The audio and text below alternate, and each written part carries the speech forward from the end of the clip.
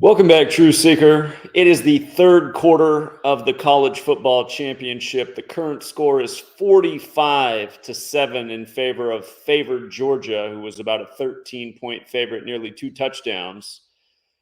And want to go back to what I talked about at the beginning of this season with the championship being in LA.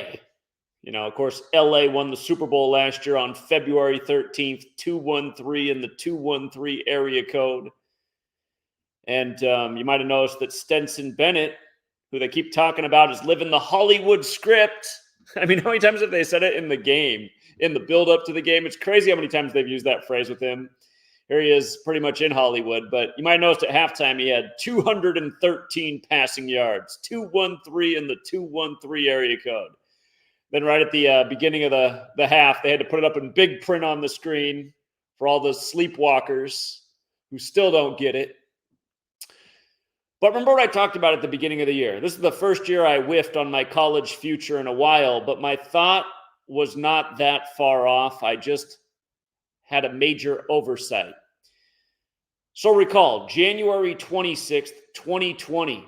This is what my prediction at the beginning of the year was based on. I'll show you how it's not too far off. But January 26th, 2020, Kobe Bryant died in Los Angeles, at least so we were told in the helicopter crash. And he died on the anniversary of Bear Bryant. He died on the 37-year anniversary of Bear Bryant. You know what? Before I go any further, in case you're new here, this channel is called GematriaEffectNews or Gematria Effect Sports, depending on what channel you're watching on. But gematria is the word you might not be familiar with. I learned about gematria in Manly P. Hall's The Secret Teachings of All Ages many years ago, and just based on coding numbers into words based on the alphabetic order forwards and backwards. And for example, the surname Bryant equals 26 forwards. And when you run the alphabetic order in reverse, Bryant equals 37.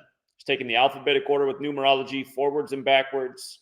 For all of you who think numerology is dumb, well, today's date numerology is 17, and Georgia set the record by scoring 17 points in the first quarter for the college championship, and TCU's on their way to their 17th bowl loss on the 17 date numerology, something we take advantage of every day to beat rig sports. But anyway, Kobe Bryant died on the 26th of January on the 37-year anniversary of Bear Bryant. And in that same cipher where Bryant is 37, so is Georgia. And notice when you run it the other way, Los Angeles is 37. Georgia is about to pick up their 37th win in bowl games today in Los Angeles, as TCU is about to pick up their 17th loss. But anyway, because Kobe wore the number 8 and died on Bear Bryant's anniversary, and because of what I've been educating about for a decade now about rig sports, now it's connected to news and death rituals, I knew that this college championship was going to be about the number 8, Kobe's original jersey number, because Nick Saban, who's the current coach of Alabama, had a chance at his 8th championship this year, narrowly missed the college playoffs, so Nick Saban was wrong. And the only college football team that could have picked up their 8th championship this year was Ohio State.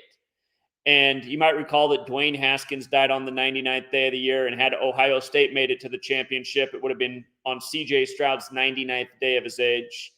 So I said at the beginning of the year that either Ohio State or Alabama will win this championship, getting the big fat 8 in tribute to Kobe Bryant dying on the anniversary of Bear Bryant. Well, obviously that's wrong, but you know what's happening instead? Georgia, coached by Kirby Smart, who's from Alabama, like how Bear Bryant was the Alabama coach, Georgia is on their way to becoming the 8th college football team to win the championship back-to-back. So that's the 8 they got in here. And they're about to go 15-0. 15-0. And where does that fit in with Kobe?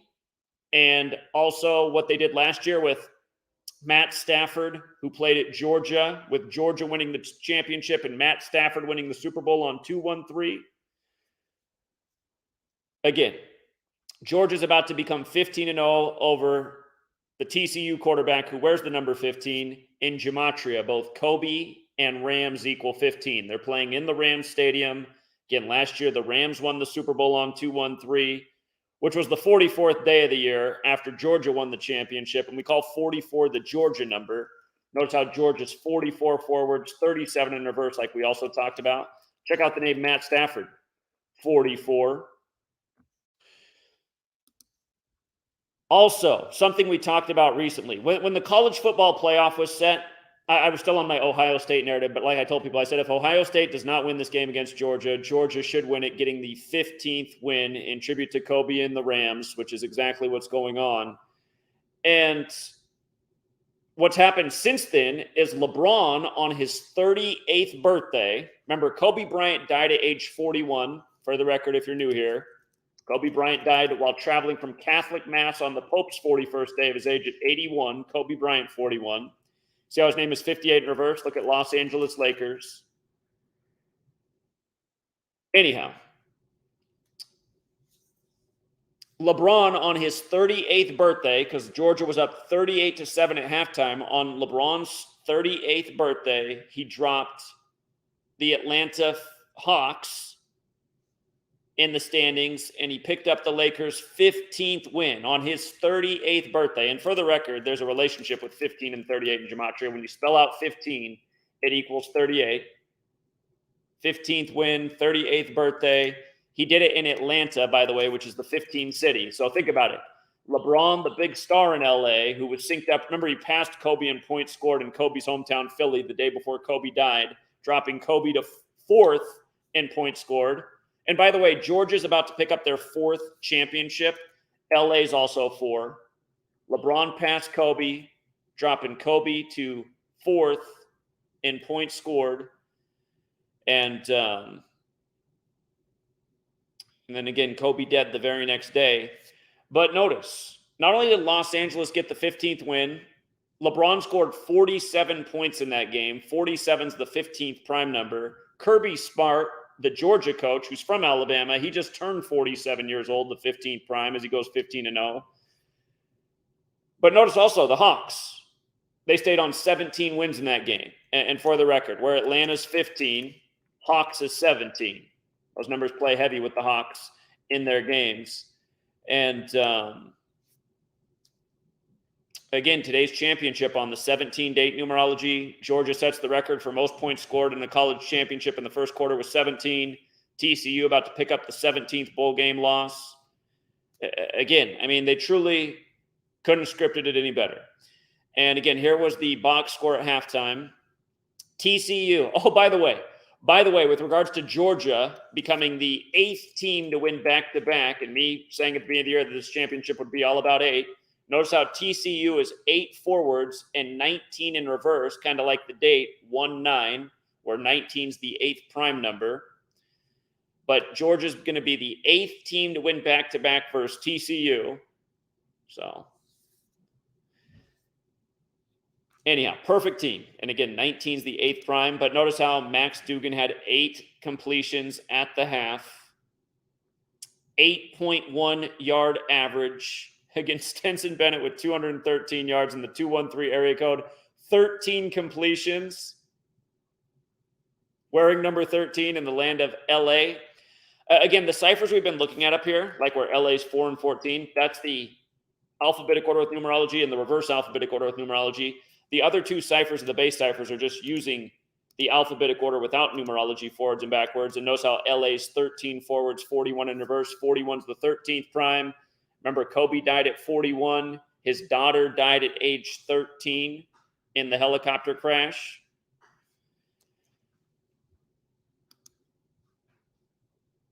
And for those of you guys who are new here, I did write a book before Kobe died about rigged sports by the numbers, and there's a big extensive part on Kobe's career in 41, long before he died at age 41. So, again, you guys, I mean, this stuff, it's nothing new, and yeah. Again, I'm annoyed with my college football season because I had my worst season forever, and I missed my first future in a long time. Like last year, we had Georgia to beat Alabama before week 2 was even played. You know, I've become more accustomed to doing that in college football than whiffing. But again, the thought about 8 was correct. And it just does go to show that Kobe did not die by accident on Bear Bryant's anniversary. And instead of it being the current Alabama coach, it's Kirby Smart, who's from Alabama, who's had a lot of recent history. And oh, by the way, Kirby Smart's going to pick up his 81st career win today. Remember when Kobe had his career high of 81 points? Kobe's career high at 81. Kobe being Bryant, 81. When LeBron passed Kobe, he scored the 54th points of the game. And if you don't know this about Kobe, look it up. He had his career high 81-point game in his 666th game, 666. You might recall when Nick Saban won his 6th championship at age 66. And then the next year, Bill Belichick won his 6th championship at age 66 in the same building that Saban did. And him and Saban used to coach together, Belichick and Saban, in the NFL with the Browns. But Kobe had his 81-point game in his 666th game. And notice the phrase, mark of the beast, is 54 and 81, just like Kobe Bean Bryant, his full name. And again, Kobe Bryant, without the middle name, is 41, like his age of death. It's 157 in reverse. He died on his 157th day of his age. The movie poster with him and Kanye West and Bruce Willis, the short film for Nike, the tagline on that poster, which has an exploding helicopter on it. The tagline for the film equals 157, and a whole lot more. His dad's nickname, Jelly Bean 157, the word accident 157. But hey, guys, I mean, this stuff is sick. So, again, just looking at the graphic, LA's the 13 city, Mr. 13. You know what else? I predicted in the first half that Stetson Bennett would have 4 touchdowns for the game.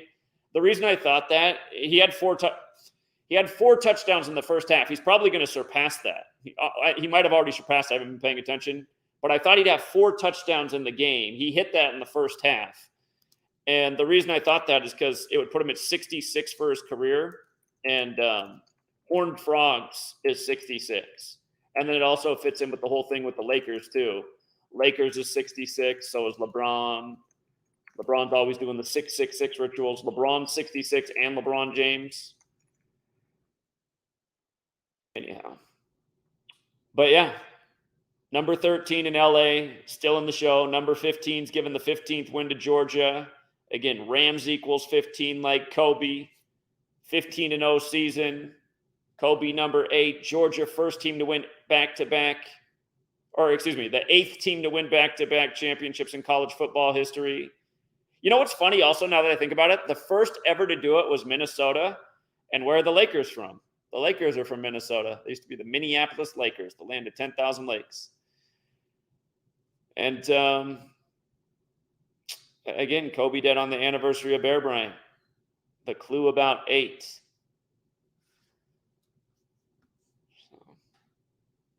From the day that Kobe died to this championship, it is 1,079 days later. In numerology, you can take a 0 if it's in the middle of a number and just get rid of it. So instead of 1,079, that number's just like 179, which is the 41st prime number. Again, LA's 41, so is Kobe Bryant, dead at 41. Again, on the Pope's 41st day of his age. And then if you want some other interesting stats about this game, Stetson Bennett came into this game with 62 touchdowns. Big number in Georgia. Georgia is 62. Came in with 62 career touchdowns. And this game is on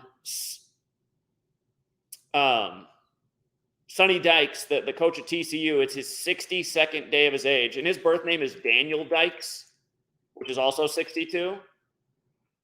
And Stetson Bennett with a win will be 29-3.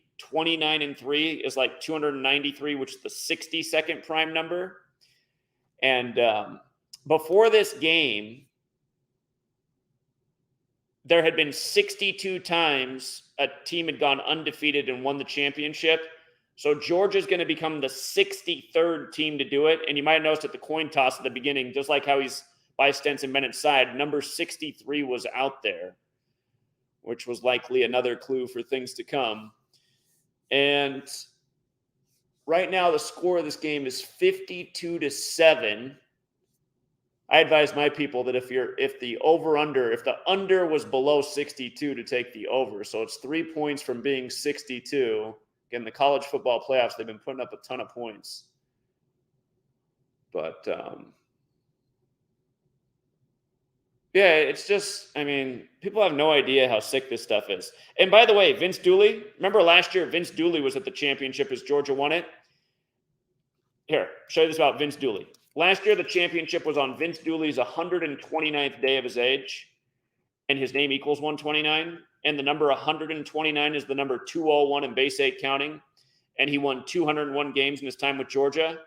This year, he died on the first day of the World Series. He won the championship with Georgia in 80, just like the Phillies won the World Series in 80. The Phillies won that game the day Vince Dooley died, opening up the World Series. And then he died. He died the day before Stetson Bennett's birthday. You know, he just happened to die one day before Stetson Bennett's birthday. And the other thing that's creepy is he died the day before Stetson Bennett turned 25. That's what the championship was all about last year. This year, Stetson Bennett's 25 years old. Last year, Georgia gave Alabama their 25th loss in the head-to-head on the Pope's 25th day of his age. This year, the championship falls on the Pope's 24th day of his age, and the TCU quarterback is staying on 24 wins for his career. And shout out to Kayla Decode Talker. She caught something cool, too. Brian Kemp, the governor of Georgia, you know, since he's become governor, Georgia's football team has been dominant. Notice his birthday is November 2nd. Today is 68 days after his birthday. Championship is 68. And notice also that he's the 83rd governor of Georgia. And again, they've been dominant at football in the time he's been governor. Football, 83. Call that the football number 83. Just like how Brady's birthday is 83. Peyton Manning born on the 83rd day of the year. Sadly, we predicted what day Pele would die. The date with 83 numerology, he did. The biggest football upset in the World Cup was Saudi Arabia over Argentina 83 days after the leader of Saudi Arabia's birthday. And thankfully, that was their only loss because Argentina was our team to win the World Cup. And just like I told people, I said, don't panic when they lost. I said, it will make sense if they'll become the 4th team to win the World Cup after losing the opening game. Because, again, Messi wears 10, the 4th triangular number, just like Maradona. Again, Argentina beats France one day after Pope Francis's birthday, when Pope Francis is from Argentina, the first Jesuit pope.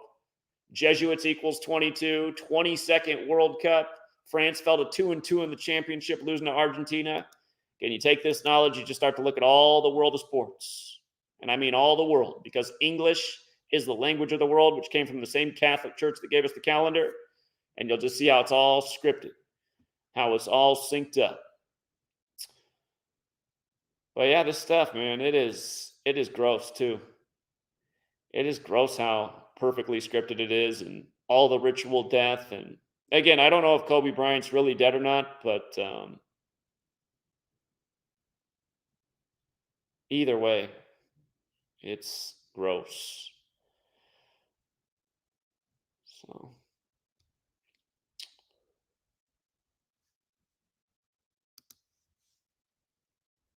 all right, I'll do something else. If anybody else is out there, maybe somebody's watching who thinks it's all a coincidence. I'm always looking for that coincidence theorist to come on here and explain how it's all a coincidence. So let me put the link in the chat, see if we got any coincidence theorists out there that want to come on and explain how this isn't all one big, sick, demented ritual. Hold on, we got one person calling in. I did just put the link in the chat if you want to join. Here's a guy who's down in LA. What's up, DK? Hey, what's up, Zach? What's up, man? I just want to run a couple of numbers by you, see if they mean anything. So LA isn't really 213 area code, it's 310. That was changed like when I was a kid. Everybody had house phones then, but they just basically sent a letter in the mail to everybody saying you have the same number, but it's no longer 213, it's 310. And from then on, we had to dial 1310, and then whatever the 7 numbers is to dial anybody, even if it was your neighbor. Before that, you were just dialing the 7 numbers, without any ones or anything before. You just pick up the phone and dial whatever the 7 numbers are. Now, like every number, you have to dial the 3, the prefix. And then on house phones, you have to use the 1. And on a cell phone, you could just dial the 10 numbers without the 1. So LA is like 310, the newer area code, and I know they use 323 down there too. I mean, it's a massive city, so there's multiple area codes, but 310 is just a reshuffling of the 13, right? Yes, yeah, and then there's a guy. That's what I was gonna say. That's just a reshuffling, and then there's a Bryant on the Lakers now. I think he's number 31. So I don't know if that all means anything, but 31's the 11th prime number, and it's like from LeBron picking up his 15th win on his birthday, December 30th, to today is a span of 11 days, 11 men on the football field for each team. So it's probably part of it. For 13, though, is that correct? Or what is it? Is LA known for 13, number 13? All the time in sports. Yeah. Okay. Yeah. Okay. I was just gonna say, in response to like what you've been saying lately, people asking if you're coming to LA, just play it by ear because of the weather. We're having like 3-4 days of rain in a row, then perfect for 3 days, then a few more days. So you just have to kind of play it by ear. So obviously, don't come if it's raining. For what? Be pointless. What do you get? Nobody's gonna be outside. So yeah. I still haven't decided. I mean, part of the other thing that I have to decide about LA is I told you guys, Sweet Lady's mom had the stroke, and her health hasn't been very good. So just in case something happens there too, I kind of don't want to leave. Oh yeah. So that's everything. Fly over there if anything happens. You can't really go back there because of the military takeover. Because of the sanctions or whatever.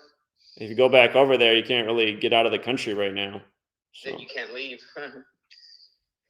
What a trip. Okay. All right. Well, I just thought I would throw that in there. Yeah. See if it meant anything. All right. Appreciate it, DK. Thanks, man. Talk soon, man. Yeah. Sweet. Yeah. LA does have multiple area codes, but they're always paying tribute to 213, which is the traditional area code in the city. And I said we got one person in the chat, but he's been here before. I don't think he's part of the coincidence theory crew. What's up, Jerry Crew? Yeah, what up, Zach? Nah, I'm not, but this was like kind of like an obvious foreshadowing of the Super Bowl, right? With the Kobe Bryant tribute. Because I noticed I was going before you even what's crazy is before you even posted this, I was like looking up all the like numbers and stats, and I'm seeing a bunch of like 126, 81, and then when you was looking at the dude stats, I seen he had like 157 something. I didn't really look at the category, but from September 8th, the day the season started, to the Super Bowl is 157 days, which is also the 37th prime number, which is also the score when Damar Hamlin dropped dead or whatever. And then, like I said, this being a whole foreshadowing of the tribute thing or whatever. I mean, this got to be it, right? You know what I mean? You get what I'm saying? This got to be that. And you're also, talking about Damar Hamlin getting released from the hospital today. Yep, he did. And check this out. The Bills had those 2 kickoff returns, right? From Okay. 3. We switched topics. Okay, we're going to the NFL now. Yeah, because I'm talking college football. You're coming on just talking about the NFL, like that's what we've been streaming about the whole time. But it was just one thing. It was just crazy. It was only what it was 96 yards and 101. The Queen died at 96. Her mother died at 101. That's all I want to say. Okay. All right. Appreciate it. Thank you. All right. Mm-hmm. All right. Take care. Yeah, about Damar Hamlin getting released today on the 9th, you might recall they reported that they did 9 minutes of CPR. Of course, the star quarterback in Cincinnati, where he's reportedly been, is number 9, Joe Burrow. And lighted today, January 9th, being written 1/9 like 19. Don't forget Damar and CPR both equal 19, right? It was the battle of the Queen Cities. Buffalo's the Queen City. Cincinnati's the Queen City. The other Queen City is Charlotte. The day the Damar Hamlin thing happened in Cincinnati, you also had people killed in Charlotte with the scaffolding falling.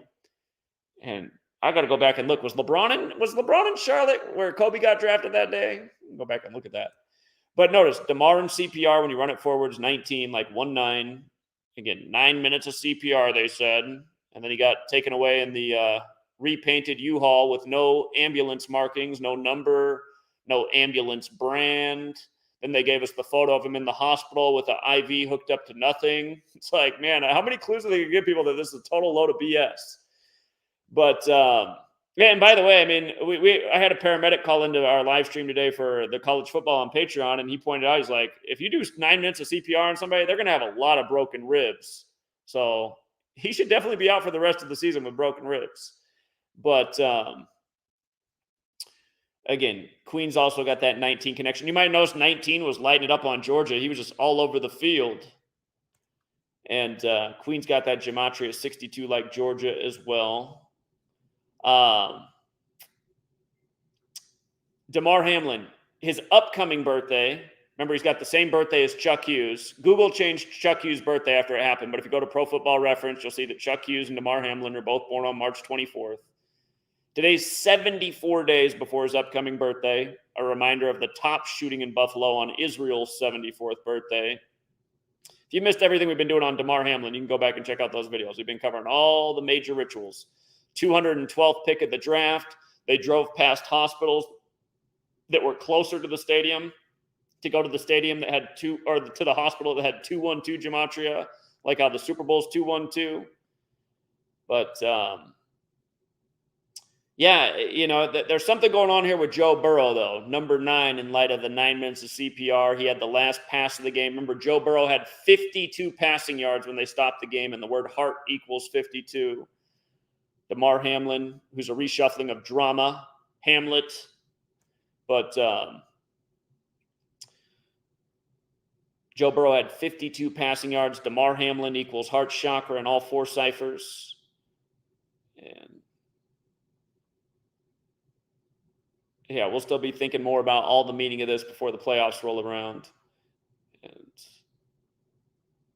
if you guys forgot, you know, the year that Joe Burrow won the college football championship in New Orleans and Clemson, for people who don't know this, look this up. The day that Joe Burrow transferred from Ohio State to LSU, that exact same day, Billy Cannon died. Billy Cannon was the only LSU player before Joe Burrow to win the Heisman.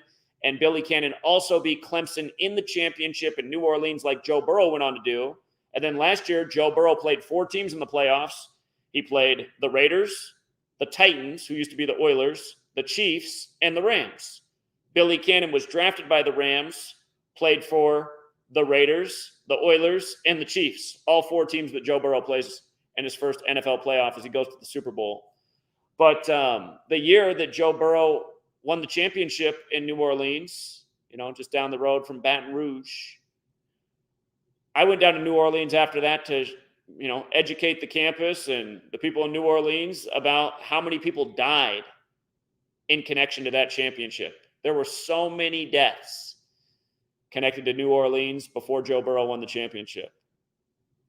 The rapper Fifth Ward Weeby, daughter of one of the assistant coaches, supposedly in a plane crash for her. News anchor from the town that was famous, died 150 days after her birthday. That was the 150th college football season. Oh, by the way, that's the one thing about 17 as well in this game. This is the 153rd college football season right now. That's the 17th triangular number. And again, today has 17 date numerology, and Georgia scored a record 17 points in the first quarter for a college football championship. And again, TCU is going to pick up their 17th loss in bowl games, losing this game. And again, perfect for the 153rd NBA or college football season. And 17 is the NBA number, like how we said LeBron would win the 17th championship for the Lakers in his 17th season, exactly what he did the year Kobe died. And again, we were just talking about how when LeBron picked up the 15th win for the Lakers over the Georgia team stayed on 17 wins. That was on LeBron's birthday. So, again, if you had 1 through 17 together, it equals 153. It's the 153rd college football season this year.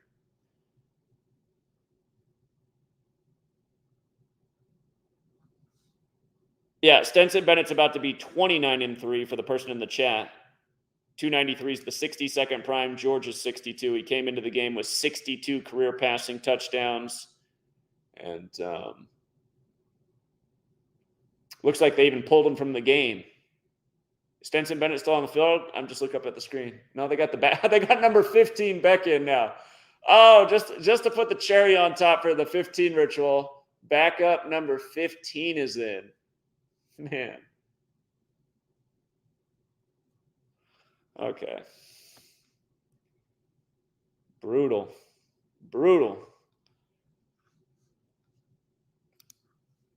Okay, but yeah, you know what was sad is how many videos were made about my college football championship being wrong. But I just was like, wow, that's impressive, man, that many people like put out a Twitter post, a YouTube video. It's like, how long have these people been waiting to hate on my college football pick? I mean, we've been just nailing it year after year. Never seen any of these people. I've never had anybody make a video about me like congratulating me for nailing the college football championship. But the year we miss it, there's like 500 posts made.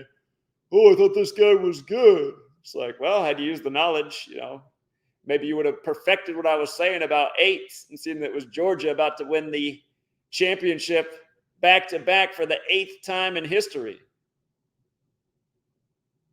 They got a little bit clever with me. Instead of it being the 8th for Saban or the 8th for Ohio State. I do wonder about the Dwayne Haskins piece, though. It's like, why did they do that? They killed Dwayne Haskins on the 99th day of the year with that BS story. He's walking across the highway, getting run over by dump trucks in the middle of the night. Because we looked at that right away. We're like, the championship's on Stroud's 99th day of his age. Ohio State can get 8.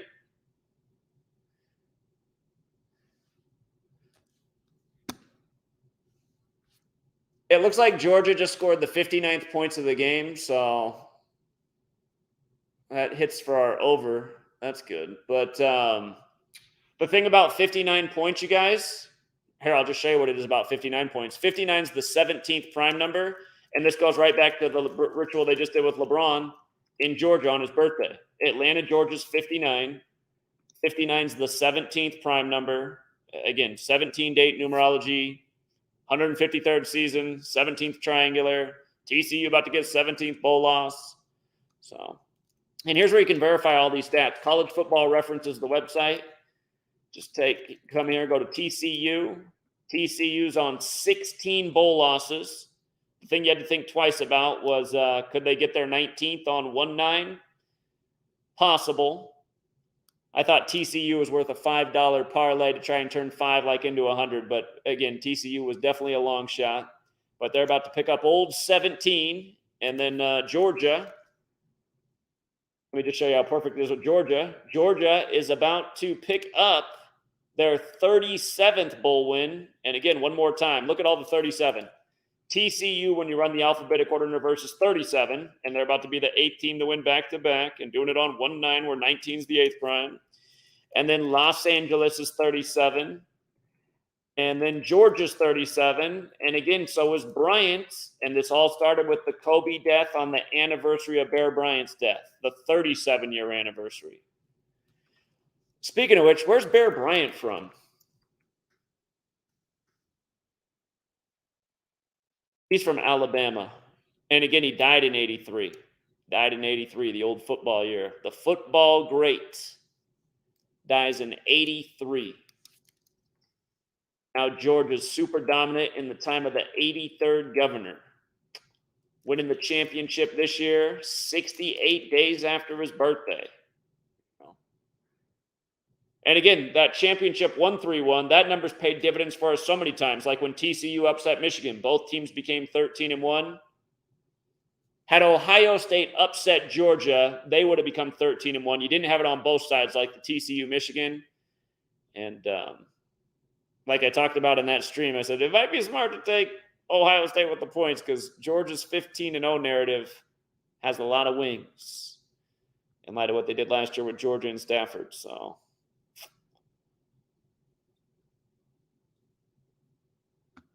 anyway, learn the knowledge, pay attention to how the same patterns manifest year after year, and don't be a coincidence theorist. Hey, I see Jeff Young's comment is highlighted. You know, Jeff, however your comment got highlighted, I did it by accident. Unless somehow you figure out a way to get your comment up here, but I do. Shout out to Jeff Young. If you guys don't know Jeff Young, he is Jeff Young's former guitarist for Megadeth. He's our resident rock star. He's been promoting the knowledge since 2015 when he found the work. I used to do his radio show a lot. But for all you guys who like rock music, Jeff Young's going to be going on tour this year with his new band, the Kings of Thrash. So shout out to Jeff Young. And he does want me to come down to LA for the Kobe anniversary. I want to be down there too. It's just, yeah, it's just, it sucks that sweet lady's mom is going through a really bad time right now. And I don't want to be gone in case it gets worse. So I'm going to play it by ear. Might end up being a last minute decision. It's a quick plane flight from out here in Washington State to LA. But if I do not come down to LA for the Kobe anniversary, we'll be out there this summer for Kobe Bryant Day. We're not going to miss both. So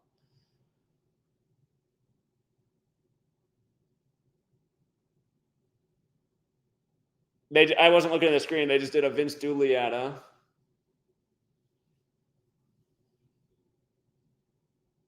Yeah, the score right now is 59-7, 66 points.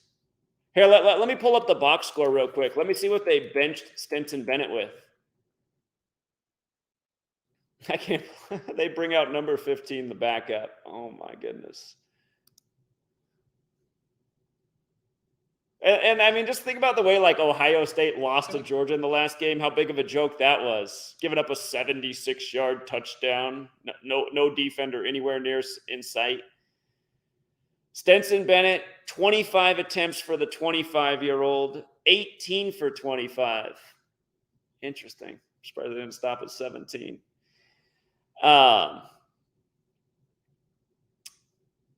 Dugan right now is on 137 yards at 33rd prime.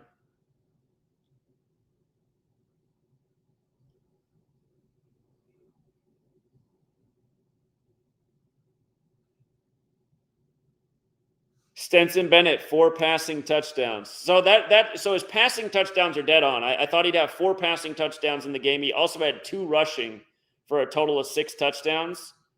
But that was my prediction for the game. 4 passing touchdowns for Bennett to take him from 62. Again, he came into the game with 62. Georgia 62. Why 4 in the game? LA, first of all, is 4, but that would put him at 66. And again, he's doing it against the Horned Frogs. So that's the value of the knowledge. You can hit some nice prop bets. And again, the thing about this is like, even when you miss on your predictions, you'll still see like, as long as you're locked into what the numbers are, you'll still see how they pay tribute to those numbers. And again, it's just like how at the beginning of the year, I thought it was all about 8, and it would either be Alabama with the 8th championship or Nick Saban with his 8th championship or Ohio State. It's not that, but instead it's Georgia becoming the 8th team to win back-to-back and doing it over the 8-school TCU. You know what I mean? And again, I did say that today's date numerology is 17, which is true, but a true numerologist should be like, it's not 17. You have to take it the full step. 1 + 7 is 8. And for that true numerologist out there, you better learn to do numerology the way we're doing it, because this is the way they use it in sports and news every day. But yes, 17 does break down to 8. So it's also a perfect day to become the 8th team to win back-to-back. And let's get Mr. Futures on here. Hold on, Mr. Futures. Mr. Futures, hop on, man. Let me put the link in there. I want Mr. Futures to come on and promote his brand. If we can't get any critics on, let's get some good voices in the community on. And again, there are people. Oh, shout out to Jeff Young too. Jeff Young's got the here, I'll put it up there for Jeff. Jeff's rock band is on tour on the most perfect date to start at the 47th day of the year, the old rock number. But whoops. Oh no, King of Trash. Sorry, Jeff. I didn't mean to do that. Kings of Thrash, you guys. Far from trash, but it's good to type there. They started out on 2/16, 47th day of the year, Illinois. So that is Jeff Young's band.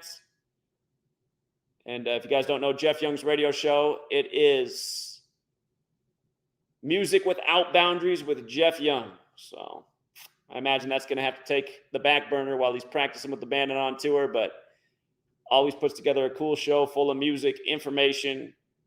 And again, if we could get more celebrities like Jeff Young to step up and help us get out the knowledge. Shout out to CeeLo Green. He helped us out one time with an Instagram post. Appreciate that.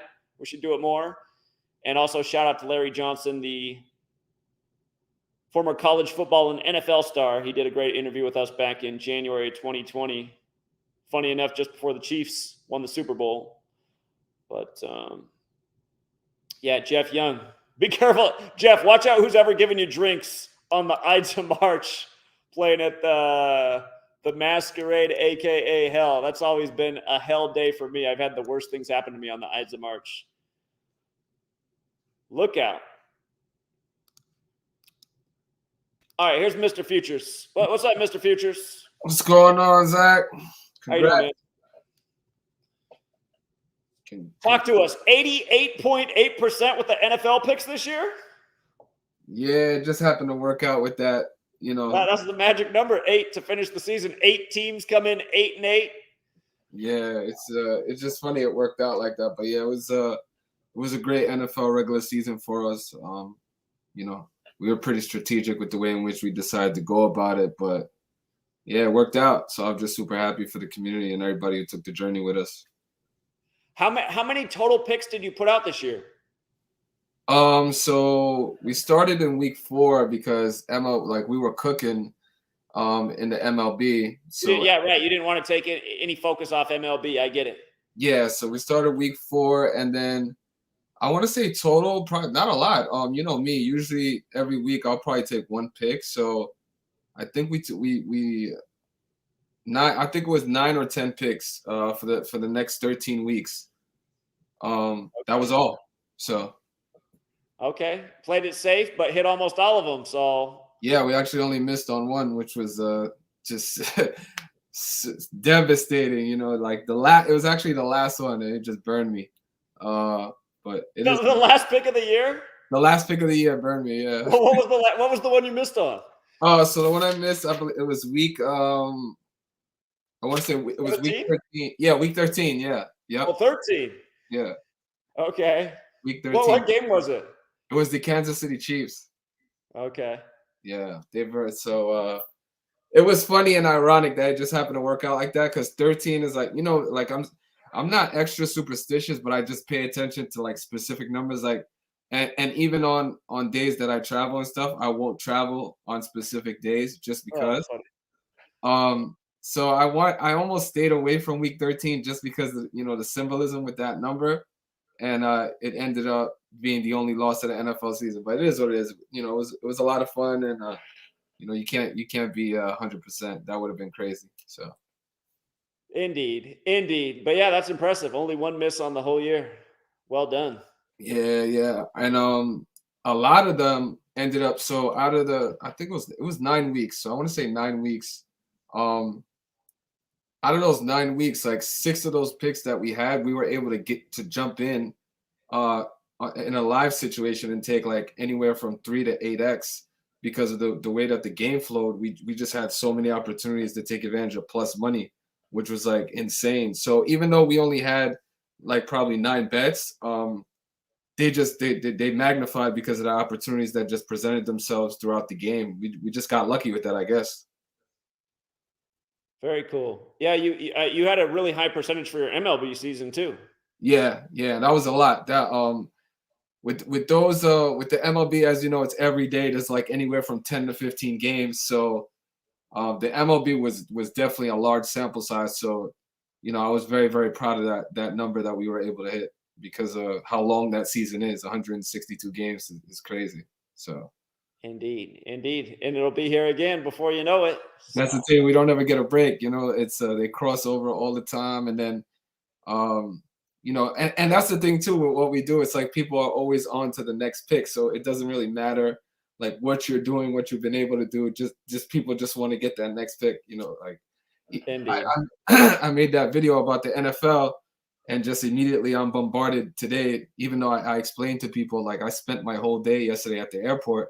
I'm just getting several DMs of people just getting ready, you know, for what was going on today with the college championship with the NBA. And I'm like, you know, it's okay for us to take a step back. And, you know, I've got personal things that happen, you know, in my life as well. So, yeah, I definitely make sure I take a break when I feel like I need to. Sure. Yeah. Again, Victor's just, you know, he paces himself and he looks for winners and he tries to win at a very high rate, and he's been able to achieve that. And again, you learn from Victor, you'll do well. I know you got a new customer yesterday. Yeah, right. The Matrix signed up for you. And he was asking me, where's his picks at? I don't see any new picks. I said, well, sometimes he takes a few days off. So Yeah. He messaged me on Twitter. So that was like one of the first things that I explained to him is like, I'll usually the schedule dictates what we do, that where I'm at the mercy of the schedule, and I'll never, if I'm not confident betting the pick myself, because I often do, then I won't play. And some people appreciate it, some people don't because they want to play every single day, but it's fine. I understand that the way I do things and possibly my system is not for everybody, but it just works for me, and I'll just continue to do it like that. And anybody who doesn't appreciate it, that's perfectly understandable. It's fine. Well, they should appreciate it because you've shown how to be patient and pick winners at a high rate, which is something that almost nobody can do in the world of sports gambling. So, and the crazy thing that's not really spoken about, it's not even like the consistency, because the consistency really screams and speaks for itself, but it's also like the amount of money that I've been able to protect people from losing by just the strategy and the discipline that often just gets swept under the rug. And I feel like, in some cases that should be even more appreciated because truly, yeah, because those are life skills. Yes. And they're more important than gambling. I'm always emphasizing that too. Be patient. Steady wins the course. I mean, if nothing's looking great that day, have the discipline to just not gamble that day. But some people got the itch and they feel like they got to go every day.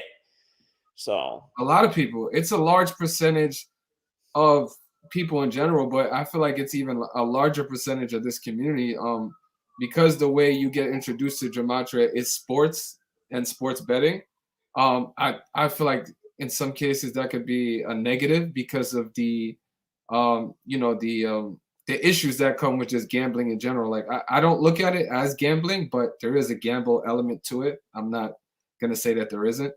But yeah, a bunch of people, a bunch of different platforms, they really build up a lot of bad habits with the communities and the way in which they develop them. And oftentimes I come across people from other platforms, other communities, and I have to deal with those bad habits and kind of explain to them like, listen, just by tweaking one or two things, you're already be saving money, saving units and stuff like that. So it's like people don't understand what we do, Zach, is like besides the sports, the decodes and the information, like we're people's therapists, we're people's shoulders, we're people's like life teachers, life coach. There's so many other things that we do.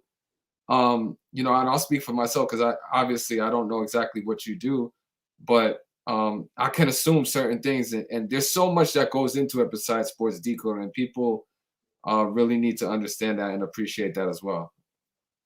Indeed. Yeah.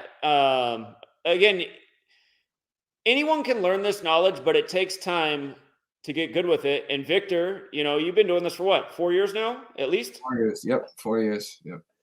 Yeah. So, I mean, good things come with time. And again, there's a lot of people since this started, there's been a lot of people who've come out and set up their own Patreon and started putting out their own picks. But, some people just aren't like doing the due diligence. I heard a guy do a live stream today to promote the knowledge. And in his stream, he said, no team has ever won the college championship back to back. And it's just like, I mean, what kind of research are you doing? Did you even do like a Google search? Yeah. That's what the whole thing's about. It's the 8th team to win it back to back. And again, for all the haters out there, again, I did say that I thought this championship was going to be all about 8. So I was right about that much. But yeah.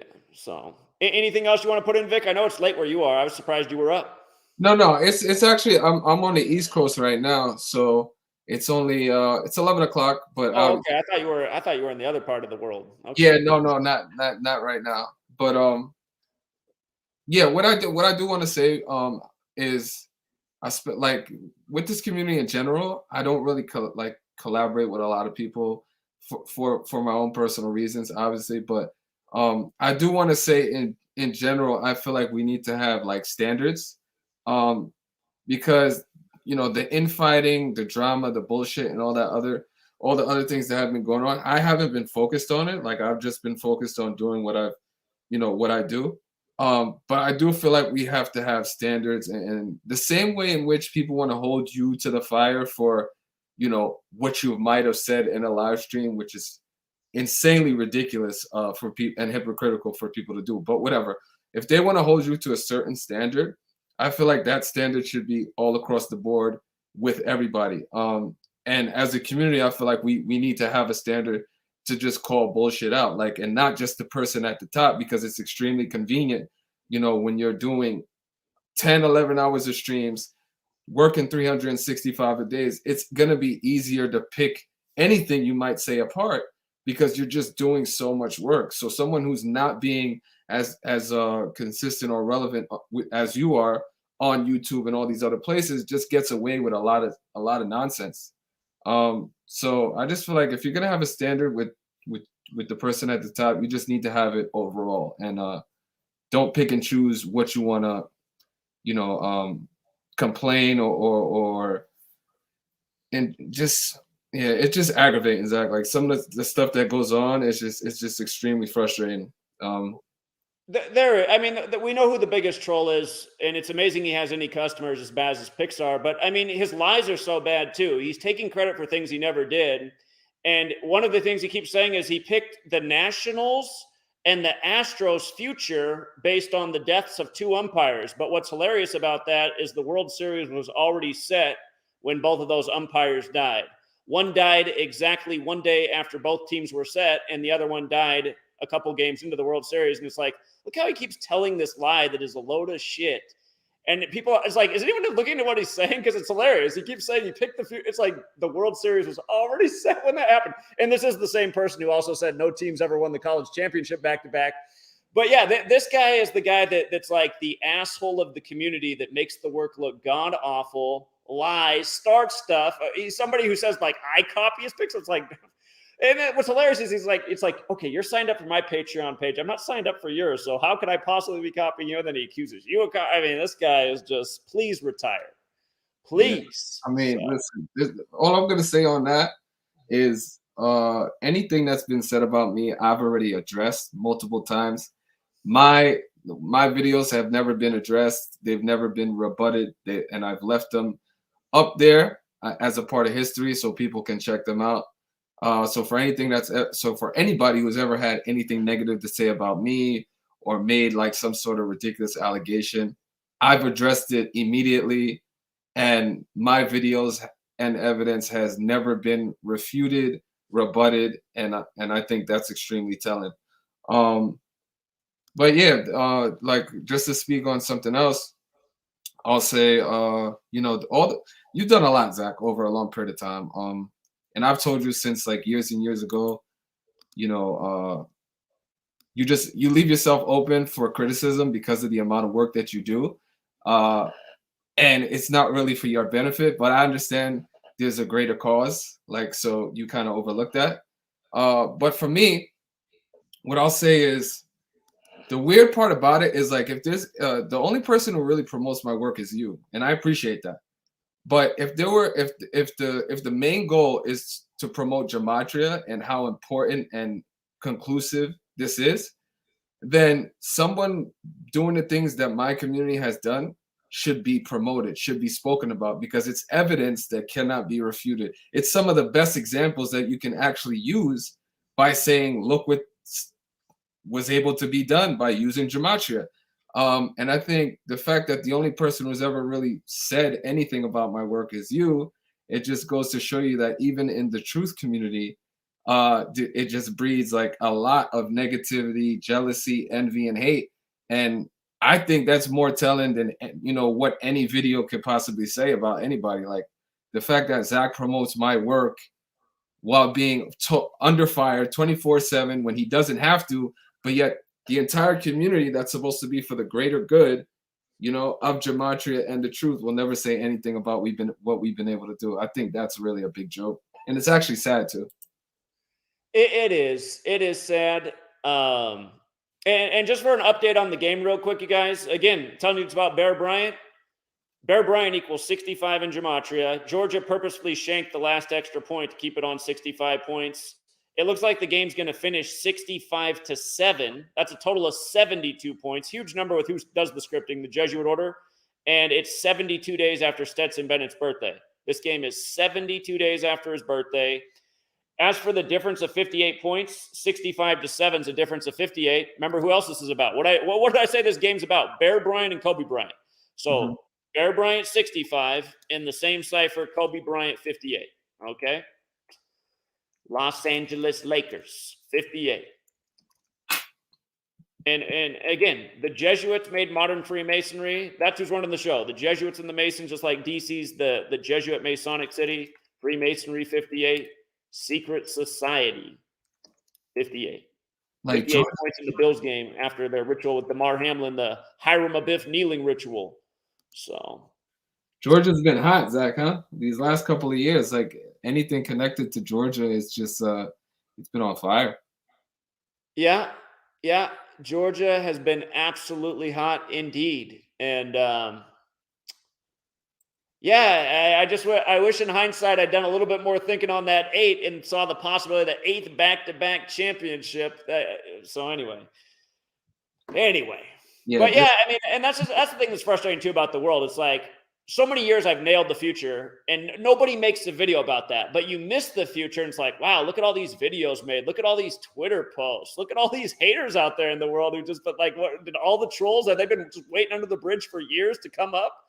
But that's how the world is too, man. It's just, there's way more hate than anything else. And it's sad. And it's also part of the reason we are in the condition we are. So the funny thing also is like because for one, to nail a future is extremely difficult. Even when you're narrowing a championship down to possibly 3 or 4 teams, that still is very, very difficult to do. But the funny thing I feel like to watch happen is somebody to possibly call you out for a future, and then but them themselves not revealing what their futures were and just kind of focusing on the championship game. So for example, like if I had a team that I was promoting the entire season, but then my team ends up losing in the playoffs, and then it comes down to the final 2 teams, I picked the team correctly to win in that final game, but then I failed to speak about the team that I've been promoting for the entire NFL season. I feel like that's very disingenuous to do, and especially if you're going to criticize somebody else. And it's like people really need to pay attention. Like legit arguments and evidence is, that's what you have to have in the court of law when you're trying to make accusations. And anybody who's really saying anything about you, I just feel like they're not in a position to criticize you because, what legs are they actually standing on? The fact that when you call a future that, you might have named 3 or 4 teams and one of them was right and 3 of them were wrong, it doesn't matter. It was still profitable. Exactly. And I mean, we've been able to do that with the World Series a lot of times. I mean, just like Phillies, we had 4 teams this year again, and Phillies were 20-1 to win the NL and had a great narrative because they have a double connection to 118. So of course they end up with 118. I especially remember during that Nationals championship, me and you specifically going back, because I remember I called into you and I spoke to you. I remember you got nervous when they got down 3-2. You got nervous. But I remember specifically speaking to you during that whole thing and how on top of the Nationals we were. In the beginning of the series, like obviously when it got down 3-2, it was a little sketchy. But I remember us having conversations and talking about the Nationals, all the evidence that we had to support it. I called into your live stream. We spoke about it on live. So for anybody to say that like you were copying something or anything like that, it's a joke. It's a total joke because that person doesn't even know the name of the Houston baseball team. And again, they're telling people that they hit that future based on the death of 2 umpires. And it's hilarious to go back and look because it's like both of those umpires died after the World Series was already set. So it's like, that person just exposes how bad of a liar they are by giving you a bunk reason for how they called the future. It's just like, anybody who goes back and look at that and be like, wait a minute. They died after the World Series was already set. Why would the World Series be synced with 2 umpires? Like, why would that be the reason a team won a World Series? Let's just ask that question. Both of those umpires' names equaled Washington Nationals, so they were more of a clue about why the Nationals would win it. But again, for people who don't know what we're talking about, the year that the Nationals beat the Astros, look at this. World Series equals 57, right? And so does Nationals. Nationals 57. When the Astros lost to the Nationals, they picked up their 57th loss in the postseason in Game 7. You see how Nationals is also 138? So is Dave Martinez. So is Donald Trump. The Nationals won the World Series exactly 138 days after Trump's birthday. That's why we liked it to go to Game 7 and the Nationals to win. And again, Donald Trump made big headlines in Inauguration Day when he got rid of he fired the guy who'd done all the ceremonies for years, and he hired the Steve Ray, the Washington Nationals announcer. And you see how Donald Trump's 159 in reverse? If you go back and look at the box score, there were 159 pitches thrown by the winning team in that game. And you might recall that night that the Rockets beat the Wizards with 159 points. And Mike D'Antoni, the coach of the Rockets, then got his 631st win, the 115th prime number, to go with the 115th World Series. And again, for people who are new here, or hold on, is that what it is? It's just Nationals. The Nationals also got their 105th win of that season, winning the World Series 138 days after Trump's birthday, giving the Astros the 57th. And you see how World Series is 69 in reverse? Again, when the Astros lost to the Nationals, they got their 57th postseason loss. You see how World Series is 69 in reverse? Speaking of Georgia being hot, remember Hank Aaron died, and then Atlanta won the World Series by the numbers. But Atlanta's 69 like World Series. And when they beat Houston, Houston got their 69th postseason loss, losing the World Series that year. So so just to clarify my comment, what I meant by it is that there are so many more important synchronicities with that Nationals championship than just the umpires dying. Yes, the umpires dying was a clue, but there's so much more relevant information that was spoken about and highlighted in connection with that championship. That's all I really meant. So yeah, I mean, we dove deep into that championship. There's so many things we could speak about it. But yeah, we could speak about things more recent because we don't have to speak about a championship that happened, 2-3 years ago. But the thing is, because we remember the work we do, we remember how connected these things are. Yeah. And you know what? I mean, just as we're bringing up that World Series, I just want people to understand how scripted sports are and what we caught on that gave us the big clue. This post is from September 27, 2019, and I posted it before the game was even played.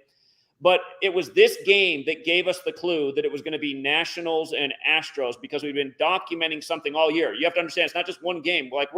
Victor's I have not been doing sports every day like I did in the past, but at this time when this happened, I was doing sports every day. And we did every single game for that MLB season, and we've been documenting all these skull and bones rituals, paying tribute to Bush because the Bushes used to run the Rangers, and they have a connection with the Astros. But that year, we saw it was Dave Martinez's 322nd game. The screenshots right before the game was played, and we said, look at that. If he wins this game, he's going to stay on 149 losses in his 322nd game. Skull and Bones 149. They identified by 322. And in the live stream that day, I was getting ideas. I was like, you know what? There's a story that Prescott Bush stole Geronimo's skull for Skull and Bones. I said, let's just see if there's some alignment with Geronimo. So I was like, look at that. Geronimo died on the 48th day of the year. From that day to this game is 223 days, which is the 48th prime. Cleveland's 48. They're playing the Cleveland Indians like Geronimo's skull. And notice this screenshots for that game. The Nationals picked up their 48th win that day. It was on 48 date numerology as well. And then they needed to win all 3 games to get in the playoffs. So before the Nationals had even clinched the playoffs, we were like, there's a huge opportunity here for a future with the Nationals and Astros World Series. But the next day was 49 date numerology, and the day after that was 50. And notice, Washington got their 48th win on the 48 date numerology, 49th win on the 49 date numerology, and 50th win on the 50 date numerology to sneak into the playoffs, only to go on to win the World Series. And we saw that based on how many games they'd have to win in the postseason, that if they won enough games to win the World Series, they'd have 105 wins. We were like, look at this, man. This is crazy. And then we were like, whoa, Game 7's 138 days after Trump's birthday. Then when the World Series was set, we were blown away because we're like, oh, my God, if the Astros lose, they're going to get their 57th postseason loss. And then what pisses me off is, again, there's people in this community who are pretenders. You're not looking at 2 of them, but there are pretenders in this community who are out here clout chasing, accusing Victor and I of copying them when we would never copy them because they decode on a tier that's so bottom dweller We can't even relate. But now they're using the accomplishments of us as their own accomplishments, and they don't even know the name of the Houston Astros. And their stories are so whack, they're saying they called that future based on the death of 2 umpires that happened when the World Series was already set. That's how bad of a liar that person is. And that's the same person who we now know there's an article out there that they got arrested working for TSA of all jobs, groping ladies. They got arrested at their TSA job for not paying the cabbie. That's how big of a slime ball that person is. So anyway. Oh yeah, and that's fun, crazy. But I want to correct something as well. Somebody made a remark or saying that the stream that we did was celebrating rituals, when in fact that's not what we were doing. So the stream that me and Zach did together on my channel was actually to highlight and celebrate the work that people did to show the rituals, not the rituals themselves, but the work that's been put in to expose what the elites and the people that control this world continue to do. So don't let anybody control the narrative and try to say that me and Zach were celebrating rituals and that's what my stream was about. It was not. It was to give back to the community, which is what we did, while also celebrating people's work and people waking up to the rituals that are actually happening. So the only person to even leave a comment like that is a straight up troll or just like ridiculous, mentally ill hater. It's insane. Yeah, that's what's annoying about being on the internet, man. That there's just for every person that appreciates the work, you got 10 haters. So, I mean, I'm just thankful at this point that you know, when I do a live stream, you won't have somebody calling in and being able to say, you know, ridiculous things like, you know, I'm horrible at the work, or, you know, I haven't won for 3 years in a row, or, you know, something like that. Like, I'm happy that when you see me do live streams and when you see the feedback from the community, that it follows in line with exactly what I'm saying, which is, you know, the consistency, the work. And I think that's really what breeds, you know, the negativity and the jealousy and stuff like that. Obviously, Zach, you know, they say that the first person, you know, at the top of the mountain gets, you know, thrown, gets hit with all the stones. So I feel like, you know, obviously that's more focused on yourself. You're an easy target, you know, so I've been telling you that for a while. But, you know, the work you put in, working for 5 years, anybody complaining about investing $5, for one, you don't care about yourself. You don't care about your future. You don't care about your family's future. And when's the last time, you know, you complained about spending $5 anywhere? The information is actually priceless, regardless of if you hit a sports pick or not. It's like, it's hilarious to hear people. Yeah, it is hilarious because, again, this information, again, I mean, you look at what the cost of education is. You go to a private school, costs a fortune. You get a college degree at this day and age, costs a fortune. And as someone who has a master's degree, I look back at all of the stuff I learned in school. I don't think any of it is nearly as valuable as learning about this knowledge. This knowledge applies to so many things in so many ways. You can make money off of it. It'll free you from the deception, the mind control that is the mainstream. That there's like literally limitless potentials to understanding this information. And it does. It puts you on another tier. While the 90% of the masses are like, oh my God, Damar Hamlin. You're like, look at the ritual they're performing on society and how they just got them hook, line, and sinker. So, and also it's like, what often happens, Zach, I feel like, you know, 9 times out of 10, or that might even be a high percentage, but I'll just say more often than not, you know, people are so like they're just looking for a reason to say something about the work or about you specifically. Like, you don't even have to do anything. And, you know, it's just like, for example, so like you wrote a comment on my last video and you pointed out, you know, this specific football game that you liked in week 18. Like, you know, I'm surprised you didn't attack that game, Victor. Now, I mean, I could have looked at that comment and been like, is Zach, you know, trying to say something about me negatively? But no, because it's all about perspective. So I realized what you were saying. I took it in. I appreciated the fact that you mentioned it. And I was perfectly fine saying, you know, congratulations on that call. I wasn't able, to work that day or whatever the case may be. But it's all about how you take something in. I don't have this like preconception of wanting to battle with you or looking at you in a negative light. So when you make a comment like that, I receive it, the same way that I would have made that same comment. It's perspective. Like people just look for a reason to say something about you 9 times out of 10. And I like Sure, so some people get butthurt too easily. And no, what I've been thinking lately is I'm like, man, Vic's picking a really high percentage. I didn't know you didn't have a pick this past week, but I was thinking this is yeah. probably Victor's game right here because it's got the value and it's got the strong narrative on both sides. I thought that was single-handedly the game of the week. Yeah, no, I wish, yeah, I spent most of my day on Sunday at the airport, so it was yeah, it was not a good day for me. But no, I'm glad that, once again you were able to show and prove how scripted these games are. And because we both share that goal of the work being the first thing, like it doesn't matter if Zach if me and Zach could be on the same game and we can be on opposite sides, and you'll never see me like if I get a game right and Zach is on the wrong end of it, the first thing that I'm so excited to do is make a video and pump my chest. No, that's not, because that's not my position. My position is the focus is the work. The goal is the knowledge. It's not to be able to say, I chose the game right and Zach was wrong. I gain absolutely nothing from that. It's not a goal of mine to prove Zach wrong or to be on the right side of something and Zach incorrect. And I feel like that shows and exposes people's real motives when that's the thing that when something like that is what wakes you up and gets you going every single day, you have a problem. Like that's an issue. Indeed. Yeah, Yeah, that's the clout chaser mentality.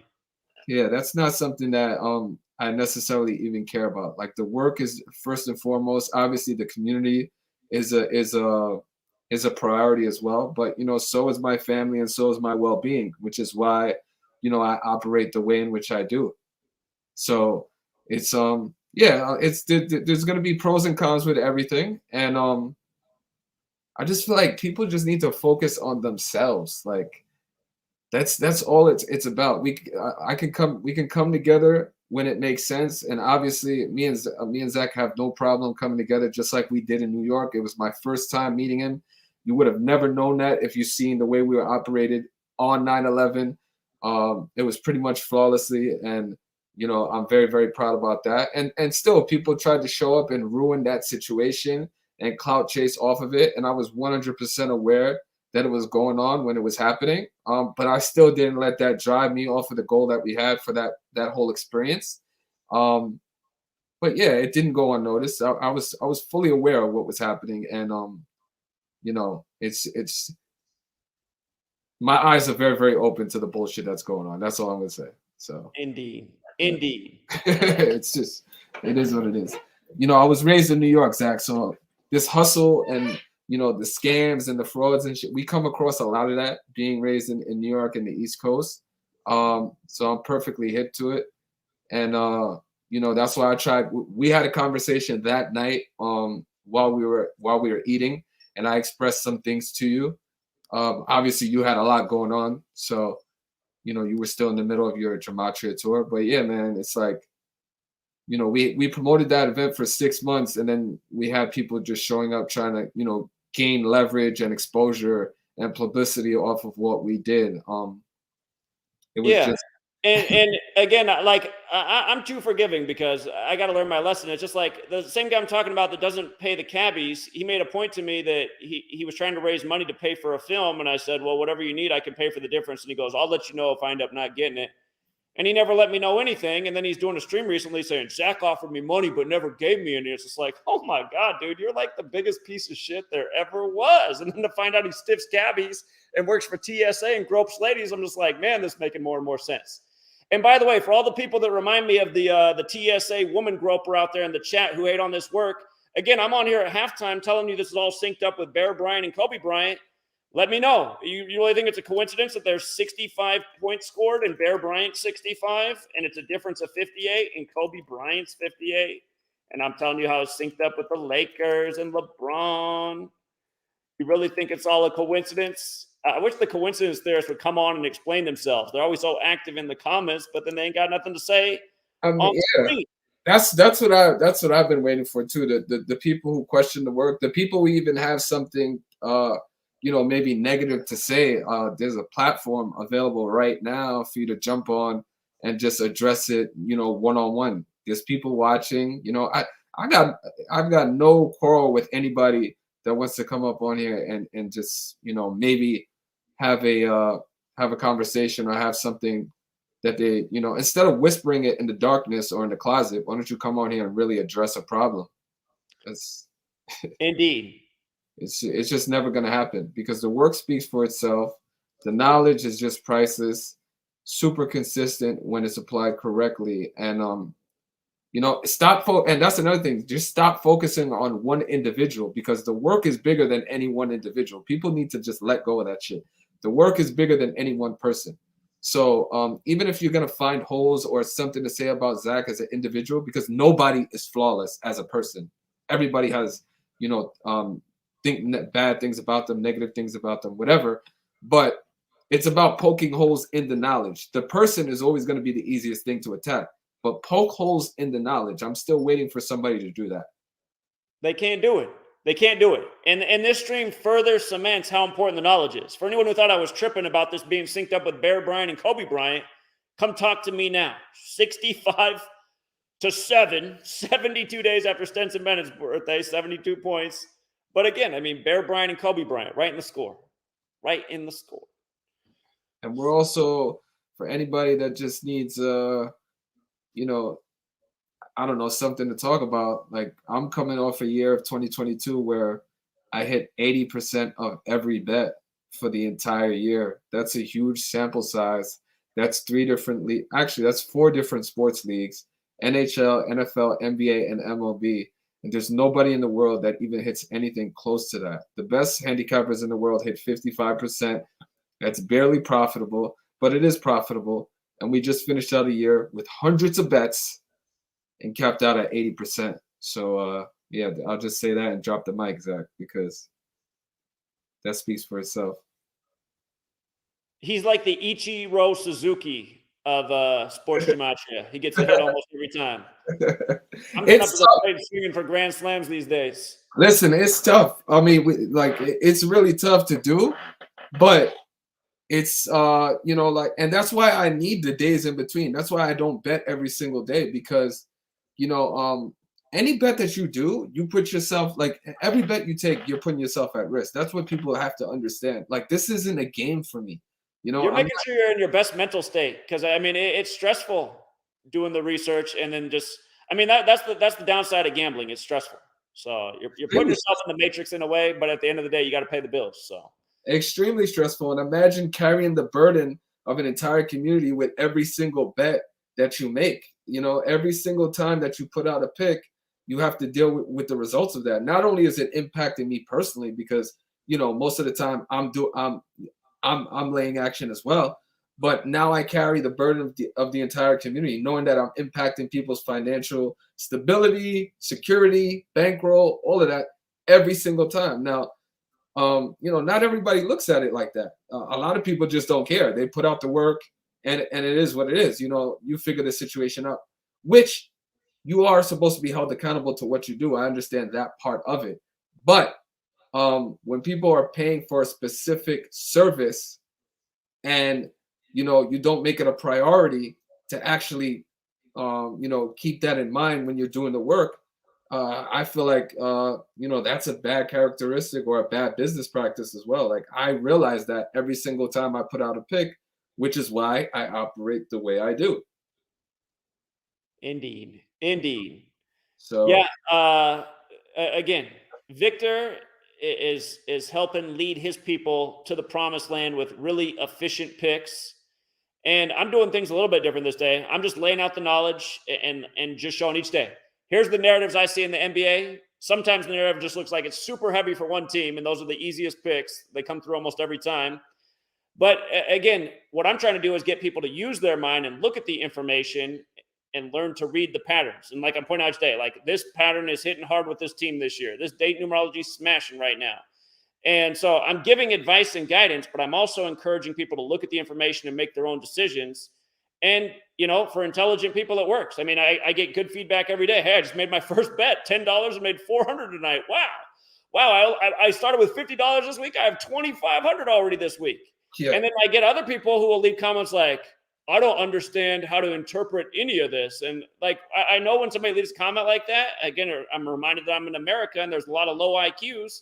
But if you have, second or third grade reading skills and a few critical thinking points in your brain, the information I put out should lead you also to the promised land. But Victor is really doing the hand holding and helping people find the most accurate picks. So for some people, that's definitely probably the way they should go. And because Victor's doing such a great job, he's charging a premium. But again, it's a fair price because for people who gamble, they usually spend a good amount of money on their little hobby. So, and there's value in that as well, Zach. Like I see the value in what you do. Not everybody may see it, but I definitely see the value in what you do. And I'm a branch off of the gematria tree that you created. Like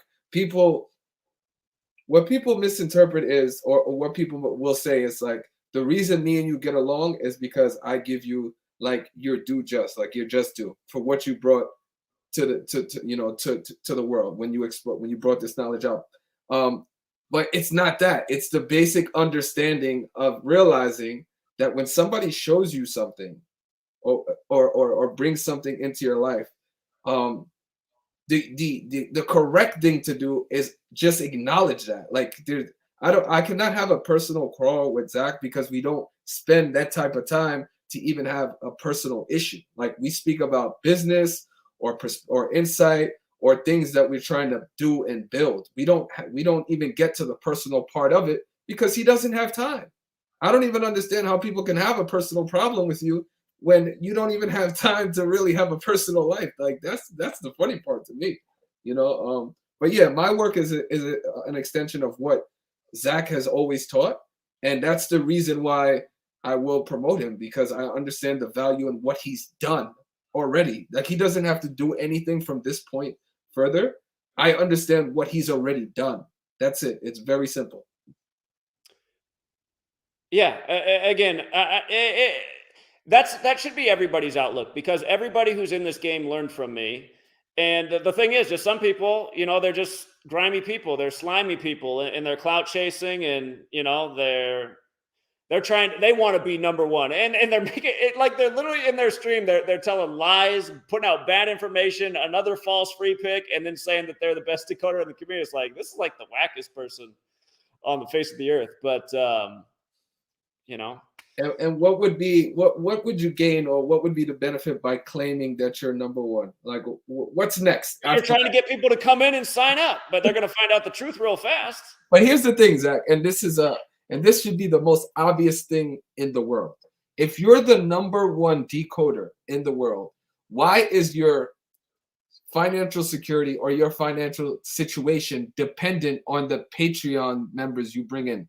Why is it that you're not able to sustain a living off of your own knowledge?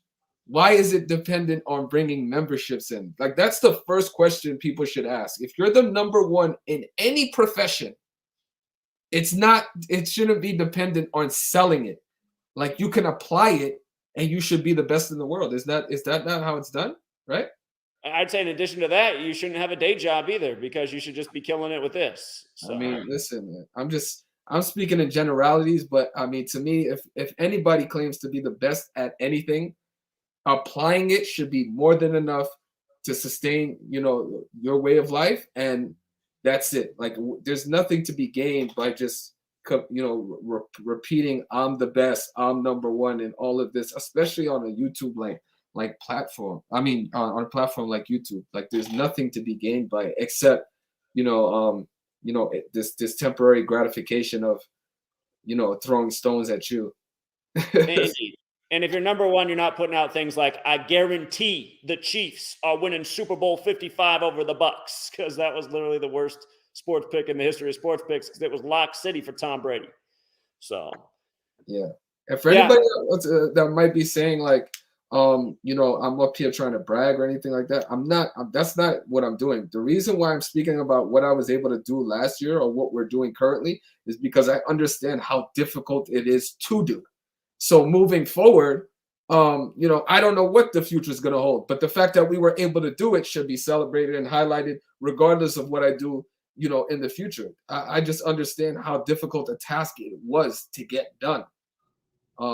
So yeah, man, just stop looking for a reason, please. It's crazy. Indeed. So another college championship prediction corrected. Is that what happened tonight with Georgia? What's that? That was the way you leaned today, right? With Georgia Bulldogs. Well, I wrote before the college playoff started. I wrote that my favorite narrative at the time was still Ohio State, and I said if Ohio State doesn't win, then it should be Georgia getting to 15-0 in tribute to again the Rams and Kobe and everything going on, and that's exactly what they did. So Kirby Smart lifting the trophy with his 81st win. Kobe beating Bryant 81, Ritual 81. Part of me wonders, though, I wish I could know for sure. Is Kobe somewhere watching right now? That helicopter sure didn't look like his. So. And Zach, correct me. All this work that you've been able to do this year, has this not been in the middle of you traveling across the country to multiple different locations to explore? Man, we killed NFL Week 1 while I was driving across the country. That's how good we do it, man. I drove from Seattle to New York in a week without sleeping, hit every major city, and still killed NFL Week 1. I just want to remind people because you know, there's a lot of things that go on behind the scenes that people aren't aware of, but this man driving all across the country to expose the rituals that are happening, right, that are impacting people's daily lives while doing sports decoding, right, while also having to maintain his personal life, while also moving and dealing with the trolls and everything that comes at him 24/7. Like, if there's somebody who deserves kind of a break, or maybe to not be taken to task because he said something in the middle of a rant or whatever the case, I feel like he deserves a little bit of leeway. I mean, he doesn't pretend to be a prophet, so we shouldn't. For the record, I don't apologize for anyone who has any problem with anything I said when I'm ranting. I don't apologize for any of it. I meant every last word I said. People are too soft, man. That's what it is. Soft. I grew up in the 80s and 90s. We weren't so soft back then. Like I said, when I was growing up in grade school, we were still allowed to play Smear the Queer. Imagine it now. It'd be the national news story. So it's a lot. It's just too much sensitivity, Zach. I say it all the time. And people have even kind of like, continue to repeat this phrase that I was saying. But it's a lot of fans. Like, you have a lot of fans out there, and they have this emotion that they don't know, that they don't understand. Is it hate? Is it love?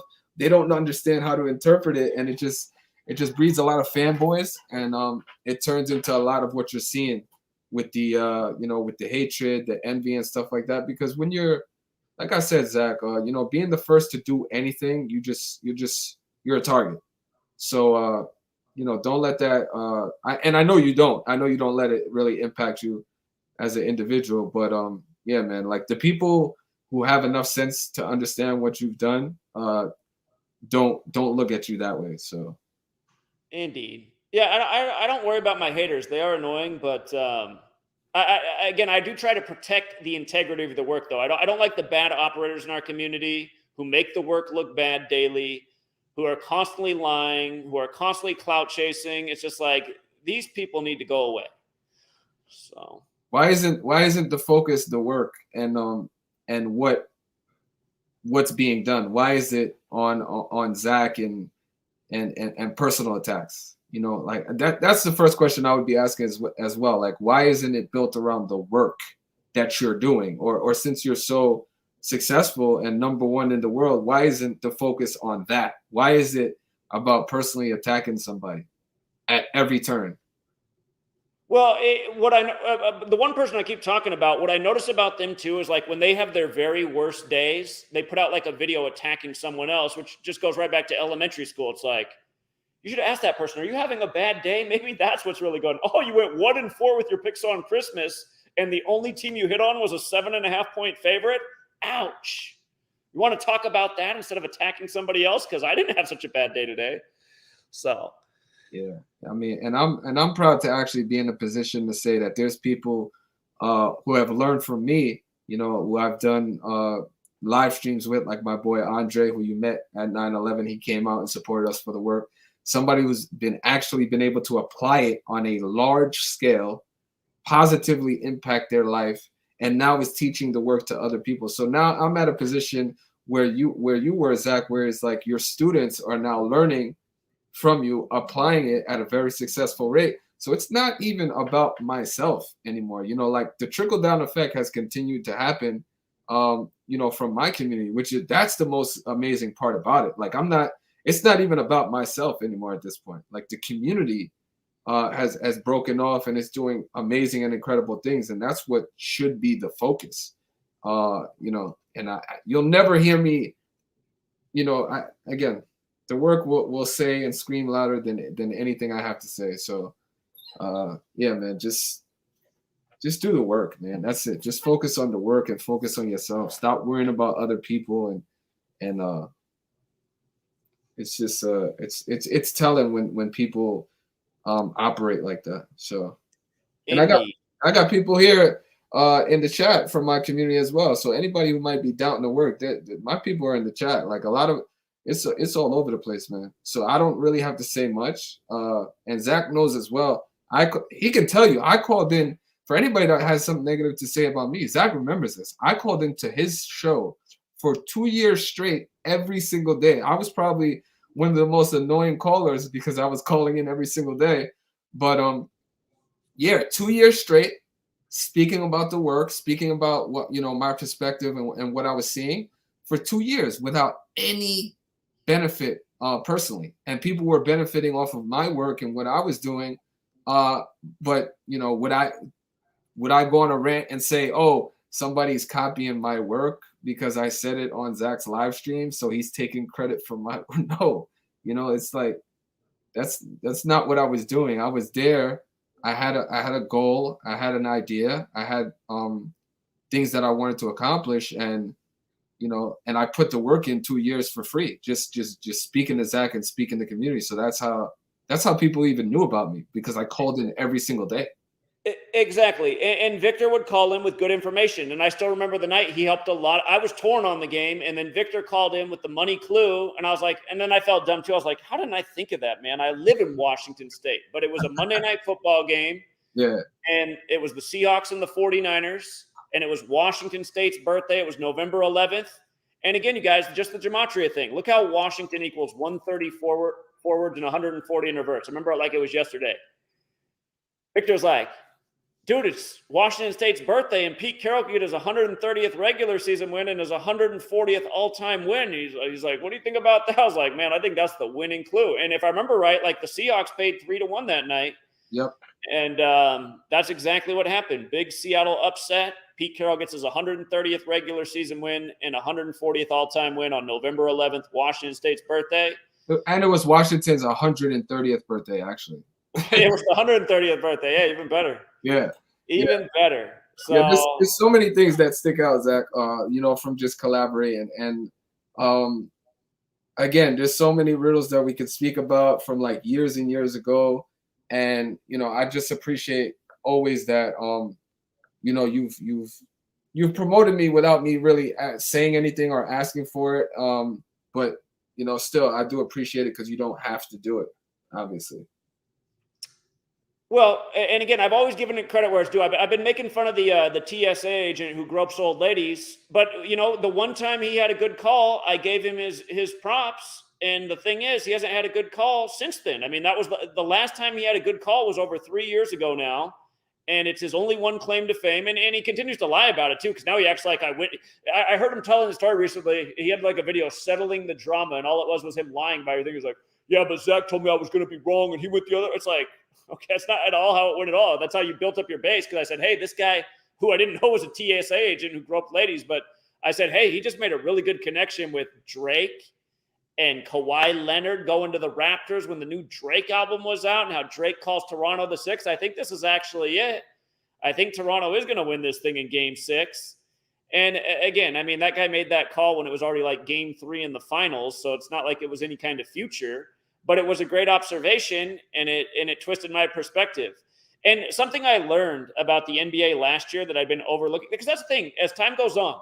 So that was the 73rd NBA season, and Steph Curry's born on the 73rd day of the year. So all year I'd been saying that Steph Curry should win this championship in the 73rd season. But what I didn't realize that the NBA was doing back then is they're keeping track of the NBA and the pro basketball all-time count. So that was the 73rd pro basketball season, but the 72nd season of the NBA. I was just looking at the 73 at the time, and Toronto's 72. So Toronto won 72. Just like how last year was the 76th pro basketball season, but the 75th NBA season. And that's why I said at the beginning of the year, it's either going to be Philadelphia 76ers or the Warriors from Philly, since it's 76. And of course, the Warriors were the team that could become 7-5 in finals, and they did, winning their 75th game on the road in the postseason, doing it just like how they became. Or actually, they dropped Boston to 7-5 earlier in the season when they played on the Pope's birthday.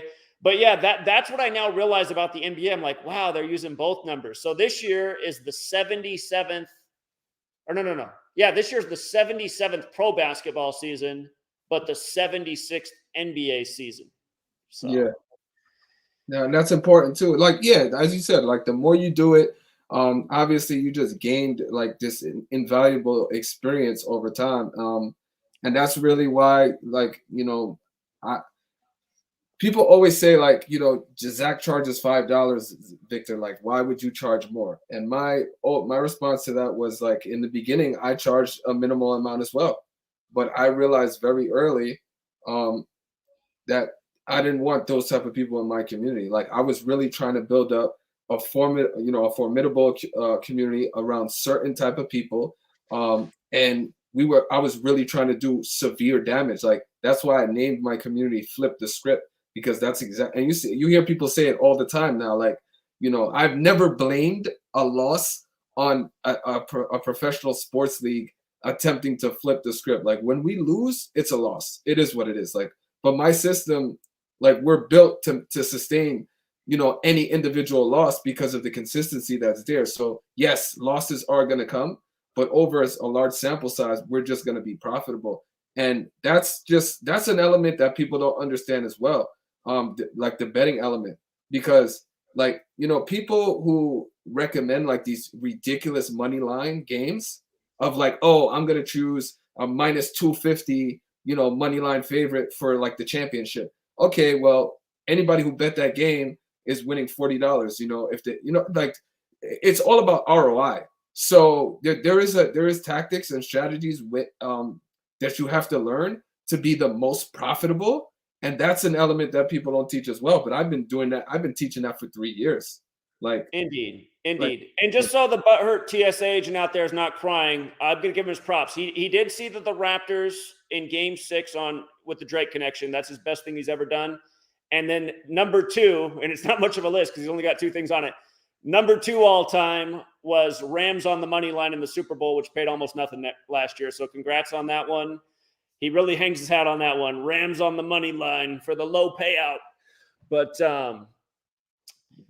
anyway, again, you know, third place would be his guarantee on the Chiefs over the Bucks, which was a big fat fail. But again, that's what happens when the resume is real short. So anyway, yeah, I would never, regardless of how confident I felt about a play, I would never even recommend or back a -2 something favorite, just because it's not worth the risk to myself or my community. And I don't necessarily have to chase a win for the sake of my pride or just being able to say, you know, I got something correct. That's another element to it as well. Like, we don't need that over here. What we do, what we continue to do, and you know, we're severely under the radar because, you know, my following on like my social networks and YouTube doesn't grow at all. You know, I continue to my videos not to get any views or anything like that. Besides you, I get no promotion from anybody in the community, which is fine because I don't ask for it. But if the goal is the work, and why would you not highlight some of the best work, like, or some of the best examples? It's not even about me promoting myself. It's about the work. So, yeah, it's just that's not even something that I would hang my hat on, is like these huge favorite games. I've always explained that underdogs are the best examples that we can use for Gematria, as well as being able to hit a live underdog, because that's very, very difficult to do. To back an underdog pregame or live takes a very, very high degree of confidence in what we do. So, this is something I speak about all the time. Like, Zach, the times that last year, I want to, and I say anywhere from 15 to 25% of all my plays last year included a live underdog situation where I've been able to take advantage of plus money. Those bets or those wins are not even calculated into my overall win percentage. So that just lets you know like how outrageous it really was for us last year. I don't even count those, but my community, that's because when it's all about the community, I don't have to take that into consideration. I'm just grateful for the fact that we were able to do it. But that's the greatest examples of the knowledge. Underdogs, live underdogs, futures, what you've done previously, those are irrefutable. Picking a favorite of -2 or -3 is not getting us anywhere. It doesn't do anything to advance the work. It's actually, it's actually moving us backwards. It is. And again, I don't mean to keep picking on the TSA agent, but the thing is, whenever he gets on and starts streaming about his like really mediocre accomplishments, he's talking about how he's the best in the community and no one's ever done anything so great. It's like, okay, first of all, this isn't even impressive. Second of all, if somebody tunes into your video and they're like, whoa, this is the greatest accomplishment ever for Gematria, it makes us all look like morons. And again, this is why just some people just need to go away. I mean, the guy literally just recently did a video on how he predicted that in overtime the game would be won by a field goal, and that was the greatest live call in the history of Gematria. It's just like, winning by a field goal in overtime? That's the way the majority of overtime games are decided. My God, what's wrong with this guy? But yeah, and I mean, listen, I go back to like just repeating this theme of the community has to have standards, man. Like for real.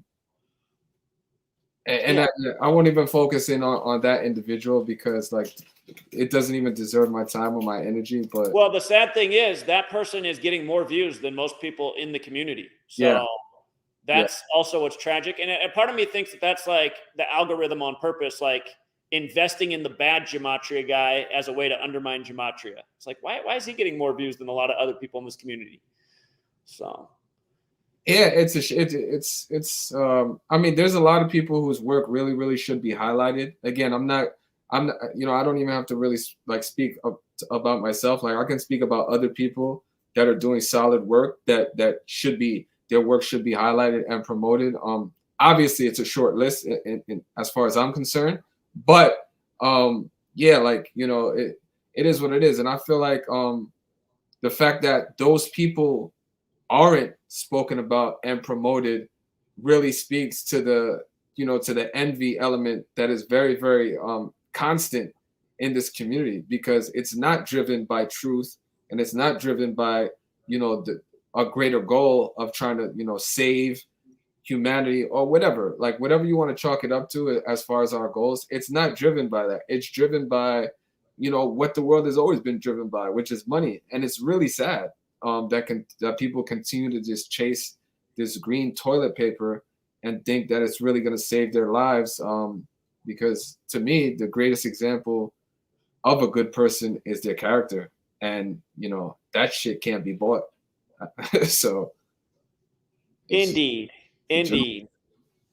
Like I've been up here for I don't even know, like an hour or two, and people have had this this link to possibly come up here and refute anything I'm saying. Like I invite anybody in the chat if you have anything. By the way, there have been 2 people who joined the room, but neither of them hooked up their mic or their camera, because I cannot add you to the chat until you hook up your mic or camera. So for the 2 people who came in and then left, the reason I never added you was because you got to enable your stuff. It says that right on the screen when you get in. So feel free to come up, man. I mean, because obviously, like when I say some of the things I'm saying, I understand a lot of it is unbelievable. Like people come across my work for the first time and they'll say, yo, those numbers just, they're not possible or whatever. And, it's often the initial reaction I get. And I don't know if it's because of maybe possibly the other work that's out there, or who they supported previously, whatever the case may be. But I have my supporters in the chat, people who can vouch for my community. And I invite anybody to come up here and question Zach or myself on the work and the knowledge. Just feel free to come up. It is what it is. It's going to be a smackdown. But again, you guys, just how perfect the rituals are. 72 days after Stetson Bennett's birthday, who's older than half the QBs in the NFL, yet is still playing college football, which is also sadly a true stat. Again, look how many NFL starters are like in their early 20s. This guy's 25 years old. But again, from his October 29th birthday to today, 72 days. What do we got in the game? 72 points. Where does 72 matter? Again, when you write out Jesuit order, it equals 72. What's the Jesuit logo? The sun. What is it about the sun in 72? The sun moves 1 degree on the astrological wheel every 72 years. All of these things are rituals in time. And 72 is also big in Kabbalah. This whole thing of letters and numbers comes from Kabbalah. 72 names of God in Kabbalah. 72 demons in the Goetia. Every time I've turned on ESPN, it's like they can't talk about this guy without talking about the Hollywood script. They did it early in the game. They were talking about it all day in the pregame. It's just major mockery. And then again, here I am starting the stream at halftime to tell you it's all about Kobe and Bryant. And then they just got to shank the extra point to finish on 65 points. Of course. Bear Bryant, 65. A difference of 58 points. Kobe Bryant, 58. Why is the picture of LeBron up there for the Los Angeles Lakers? Because, again, what we said before the game was played. Looks like LeBron getting the 15th win in Georgia, scoring 47 points, the 15th prime, is a sign of things to come for Georgia again, with Kirby Smart at age 47 going 15-0, in tribute to the Rams who did it last year with Matt Stafford, the Georgia product, and in tribute to Kobe who died on Bear Bryant's birthday. So, again, I know when this stream's over, there'll be all kinds of moronic comments, and I just think, like, what is with these people? I know they come and watch the stream. Why don't they come on the platform and tell me about how this is all a coincidence? Yeah, I mean, if it was me, I would take that opportunity to do it. If I had something to, if I had something to rebut it or refute it, that's what I would do. Sure. And you know what? For the other people out there watching and lurking who made videos and Twitter posts about my college football future being off this year, which I can own, I had my worst college football season ever. But come on and tell me why you haven't been highlighting the work all the past years where we've just nailed futures. I mean, was it not a good call last year before week 2 was even played? I mean, think about this too. Here, I want to go back. I'm going to show you guys something about college football week 2 last year, because I saw this before the games were played, and then we're going to talk about how perfect it was with tonight. Because, again, we're talking about the same numbers and the same patterns year after year. So let me go back to last year, week 2. We're going back on ESPN. You can do this quick. You click on the calendar, and then you just go back a year, and then you just go to week 2. Now, here, let me pull up these games. Notice Alabama played Mercer. Mercer's in Atlanta. So that was 62 points, right? I'm forgetting other details, but that we, even before the games were played, we saw things like lined up, like it was 62 days from a coach's birthday. So like, man, they got a serious thing with Georgia and Alabama going on. Georgia beat UAB 56-7, 63. But hold on, there was an all-Alabama game too. Hold on, where's it at? Let me find it. It was the Auburn game. Auburn beat Auburn's in Alabama. Auburn beat Alabama State 62-0. So before any of these games were played, we saw the scheduling, and I said, you guys, let's see if the Georgia numbers smash in this game, because if it is, I'm pretty sure the college championship is Alabama, Georgia. Georgia will beat Alabama on the Pope's 25th day of his age and give Alabama their 25th loss versus Georgia. Exactly what happened. And again, why it mattered on the Pope's 25th day of his age, Pope 25. The only Super Bowl that Pope Francis has blessed in the time he's been Pope was the same Super Bowl where Matt Ryan, playing for the Georgia team, the Falcons, gave up the 25-point lead on 2/5 in the year they moved the touchback to 25. That was the 97th NFL season, the 25th prime. Bill Belichick, for the record, equals 97, who won that season. But, yeah, and you know what else annoyed me is when we got late in the season, I saw that Michigan, I was like, well, if I'm wrong, Michigan could also be there. I told people to hedge with Michigan late in the year. And then I can't tell you how many morons, like, gave me so much hate mail when Michigan didn't win. And it was like, okay, I never favored Michigan. I just said they were a smart hedge if you already have your future in for Georgia, Alabama.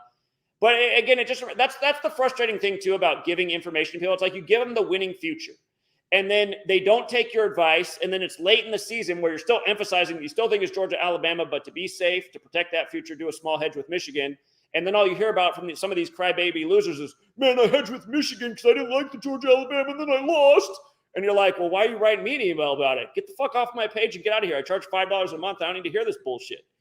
And again, that's the problem. That's the frustration of doing this, because there's so many morons out there. There's so many inept people. There's so many people who are just looking for somebody else to blame. It's like, seriously, you're crying to me after I had you on Georgia, Alabama before week 2 was even played? Exactly. Pat in your pockets. Exactly. But, and it's just like, I was looking at the chat, and people in the chat are like, well, I saw that Zach thought that TCU had a chance, and I did. I said they had a chance, but I wouldn't risk more than $5 on the game because it's unlikely. And that way, if it doesn't come through, you're only out $5. Because again, I teach people to structure parlays and risky bets where you risk 5 to win upwards of 100 or 200 bucks. Mm-hmm. And that way, if you miss, it's not the end of the world. Just skip your morning coffee and make it at home and get your $5 back. And again, that is a winning method, because again, you're going to miss a lot of these $5 bets. But the thing is, when you're structuring $5 parlays with this knowledge, you're going to hit on a lot of them. So had you hit tonight, say you won $100, you just paid for your next $25 parlays. Yep. And all you need to hit is 2 or 3 out of these risky bets to make sure you're building and staying ahead, which is what smart people in the community do. Yep. So, the same guy who's the TSA agent, I was watching one of these dumb videos he did about me recently, just lying out of his mouth. But, I mean, the guy is literally a moron. He says things like, there's no such thing as a close call. It's like, meanwhile, you went 30% with your picks in December. Maybe you should learn that there is a close call so you don't miss on so many games. And then he's also saying things like, I don't really think it is that wise to hedge your bets. It's like, dude, you are broke, living in a shelter all by yourself, crying about how nobody supports your Patreon when you go 30% in December, and then you're going after the guy who taught you, and you're saying all these things that are totally false. You're lying about your resume. You're lying about my accomplishments to try and take them away. You're talking about how there's no such thing as a close call when you just went 1-4 on Christmas. I mean, literally, that's what you're doing on Christmas. You're going 1-4 and then going online and attacking me to take attention away from how bad your Christmas day was. Again, for those of you who choose to listen to morons like this, you're going to go in bad places. And why you're listening to people like that is beyond me. I guess morons stick together. But again, people like Victor, people like myself, we teach winning strategy. And I've been helping people win a lot for going on a decade now. And again, a guy like that is now having to go back and claim my accomplishments as his, while just everything that comes out of his mouth makes no sense. Victor, would you agree with the phrase that there's no such thing as a close call when decoding a game? No. I mean, how do you even possibly make that statement? So. Yeah, I mean, yeah. That literally came out of his mouth. There's no such thing as a close call. Yeah. Really? Oh, wow. Really? And again, the guy's wondering why he went 30% with his picks in December, Yeah. I feel bad for well, in a way, it's like if you're paying for that guy's picks, you're probably riding the short bus yourself. But again, nobody wants to go 1-4 on Christmas and only come through on the game that was the favorite, that was a touchdown and a half on the money line. So I think that's called. I think in football they call that the misdirection, right? Where you hide what you do in the left hand and just show the right hand. And again, I always promote on my channel, because I focus on myself, but I always promote on my channel is that you definitely want to be very, very cautious about who you do support, because without even knowing it, and I know this because some people who follow me will follow Zach, some people who follow Zach follow me, and there's this crossover effect that always happens, right? So, but you, without even knowing it, you will pick up these bad habits, or what I say, things that are not profitable for you. So there is something to be said about the people you support, the people you follow, the information that you listen to. All of that is very, very important, not just in sports betting, but in life in general. You need to understand that. So I always promote that. on my channel, and so, you know, a lot of people probably don't even know how to take that information in, but I see it all the time. You know, anybody, again, I've been doing this 4 years, okay? And that's 4 years publicly, but I've been doing this well over 12 years of just sports betting in general. So I've got like tons of experience, but 4 years publicly where everything I've been doing is like public knowledge, the results and evidence or whatever. But in those 4 years, I've never ever used the word lock or guarantee. Never.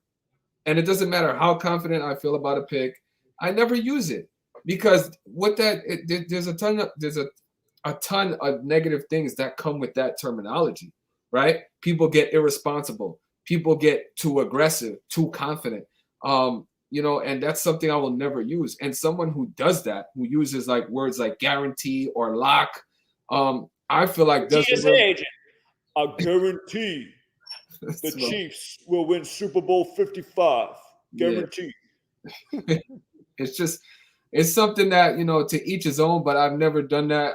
And again, it's perfectly like reasonable why I don't do it, you know. So for anybody, because then you don't have nobody to blame but yourself. You know, accountability. I preach that as well. Accountability and responsibility, regardless of my recommendation, you still understand that you're doing it on your own accord. And you know, I say it all. Every one of my posts at the bottom leaves a caption of, "This is not for crybabies." That's how I end every single post. This is not. Yeah, and you do that because there are a lot of crybabies. And It's not. it's just like, I can't tell you how often I give winning advice, and then after like we're in the driver's seat, I say, okay, it's smart to hedge just to be sure. And then nobody took all the winning advice and isn't in the driver's seat, and then they just take the hedge advice, and then they're crying to me about the hedge. I'm just like, okay, you are like, and these people are like illiterate. It's like, I'm saying this is the better narrative, but just to protect yourself, because for people who don't sports gamble, like if you put down $100 future that pays $2,000, right? Yep. You're already in the driver's seat when it's right there. You just need one more win to come through and you collect your 2,000. Well, sometimes you see something that could go sideways and you say, you know what?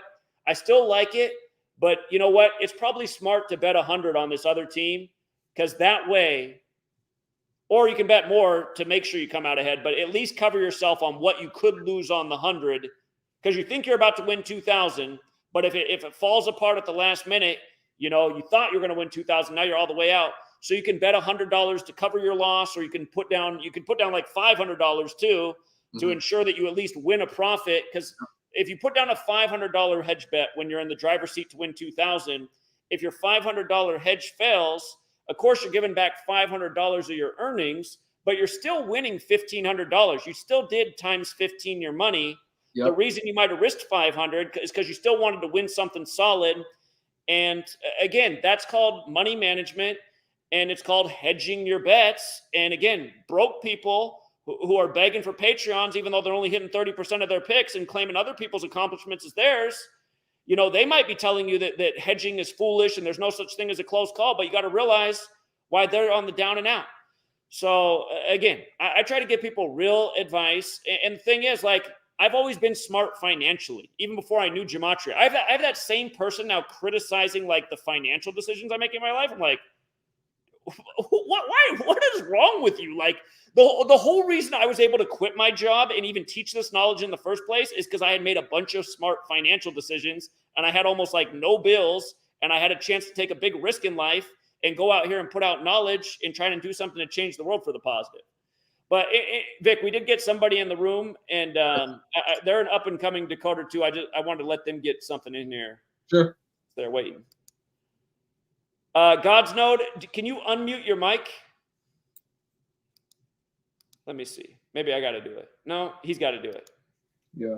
There you go. Hear me? What's up, God's Node?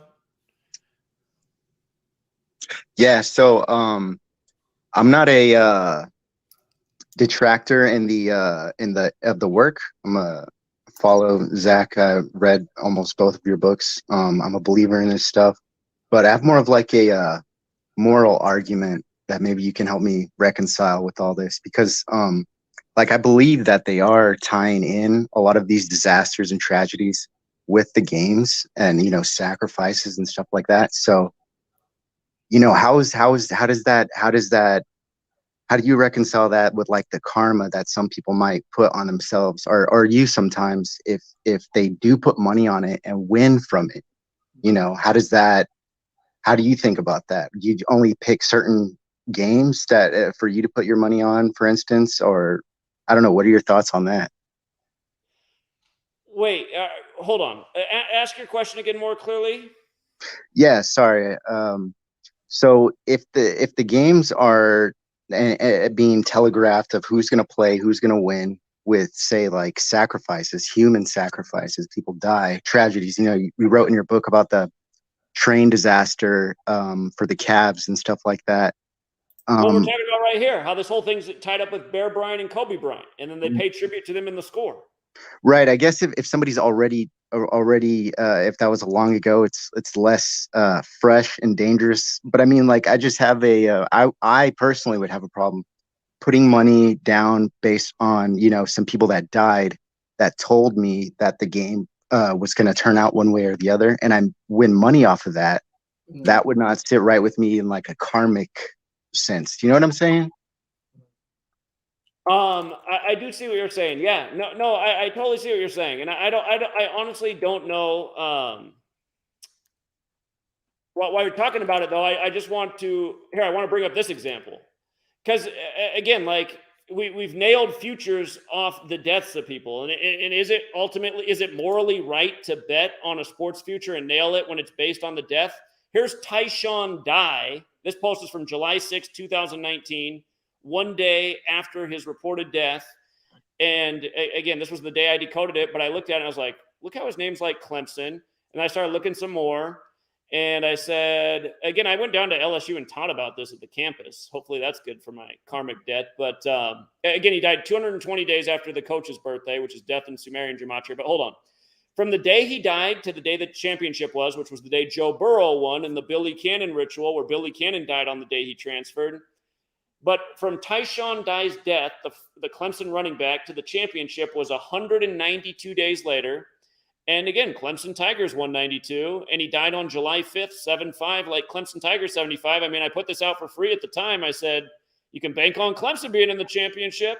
And sure enough, they were. And then again, LSU, Joe Burrow, a whole bunch of the Billy Cannon death, that's what had them there in the game. So, I mean, is it morally wrong to bet on a game when you know what's coming because somebody died for it? I don't know the answer to that question, but I would imagine that it could be wrong.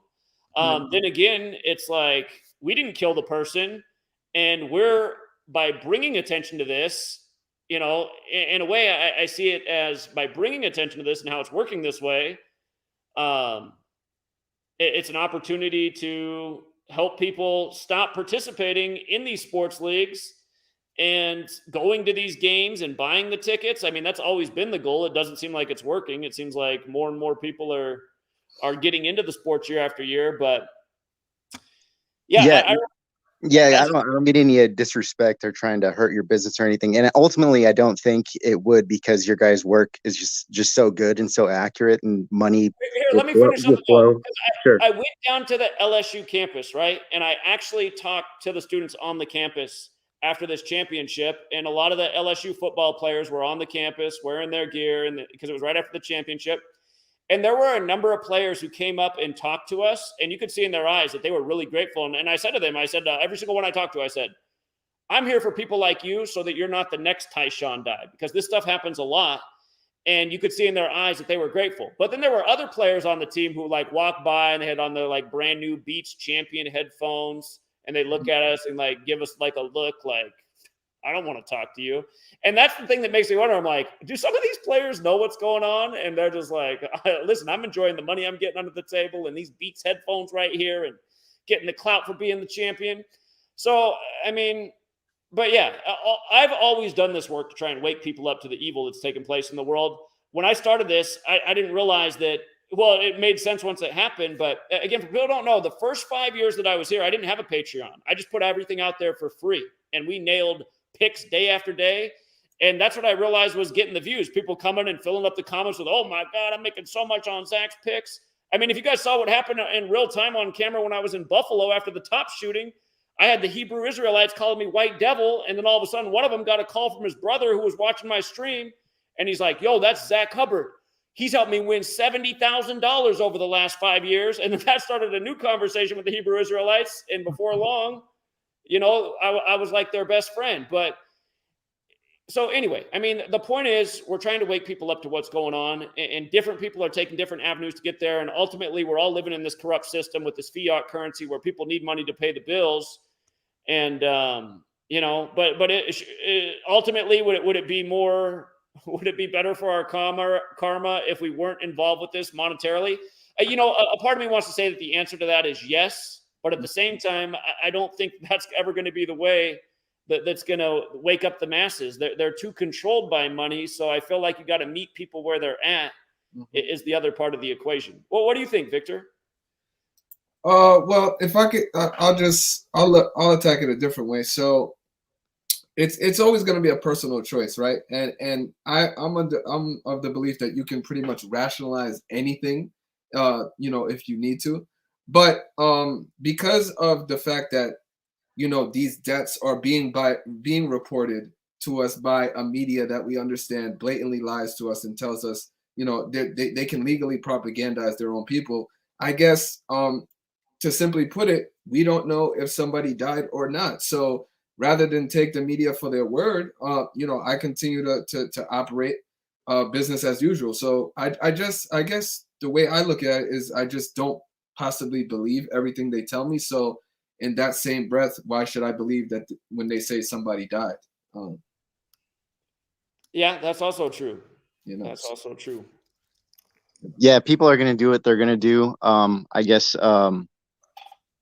I mean, even without sports gambling, whenever you work like at a bank or something, you kind of feel like you're contributing to this evil system in different ways, you know. So it can be hard to. I mean, every element of living you can actually break down to and have like a moral, you know, possibly an immoral decision to make, you know, with everything. And I mean, you still have to operate in the system. So as you said, even simply banking or supporting certain, you know, businesses, franchises, like if you really want to break it down like that, then you should never even leave your house, eat food or anything. So it's all about, you know, perspective, really. Yeah, no, I understand. All right, thanks, guys. That's it for me. No All right, appreciate it, man. Thank you. Yeah, again. Well, no, I never get what I want. I always want these people that are just always leaving the hater comments and, man, do you know how crazy you sound and all blah, blah, blah, blah, blah. It's just like, I mean, I'm on here all the time offering out the platform, and these people will just never step up to the plate. I told you, Zach, they operate in the shadows. That's how they're able to do what they do. And the personal attacks are what they are going to continue to do, because the work, you cannot make holes in the work. Like even some people that may disagree with you on a personal level still acknowledge the fact of the work, the benefit of the work. So all these things that are going to be said are going to be personal attacks. And again, when you're streaming 9-10 hours a day, 360 days out of the year, people have too much information and time and things to break down and just really dissect and say, oh, okay, well, I don't agree with this. That's just all it's ever going to be. And, you know, we invited, how many streams have we done where we invited people to do the very same thing? Just come up here, simply refute the work, and it's nothing but personal attacks. You know, you have somebody in here. I think Only Locks, I think he was actually a student of yours. So like this is a person, I'm not familiar with who he is or exact, but I've seen him on Twitter. So this is somebody who applies the work as well. And I'll say this. One of the reasons why I'm able to always give you credit, Zach, it's not because I just want to be on the right side of you. Like I just want to be in good, you know, in good faith with you. It's not that. I guess the simplest way to look at it is like when somebody shows you something and as a result of that, like your life has changed positively and there's things that you've benefited from, then there's just a gracious element to it. So if there's anybody that kind of wants to talk down on you and I guess want to say negative, then I guess it could be simply understood that probably a lot of positive things haven't happened for that person as a result of the knowledge, and they haven't been able to benefit off of it the way that they possibly wanted to. So that's why they're able to kind of like say the things that they say about you. I've just had a different experience. My experience has been totally different, and I've always that's just the way I operate with the universe, and the way I speak and the energy that I put out is the energy I want to receive. So again, my experience has always been positive with you, and the knowledge has been a positive benefit as well. So I guess that's why I'm able to say the things I say about you. Well, I appreciate it. And yeah, you just don't have that hater energy. A lot of people got that inside them. So Yeah, I mean, it's crazy. That's the real pandemic, Zach. I told you that. indeed. We did get another person in the chat. I don't know if they're a critic or what, but you're on All Sports Exclusive. You just got to unmute your mic. Oh, and you just did. What's up? What's good, Zach? I've been following you I'm not a hater. I'm not a detractor, man. I just want to say you're doing great work. Been following you for a few years. Still have some questions. I've been reading your book. I am subscribed to your Patreon. But I would have some questions in regards to, like, how do you figure out the birthday of the player or the coach for the game? Like, when you call the numbers, you got the player's birthday or the coach's winning percentage. How do you know, like, what's a good start? Because I'm still Okay. I All do right. that. Go ahead. Pro sports, getting people's birthdays is easy. Like, let's just say NBA. If you go to Basketball Reference, if you go to that website, like you just type in LeBron James, it'll give you this information up here, and it'll show you his age. He's 38 years old, and today is 10 days after his birthday. The one tip is it is 10 days after his birthday. It's also his 11th day of his age, so keep that in mind.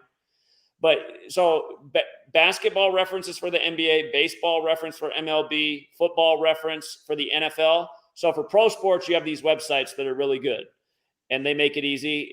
The calculation's already there. For college, you got to just do a web search. Like, so if you go to Google or whatever your favorite search engine is, we're all addicted to Google. We should all stop using it.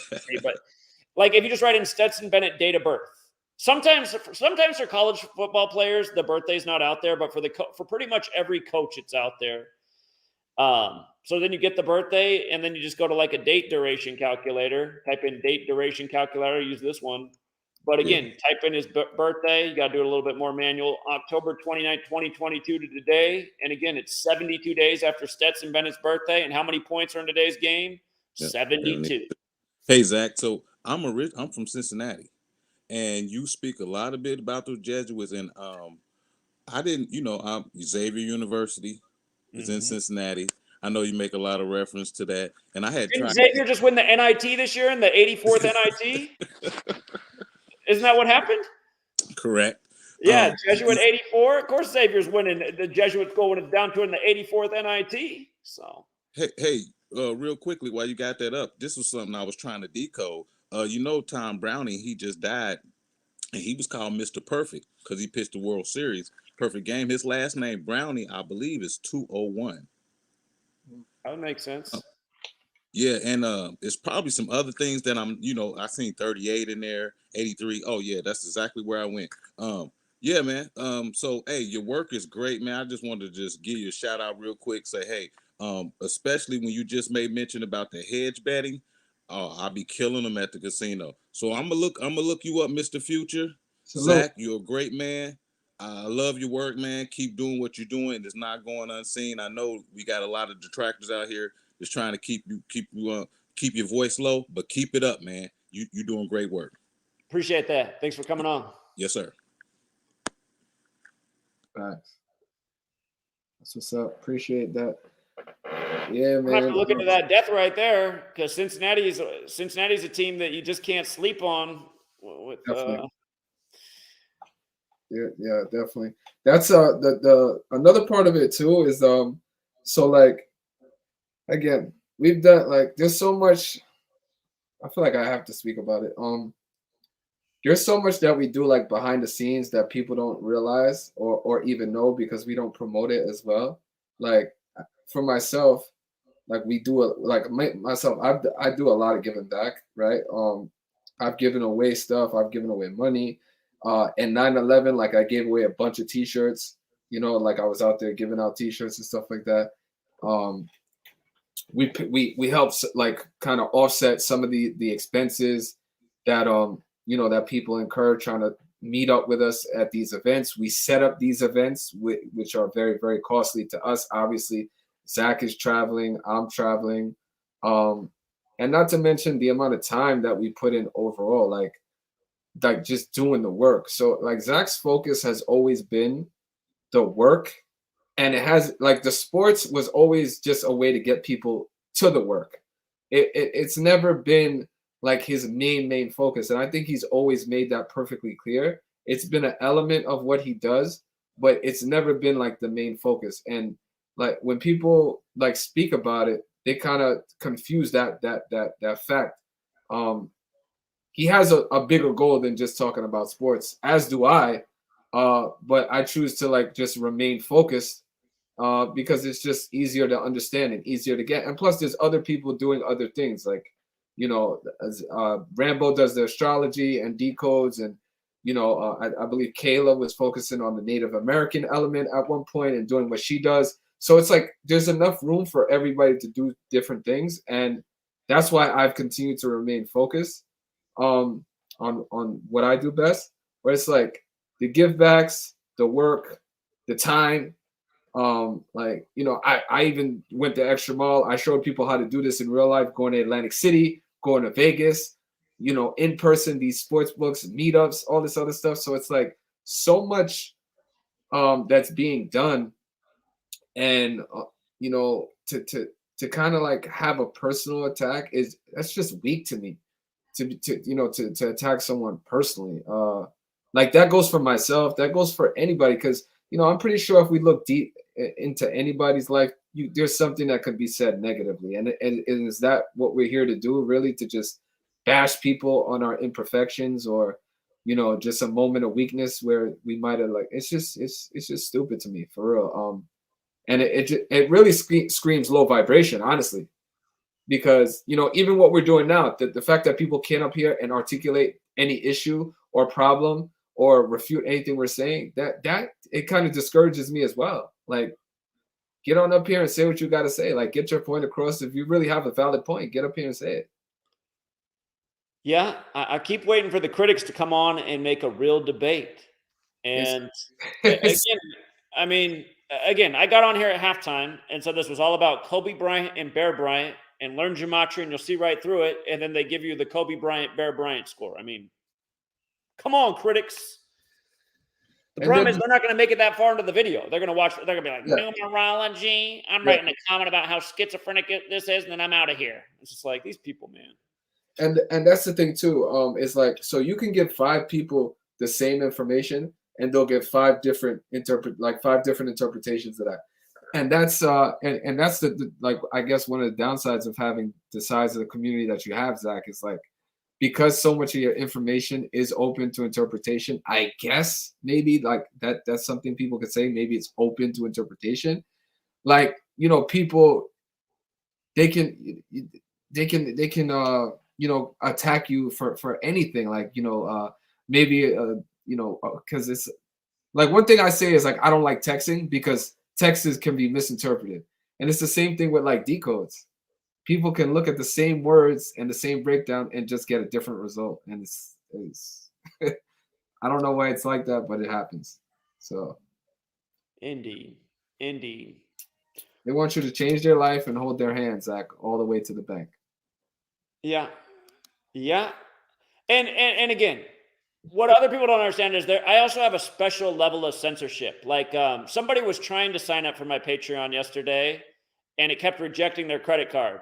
And they tried multiple credit cards. And this has been going on for years now. I think I'd have a lot more people on my Patreon, but a lot of people, they can never get it to work. It always gives them an error message. Yep. That's and I just said, well, I said, here, sign up for somebody else anyway, because they're doing a better job. And they went right over to Mr. Futures. So if you guys ever try to sign up for me and it doesn't work for me, just go over to Mr. Futures. They'll take care of it. I have that problem on my platform too. Is that all the time? Like, people send me screen recordings of, them attempting to sign up and just getting the same thing, like error messages, and it happens. Like, it happens to me. I'm sure it happens to you. And just the same thing at the beginning of the month. Like, we always speak about the the new month glitch happens every first of the month. People can't access your website. They can't access you on the platform. And the funny thing is, there's even somebody who created a chant, like a thing on Patreon, because mine is flipping like with an N. Somebody created flip the script, so it's like almost it's like almost the exact same words, except for one letter. And That's probably one of the trolls. Yes, so many people are trying like, to fight the revenue. So exactly, yeah. So it's like, when they start doing that, that's how you know you're really making a difference. So it's cool. Don't worry about it. It's fine. Yeah, here's somebody who's in the club. Yeah, I get the message all the time that it will not let me sign up, and I don't know what to do about it. So that's the problem with the third party. We have no control over the billing cycle, over being able to access the content or being able to sign up. Like, it's just another level of censorship. So yeah. I did set up my own website that people can also sign up for. That is on the new social media app, but Patreon's usually easier for people to get on. That thing is also a headache to sign up for. So yeah, you see like my slow growing YouTube channel behind you, even though I pretty much stay really consistent with the content that I put out, like as far as making videos and stuff like that. We just continue to grow at like a snail's pace. It is what it is, but yeah, it's kind of Gematria. You'll be buried in the algorithm, that's for sure. So. Exactly, yeah. And the one thing I wanted to say too is like, Zach, just from this stream, people are getting like so many free fucking tools, so much free information, so much free gems, and I'm pretty sure even our haters and detractors are watching this, learning, gaining some knowledge, especially about sports, and still will never give us credit. But in the same breath, apply exactly some of the same things that we've been speaking about throughout this whole video. That's why I don't like to do these long streams either, because I just find myself giving away like so much free game that people don't appreciate. And it's like I try to protect my energy in that aspect too. I don't want to be on here just giving away free game and to people who don't appreciate it, like my haters, detractors, and they want to benefit behind the scenes and slander me in the same breath. It's a joke.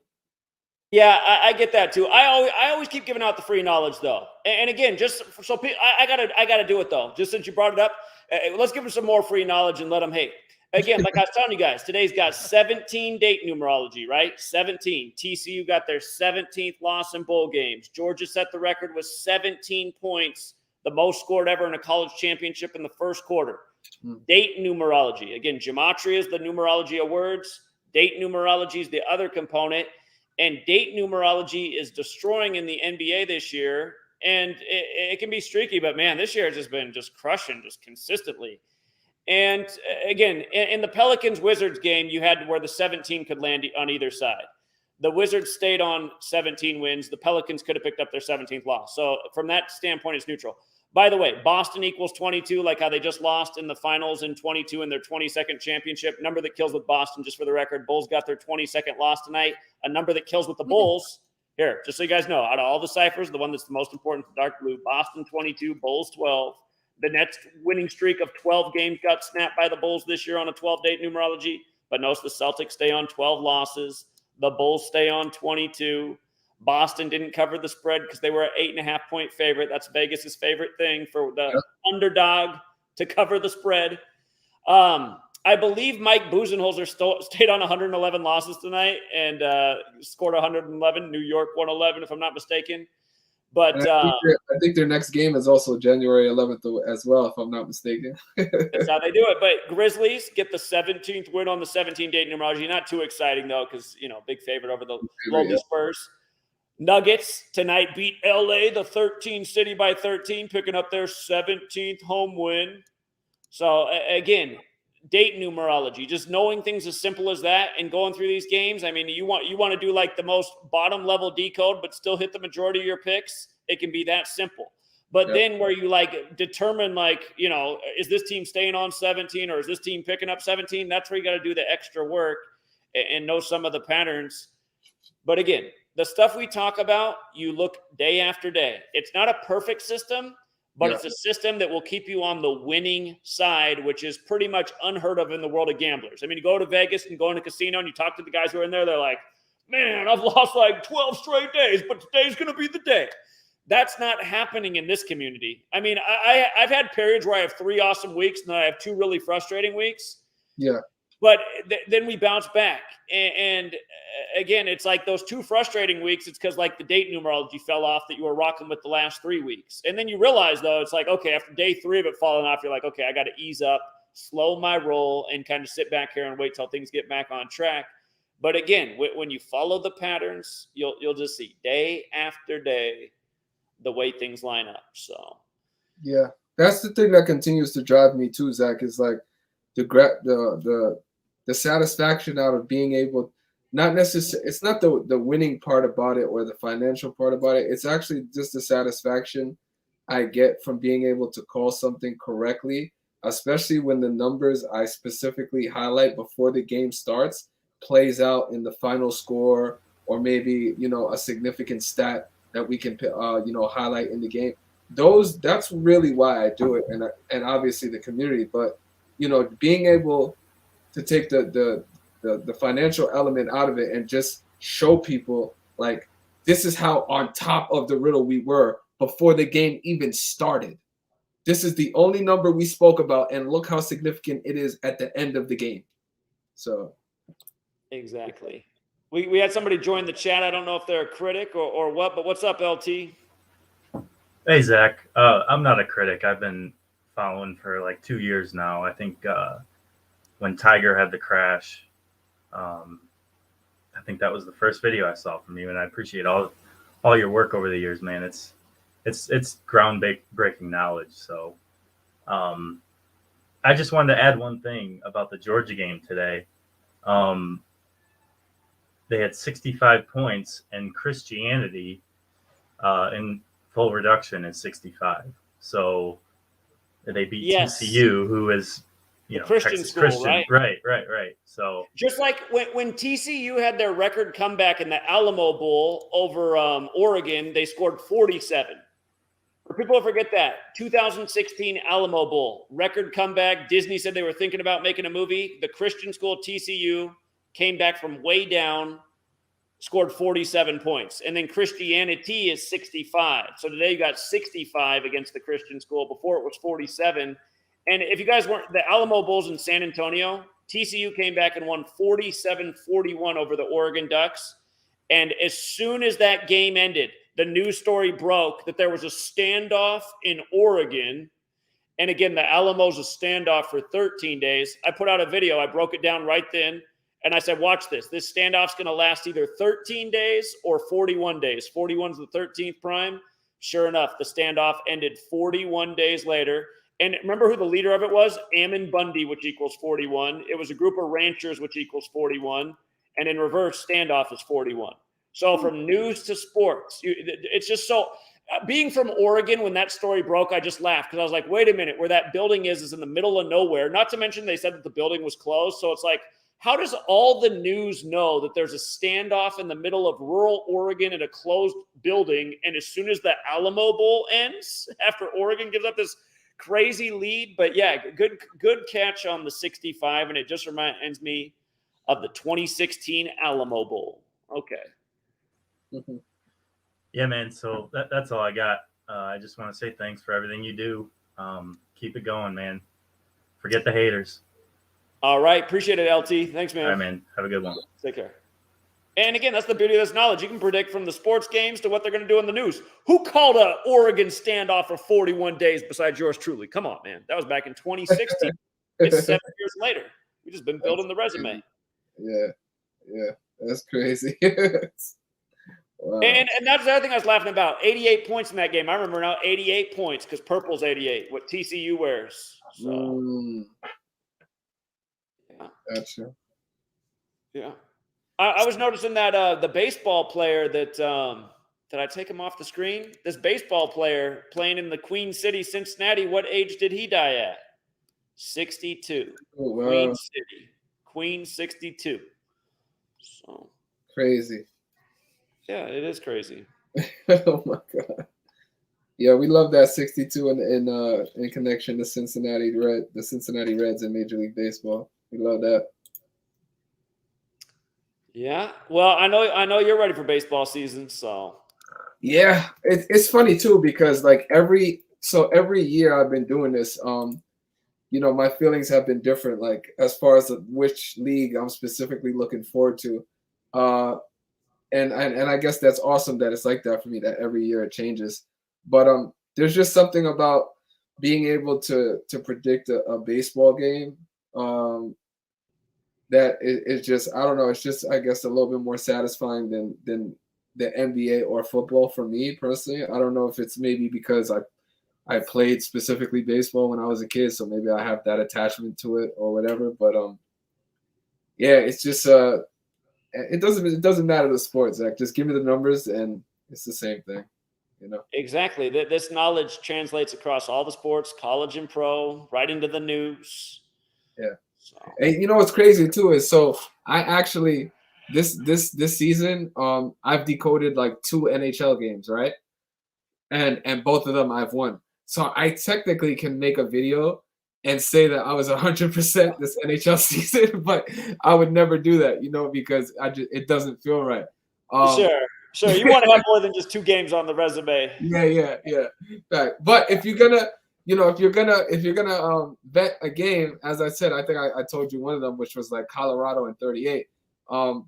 You definitely want to win every game that you play. So I'll just take the pride in that part of it. But yeah, I wouldn't make a video like that. But I find it funny to speak about though, because people say like, why don't you do? No matter how much I do, they'll say, why don't you do UFC, or why don't you do golf, or I sprinkle in UFC whenever I feel like I'm in love with a riddle, but I focus on what continues to work. So, and it's the schedule. I'm guided by the schedule and the riddle, and that's it. I have no favoritism towards anything, any team, any player. It doesn't matter.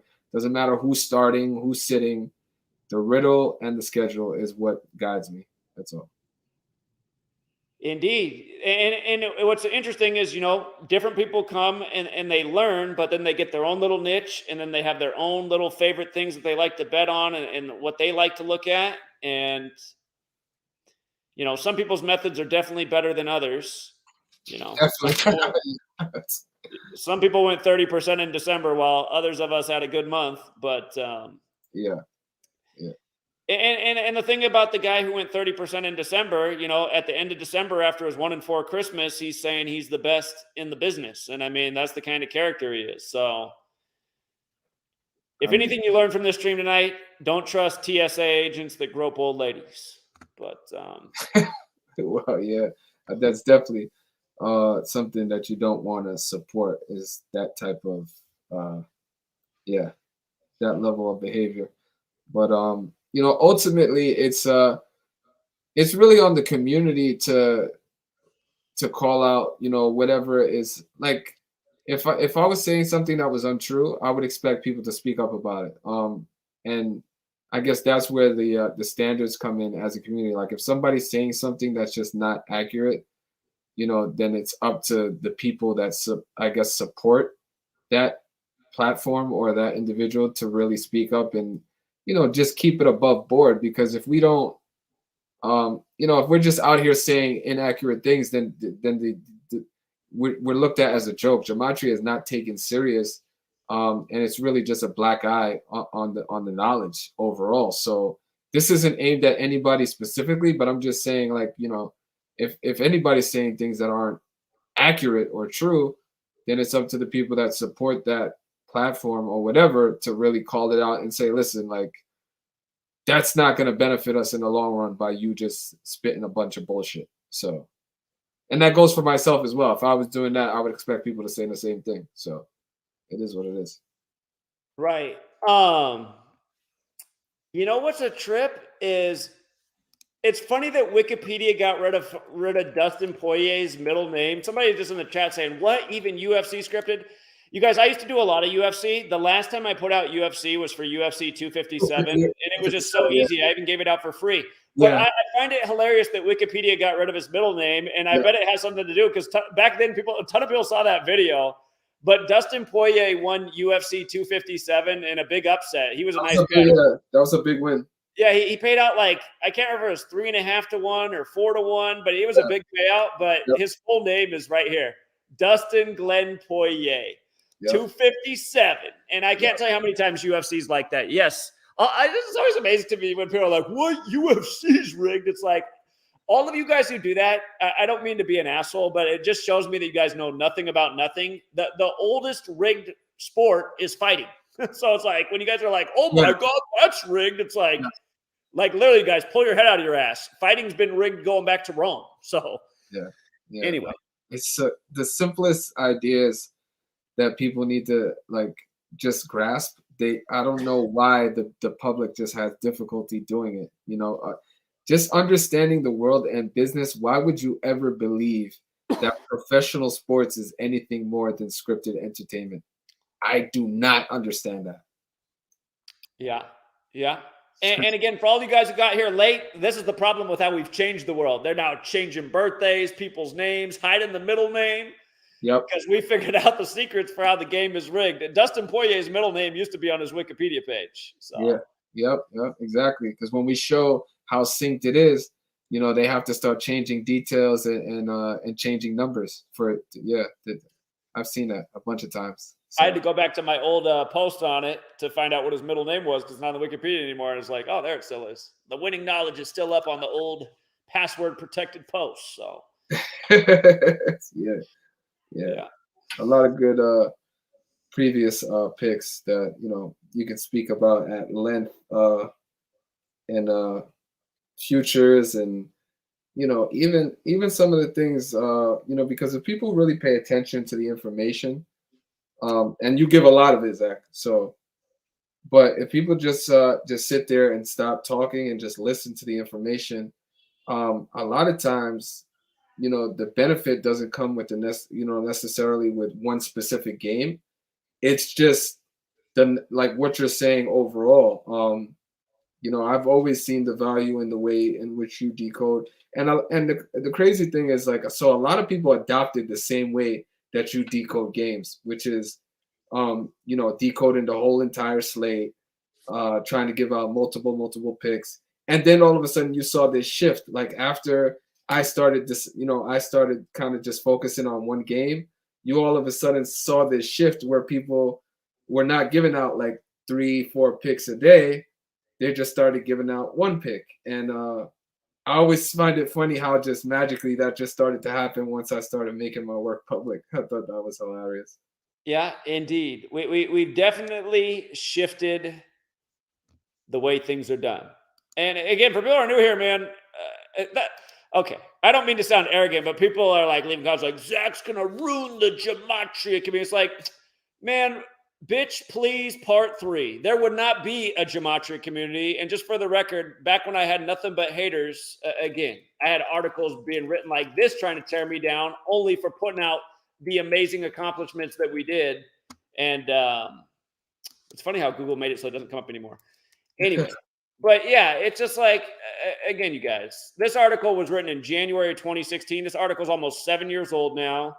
And again, in October of that season, we had both teams correct, the right outcome, the Super Bowl MVP, and what to expect at the halftime show, all of which was correct. Why Peyton Manning would be the Carolina Panthers, why Cam Newton would be the 58th quarterback to start in a Super Bowl, why Von Miller, number 58, would be the MVP in October. So USA Today, with their big lead, had to write this hit piece. And again, the hit piece is totally disingenuous because, like true to form, at the last minute at the AFC, I put out a video and I said, you know, my dad's all in my ear saying I'm out of my mind. There's no way Manning's going to beat Brady. If you guys are out there and you think there's no way that Manning can beat Brady, you can always hedge. So they wrote here that I like questioned or doubted myself.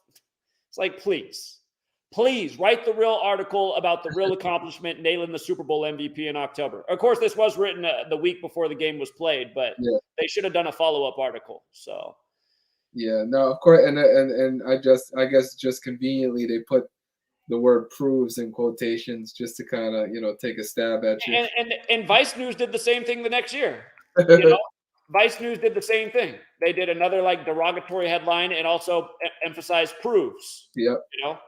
So also written about yours truly, and again, just another good futures call. We didn't get this one before this. Well, I didn't get this as early as the season as the again, October's early in the football season when we put out the call. This pick came at the end of August, which was, a little more than a month before the postseason began. So, yeah, the postseason starts in October. Yeah. So, I mean, I've had better future calls, but the reason this was important, like this is beyond like people's comprehension, but the reason this was important is I was proving how weather warfare is a real thing and how it's synced up with sports. Mm-hmm. And again, the same thing that they made fun of me for in this article, it has been a point proven a million more times. And for people who weren't here, not only did I call the World Series right with both teams based on the flooding of Harvey and why Matt Harvey was the first pitcher to pitch in Houston, but I also predicted what day Harvey would flood Texas dead on. So if you guys remember how weird that storm was, it like came in and then it froze and then it came back and then it flooded days later, but it flooded on the most perfect date. Again, the date with 52 numerology, which was also the 239th day of the year, which is the 52nd prime, floods 52, hurricanes 52. And again, Matt Harvey was the first pitcher to pitch in Houston exactly 52 days before the start of the World Series. And that's the other thing that we've screwed up too. That's also part of why futures are harder for me now. When I started this, the leagues were putting out the start date for the NBA Finals, the World Series at the start of seasons. They're now no longer doing that. Yeah. Yep. And that it makes it a lot harder to call futures. And again, I guarantee you, had I not come along and had these articles not had to be written to try and go after me, I guarantee you they'd still be putting out the start date of the World Series and all these sports things. They hide them. They used to have the Stanley Cup out there, World Series, MLB. All of those dates were set at the beginning of the year. Now you can't find that information. So ask yourself what changed. So let me ask you, Zach. So for anybody else out there that might be claiming they're like the best in the world, like has mainstream media made written an article about that person while at the same time trying to take shots at them and slander them? Like, has mainstream media spoken about anybody else who claims to be the number one in the world? I'm just curious. Right. Exactly. And these other people out there, they don't really have any future calls. Like literally they have no future calls. That they decided what the champion was after game 3 of the NBA Finals. And credit where it's due. I mean, if it is a good find, that's good. But when that's all your resume is, and you've been putting out guarantees that have been failing left and right, you got to like never let the words come out of your mouth, I'm the best sports decoder in the world, especially when it's right after your 1-4 Christmas and your 30% December. I mean, come on, man. Yeah. Where's all my supporters so I can build my studio? Well, I wonder where. It's amazing you have any supporters. And you know that guy's out there listening right now. If you want to call in right now, he always sounds like he's having an asthma attack too. It's like, dude, maybe lay off the decodes and the free picks that are killing everybody and go out and lose a few pounds. I feel like he's going to kill over every time he's doing a live stream. If anybody wants to call in, I mean, the invitation's open. I invite anybody to come up and say whatever your quarrel may be or issue or something you want to say to Zach or myself directly. We're right here on the front lines. So go ahead. Yeah, I like it. I don't think it's going to happen though. Yeah, no, it's not. It's not. They, like I said, Zach, they rather operate in the shadows and the whispers behind the scenes and the closets and the dark rooms and in the being comfortable surrounded by a couple of trolls, supporters and stuff like that. So yeah, it's amazing how many supposed Gematria channels, like the only people ever in their live streams are my trolls. And I'm like, I think these people are just here to make the community look bad. Okay, I just put the link in to join. If nobody else comes on, I think we can wrap this up here pretty soon, but I'll give it 5 minutes for people to come on, but it's getting late for Vic. Sure. We don't normally stay up this late out here either. We go to bed early. Yeah. And also, you guys might not have noticed, but I've been battling a cold all week. It's been real subtle, but I've been battling that throat tickle all week. And this usually is the time of year. If I ever get sick, it's always right around this time, New Year's. But sleep is the cure to not getting super sick. So anyway, y'all fake. Okay, I think we got our first troll hater in the building. Y'all fake. Let's see if they bring a relevant point. What's up, y'all fake? Left. They already left. That was weak. Great presentation. Yeah, exactly. Those are our haters right there. That's how strong the argument is. Wow. Okay. That was probably the TSA agent's nephew. Oh man, it's funny, bro. Call in TSA agent. Won't happen, man. Honestly. Dude, yeah, somebody sent me his video the other night. He was giving me a headache. He was like, he showed a picture of him standing next to a woman. He's like, look how fine that is. That's my girlfriend. On something tells me that's not his girlfriend. That's probably like girl he got a picture with that he works with or something in the past. Like this guy, he's like, look how much finer my girlfriend is than sweet lady. I'm like, this guy's always up by himself in the middle of the night moping about going 30%. I don't know this guy doesn't have a girlfriend. Here, let's go out to Marcus Cruz. What's up, Marcus? What's up, y'all? I'm not a hater or nothing. I was just asking y'all a question about, so what do you think about the moon cycles lately? In the last week, they've been hitting on the games. Like, it was a wolf moon when the moon was in Cancer, I believe. And the Timberwolves. Yup, Timberwolves blew the Clippers out, yup. And then yesterday, it was the moon was in Leo, the Lions won. And on ABC, they were playing the Lion King that started at the same time the game started. Oh, I saw that about Lion King afterwards. I was like, man, they are clowning, man. Because again, people don't get it, but ABC owns ESPN. Yes. Disney owns all that. So Disney owns that. And they exactly. And ESPN, it was the originators of Sunday Night Football. Last night was Sunday Night Football. And then the Seahawks on Twitter posted a Lion King meme holding up the Detroit Lions helmet. Wow. Here, again, for people who didn't see this last night about and by the way, this was the 103rd NFL season. Let me get the right thing here. All right, here we go. This was the 103rd NFL season. Rodgers equals 103, like State Farm, like discount double check. They all equal 103. Go figure. But last night, the Packers stayed on 103 wins versus the Lions in the regular season, and Rodgers fell to 10-3 at home versus the Lions. But here's the thing. Remember in the offseason, Rodgers unveiled his first tattoo. This news first broke on July 6th, the 187th day of the year. Aaron Rodgers' first tattoo of Lions, okay? And then that's the 187th day of the year. From that tattoo release to the game yesterday was a span of 187 days, and he came into that game 18-7.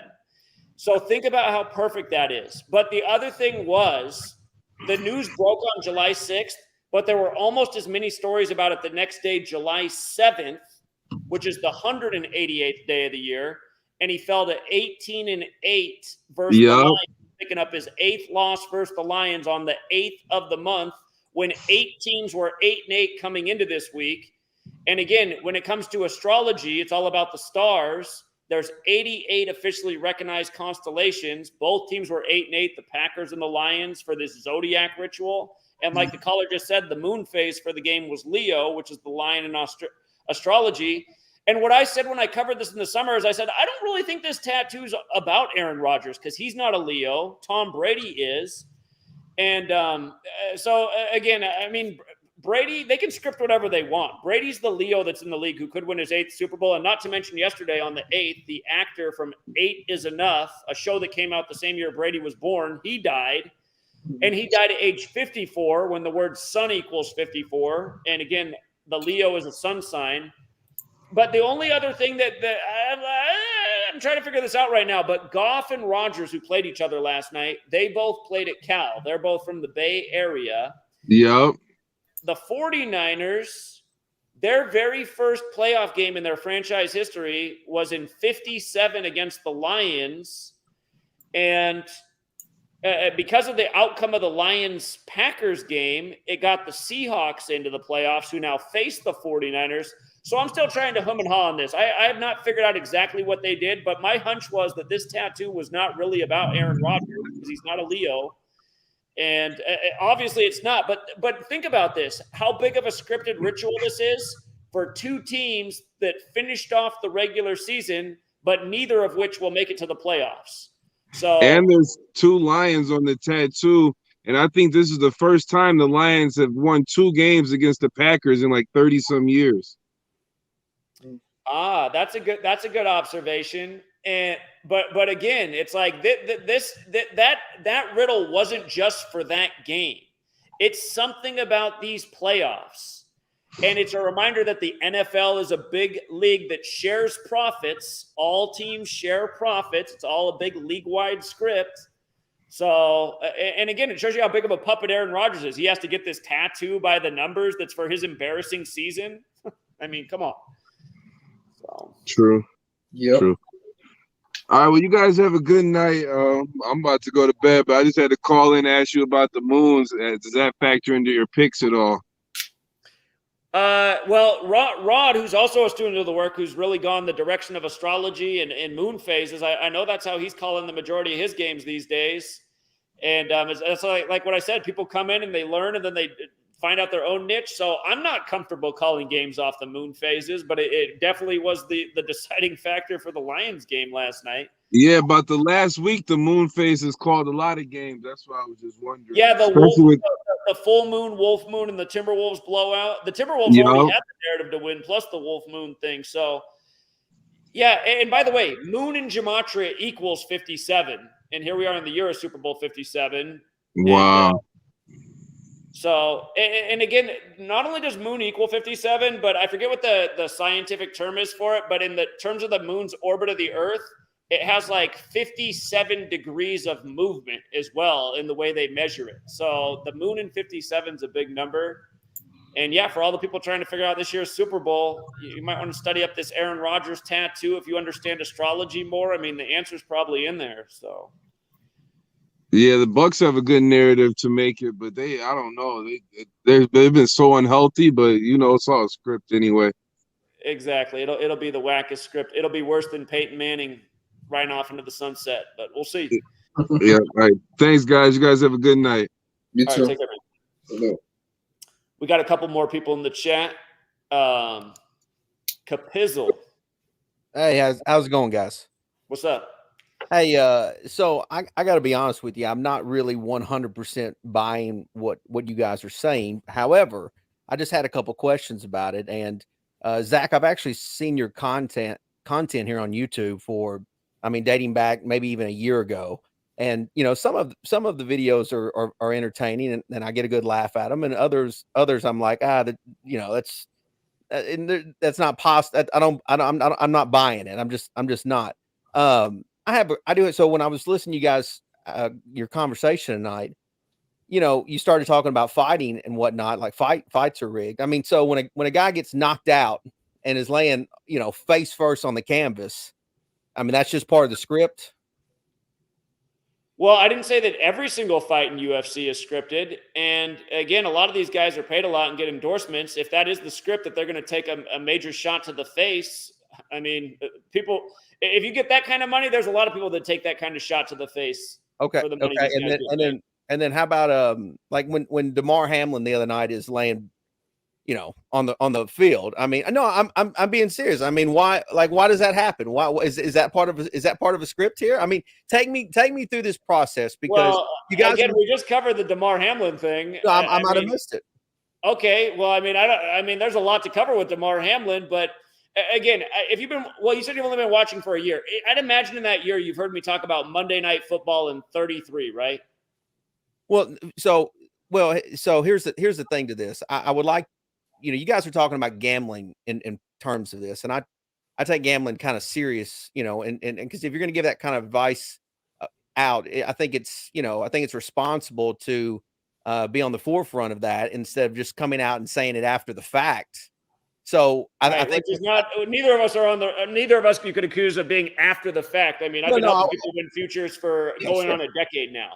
Sure. Okay. So, but hold on. Let's just connect hockey and I mean, there's a million angles I can come at DeMar Hamlin for, but okay. Again, the day after DeMar Hamlin, number 3. Okay. The day after, all the Buffalo Sabres coming in 3 shirts, and then their player gets his 3rd hat trick, scoring 3 goals, and the 3rd goal in this game comes 3 minutes into overtime, winning the game 5-4 and scoring his 30th goal of the season. Again, we're talking about how Hamlin equals 30. What do they end up doing in the NFL this week? At everyone's 30-yard line, they highlight the 3. That's not a nice thing to do. Hold on.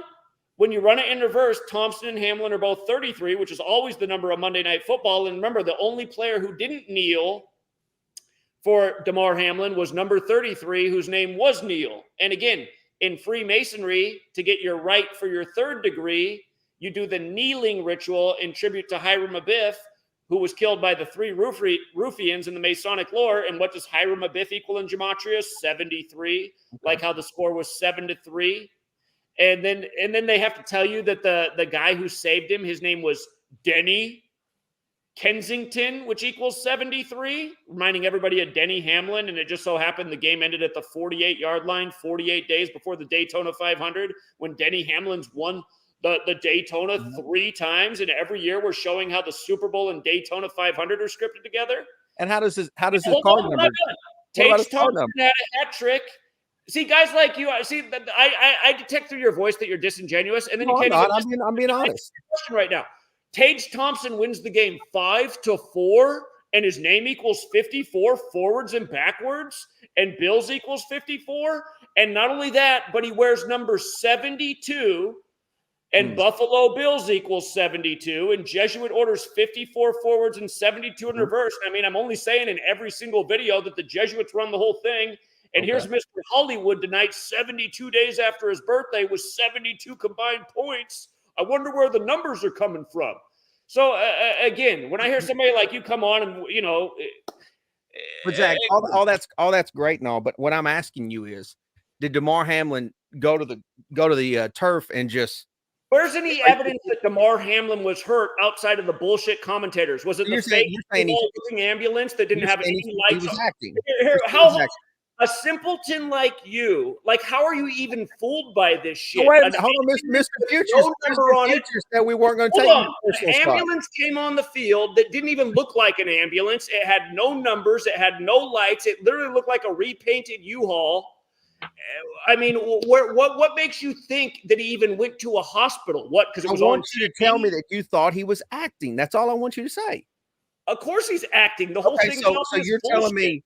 Okay, on top of that, so you're telling me that these look, football players can be meatheads. So you're saying that these guys too are acting as well when they're crying on the field. I mean, you know, because there was several players crying, literally crying. So they have to actually act to get those tears out. Well, how many of these football players are doing commercials and movies and are actors? Are they not paid the same rate as actors? Have you never noticed that football players and actors are paid the same salary, a tremendous one? Okay. So let me ask you this. So then I don't want to get you all hot and bothered over there. So do you? But again, no, seriously. What are guys like you looking at when you're looking at this shit? Does this not look like a ritual? Everybody's on a knee except for Neil, who's wearing number 33, the Monday Night Football number, which we call we murdered Monday Night Football for a decade straight. I mean, for 10 years, I've almost been here talking about how Monday Night Football is about 33 every night. And then you get this. Every player kneeling except for Neil with number 33 on his back. Okay. And then, I mean, did you watch the Bills game with the kickoff returns that were just off? I mean, did you see the second one? The guy totally let him go. I mean, it's a tackle all day. And by the way, who watched the games this Sunday and thought at least 100 players should have died or had their heart explode based on the tackle? You know? If you watch the Patriots this year, they've played terrible special teams. But just out of curiosity. Listen to yourself. Listen. Did you not watch the game? Because as soon as they ran back the first kick, what does the announcer blurt out? The first Opening I know kickoff what he said. touchdown return for the Bills in I 18 years. On got week 18, on the date 1-8, not to mention Bills equals 18 in Gematria. Yeah. Like, when you're sitting there watching this, are you just going, man, that's a great coincidence? Yeah. So let me ask you this, and I would love to hear Mr. Future's take. So you guys know so much, and you guys got it figured out with your numbers and the astronomy and all this and that. But I mean, so who's going to win the Super Bowl? I mean, like what? I mean, who can I go bet on? Because I'm a gambler. I want to go bet on somebody right now, and let's make a profit. Let's. So go sign up for our Patreon page. Yeah, I don't give that out public. I don't have anything to prove. He doesn't have anything to prove. I've been calling futures forever. Not for 5 years. I was here putting out for free. How about some tips for everybody that's in here? How about just putting out tips all night? Yeah, I've been giving out free game on YouTube for 4 years. I don't give out picks on YouTube. Okay, all right. So that's I just what you're asking is a legit question. It's the most obvious question. Obvious that's what people usually ask, like who's going to win the championship. Sure. But again, like if you were just speaking about that play since you brought it up, like to you, so when you watched that play live, like you thought that was a legitimate football play, that the person giving up the brunt of the attack would fall into cardiac arrest and just collapse like that? Like that. Well, I mean, I've watched football for 30 years. I've never seen anything like that before. Okay, so you would agree that wasn't like normal. No, it was very abnormal. I agree with you on that. I'm aware of that. And actually, funny, I'm a NASCAR fan, Zach. So I know all about Denny Hamlin. That's why I asked about the number 11. I was trying to figure out if there was a tip on that too. Yeah. But I got to ask you this question. Look at Chuck Hughes. Chuck Hughes is the only player to ever die on an NFL field in his 38th game, the number of death. But notice his birthday, March 24th. What day is Damar Hamlin's birthday? Damar Hamlin, what day is his birthday? I'm March sure 24th. They have the same birthday. Yeah, I'm sure. Now look, no, that's what. But see, again, that's how scripted all this is. People need to understand this, though. This is how big of a joke the NFL is. And to be watching the NFL for 30 years and not know it's scripted, to me, that's embarrassing because the games are a joke. That's fine. Look, Chuck Hughes 51. Look, Chuck Hughes 51. Cincinnati 51. Conspiracy 51. Who's standing over Chuck Hughes in the infamous photo? Number 51, Dick Butkus. What was the score of the game? And see, back in 1971, when they finished the game, it was the end of 71. So it was 51 years, 2 months, and 9 days later. But there were 51 points scored in that game, and the score was 28-23. 51 points in the game. The losing team, the Lions, scored 23. And then you get this ritual at the start of 23. Like, again, those of us who have an IQ, I caught on to these things a long time ago, and that's how I figured out that the games were scripted and started educating about this. For all the other people who look at this and are just like, I think it's a coincidence, understand, you guys are like the product of the chemical dumbing down, the indoctrination system that makes people stupid. This stuff is so obviously scripted and so obviously bullshit. You shouldn't even need me to come on and explain it to you. Yes. It's so obvious. Yeah, I think. But you got, hold on, wait a minute, time. So you guys literally just said that people are just going to mock you, and then I come on here and just debate this, and now I'm being mocked. No, I don't have a problem. Because I heard you say things that the trolls say, so I think you might be a troll. I'm not a troll. Again, look, here, I got on here, right? And I talked about date numerology in 17. And the streams had gone on a while. I waited until the NBA games were finished, and then I just opened it up and I say, let's look. Oh, look. What do you know? All the 17 date numerology games came through it, except for if you have the knowledge, you would have known why to stay off the Kings because their coach is on 37 wins and Sacramento's 37, and so is Portland, who the next team is he's going to play. But again, you learn this knowledge and you just learn the simple things we're teaching, you'll see how rigged sports are day in and day out. So, but a football player is important, though. So, like, I feel like, again, Zach is not, don't misinterpret what he's saying as like an attack. It's just, a lot of things he's saying, he's repeated over and over and over again several times. So just go ahead. Like the dialogue I feel like is important. So go ahead. Well, I mean, look, and we just got you a super chat too, Zach. I mean, this is great content. You know what I mean? Yeah. But here's the thing. So a guy that gets in the NFL, he's lucky to make the NFL. Somebody just gives him a script and says, look, you're going to go out there and play, and you might suffer some CTE. You might break a leg. So when someone snaps their leg in half, that's just part of the script. Right. No, people can get hurt, obviously. I mean, it's a hike. But here, let's go back to Damar Hamlin. I mean, if you were watching the NFL this week, there are things that should have raised an eyebrow. Mike Tomlin comes out and says he's known DeMar Hamlin very well since he was 12 years old. Well, he's How from many Pittsburgh. 12-year-olds are on a real good relationship with an NFL coach? Okay, but hold on, Zach. He's from Pittsburgh. How many camps? Oh, wow. I'm sure all the 12-year-olds in Pittsburgh are tied with Mike Tomlin. Mike Tomlin might have football camps in Pittsburgh. Why is that out of a question? No, Zach, don't just roll your head around. You're ridiculous, dude. What's the Kobe There thing are so many 12-year-olds in a city like Pittsburgh. I guarantee Mike Tomlin hardly knows any of them. He doesn't care about the community, does he? Come on, man. Did you grow up in a city hey, when you were 12 years old, were you tight with the local sports coaches? Well, I didn't have sports here when I was 12, where I'm located. That's it. Look, I'm sure every 12-year-old out there in a major city with sports can say, like, no, I didn't know any of the sports coaches. So what was the Kobe thing? I heard you guys say something about Kobe tonight. What's the tribute to Kobe? 7 to 65 is a tribute to Kobe. Okay. Again, at the beginning of this season, I pointed out Kobe wore number 8. Mm-hmm. He died on the Bear Bryant anniversary. Okay. How have you been watching me for a year and you don't know about Kobe's? Well, no, I haven't watched all your content. I saw the stream title where it says the Kobe Bryant and Los Angeles Rams. Yeah. Tribute. So again, I said it's a tribute to Kobe Bryant and Bear Bryant, right? So in Gematria, we get a score of 65-7 tonight, a difference of 58 points. Bear Bryant again is 65. What does Bear Bryant have to do with Georgia or TCU? What does Bear Bryant have to do with TCU or Georgia? Kobe Bryant, 58. Bear Bryant, 50. Here, I'm going to explain it to you, but also just the score ended up this way. Okay. Kobe Bryant died on the Bear Bryant anniversary. And again, Kobe Bryant and Bear Bryant both died on the 26th of January. Bryant equals 26 forwards, 37 in reverse. Kobe died on the 37-year anniversary of Bear Bryant. And notice how Georgia equals 37, and so does Los Angeles. And so does TCU. Tonight, Georgia picked up their 37th bowl win over TCU. And again, they became the 8th team to win a championship back-to-back. Georgia just did. 8th college football team in college football history to win back-to-back. They do it over TCU, the 8th school. But Kobe started his career wearing number 8. I said at the beginning of this season, before any college football was played, that this championship was going to be about 8. Now, it's the first time in a long time I missed my future because I thought it would either be Nick Saban getting his 8th championship or Ohio State getting their 8th championship. Instead, it's Georgia winning their 8th back-to-back.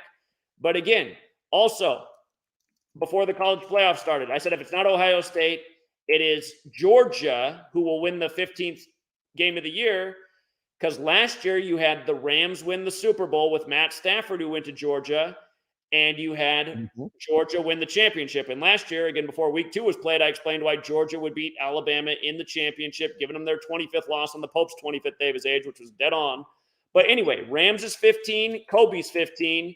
Notice how Georgia gets their 15th win of the season over number 15, Dugan. And like we just talked about on LeBron's birthday, I said there's another clue. LeBron got his 15th win of the season in Georgia, who plays for the Lakers. And again, Los Angeles Lakers is also 58, like how they won by 58 points tonight, like how Kobe Bryant's 58. Again, we're showing how sports is all scripted together, how the rituals are so perfect. It was LeBron's 38th birthday that he got his 15th win. Notice when you write out 15, it's 38. Tonight, Georgia was up 38-7 at halftime. So again, Kobe dying on Bear Bryant anniversary, who was the coach at Alabama, where Kirby Smart is from. Kirby Smart's from Alabama. That's what this is about. We're showing how year after year people are murdered in rituals that foreshadow and give clues about what's going to happen in the rigged championships. So it was all about the City of Angels tonight. So can you just give me one tip for this wild card weekend? Like, give me one game. I'm not asking for a future. Give me one game. Here, Give the people I'll give you a tip right here. Okay. I'll give you a tip right here. This number kills in wild card weekend. Thank you. Go through the stats in the games because there's at least 2 on the board. I've identified 2. I've started my wild card decoding. There's at least 2 games where 38 can play. And I'll give you a tip. 163 is the 38th prime number. But every year this number smashes in wild card weekend. Okay. So go see where the 38s are. So I'm looking for 38. Thank you, Zach. I appreciate you going through that with me. And you know, hey, I'm a fellow content creator myself. I'm all about making great content. So keep up the great work. Hope wish you the best of luck. Gambling wise, I hope you kill it, man. Get you some more futures. And Well, feel you don't free. got to hope for anything. We've already been killing it. I I mean, know. We'll keep again, killing it. if you don't realize what we've done unprecedented. We've proven how sports are scripted. We've nailed futures. Nobody has more futures in their resume than yours truly by a long shot. I mean, I've just been stacking futures like this for a decade. So again, that's why I get annoyed with people like you, because to me, it's a joke that people still think pro sports are real. Like, I just think, like, how low does the IQ got to be? And then we're dropping bombs, truth bombs in the thing. I mean, I'm doing a stream about how it's a tribute to this, and then the numbers are landing all throughout the game. And then you're coming on at the end and being like, well, how's this have anything to do with Kobe Bryant or Bear Bryant? Yeah, why are you making fun of me again? Why is he making Like, fun of we me? just told you about 17 date numerology. Anyway, man, it's just like, you know, and then again, the thing is, I only charge $5 a month, putting out the dopest work there ever was. And a guy like you's never even tried to pitch in and chip in anything, and then is calling in a year later who still hasn't caught on. And again, I mean, I do come from the Pacific Northwest. We might have our nose up in the air about some things, but then I hear that Southern accent. I'm like, yeah, it's kind of like our stereotype of what we think of people from down in the South. But anyway, so just got to keep it 100. Well, everybody. A lot of people are moving to the South, so we must be doing something right. Yeah, but maybe also not the sharpest tools in the shed either. So anyway, appreciate it, man. Well, that's why. Later. Anyway, you were nicer to him, Vic, but I just picked up on some troll vibe shit, and just some of the things he said just reminded me, like, is this all after the fact? I mean, get the fuck out of here. Is it all after the fact? Yeah, but that's what they want to do. Is like they want the minute you open that door, is like that's what they try to criticize about. Is like, you know, you know, then they try to say, why would people come up if we're just gonna like bombard them like that? You know, it's, you know, but again, I mean, listen to him. He's like, give me some stuff. I mean, he can't even make a $5 investment. Yeah, no, that you were 100% right. Like he called himself. I'll give him the little tip, and then I'll also tell him off on what I really think. So Victor's a lot nicer than me, you guys. Don't associate Victor's attitude with me. But I'm always going to be the way I am. I don't like people. I talk down to people. And again, for all of you who don't like it, I don't give a shit, because I'm sorry about, I'm sick of living in a society of sorry ass fucking retards. And that guy reminded me of it right there. So anyway, he's never going to be a customer. Fuck him. He definitely was trying to get some free picks, though. Exactly. He's a bum. All right. Here, let's see. I hate trolls. What's up? I hate trolls. Hello, Zach. Can you hear me? Yeah. What's up? Hello, Zach. This is my first time calling in, man. I'll keep it short. The time zone is a bit different because I'm actually about 8 hours ahead of you. But I've been watching you since Spiritual Soul, back when Kobe died.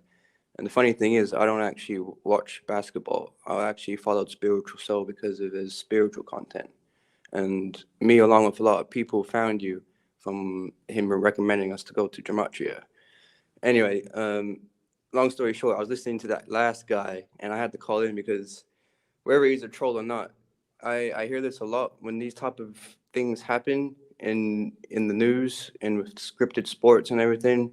It's like people always want to argue about whether it's they're acting or not. And like the thing to remember is whether they're acting or not, the cabal, the Jesuits, they're doing this on purpose to get to harvest our energy. You know, they want to get as many people seeing this ritual as possible. So whether he acted and he actually did die or actually did have a cardiac arrest, it doesn't matter because they're trying to get as many people to tune in to see this ritual.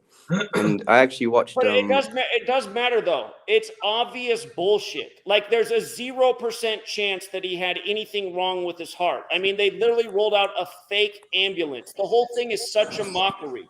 That's the frustrating thing, that these people just get away with the most obvious bullshit mockery, especially on the sports field, and the dummies just sit there and act like it's 1,000,000% true. It's 1,000,000% authentic. There's no way you could script it. So I agree. There's a 0% probability that anything happened to DeMar Hamlin's heart. I agree 100%. And I actually saw Rambo's video that he did on the Hiram Abiff ritual, and it's just so obvious. It's not the first time that they've used this Haram Abith ritual, and the fact that the fact that the kneeling and the man, I believe Rambo said, William Morgan, like the actual ritual, it's not a conspiracy, it's a real ritual, and the man who actually wrote it in the book was a Freemason, and he actually got punished and went missing in the Buffalo area by publishing this ritual. So I mean, that even ties into the whole Buffalo thing as well, and just the fact that people don't even, like, don't even want to accept that that is a true thing. Like this kneeling ritual is a real ritual that these people get together and they practice. It's, and it's like, this is just one example of many, many, many, which Rambo also highlighted, that they do this, It's Kaepernick 2.0 pretty much. And people definitely focus on the wrong thing. Like, instead of trying to disprove or prove if the act of that Damar Hamlin got injured was real or fake, let's just focus on what we can prove, which is the ritual element of it. Exactly. It's orchestrated. Whether he died or not, it's orchestrated. Exactly. Yeah. People, they focus on the wrong things. Like, I agree with you on that point, Zach, that the guy was just asking questions that, I guess would say are really, like, not too intelligent. But yeah, the guy was a fucking idiot too. I'm explaining to him the hockey example, and he's like cutting me off. He can't even take the time to listen. So it's like, it just reminds me of everything that's wrong. Because for all you guys in the chat who don't like the way my attitude is, I get that you don't like it, but you're not me. You haven't been speaking out and seeing through this bullshit ass world for all of your adult life and talking to fucking retards like that who think they got all the answers and then ask you some smart ass question, and then they don't even have, like, the time to listen. They start talking again. Yep. It's just like, dude, get the fuck out of here. You're a fucking hillbilly moron who can't even figure out how rigged sports are. That's just another low IQ, sorry. I mean, it's just, you guys, I don't care if you're offended by what I'm saying. It's offensive for me to have to live in a world with people this dumb.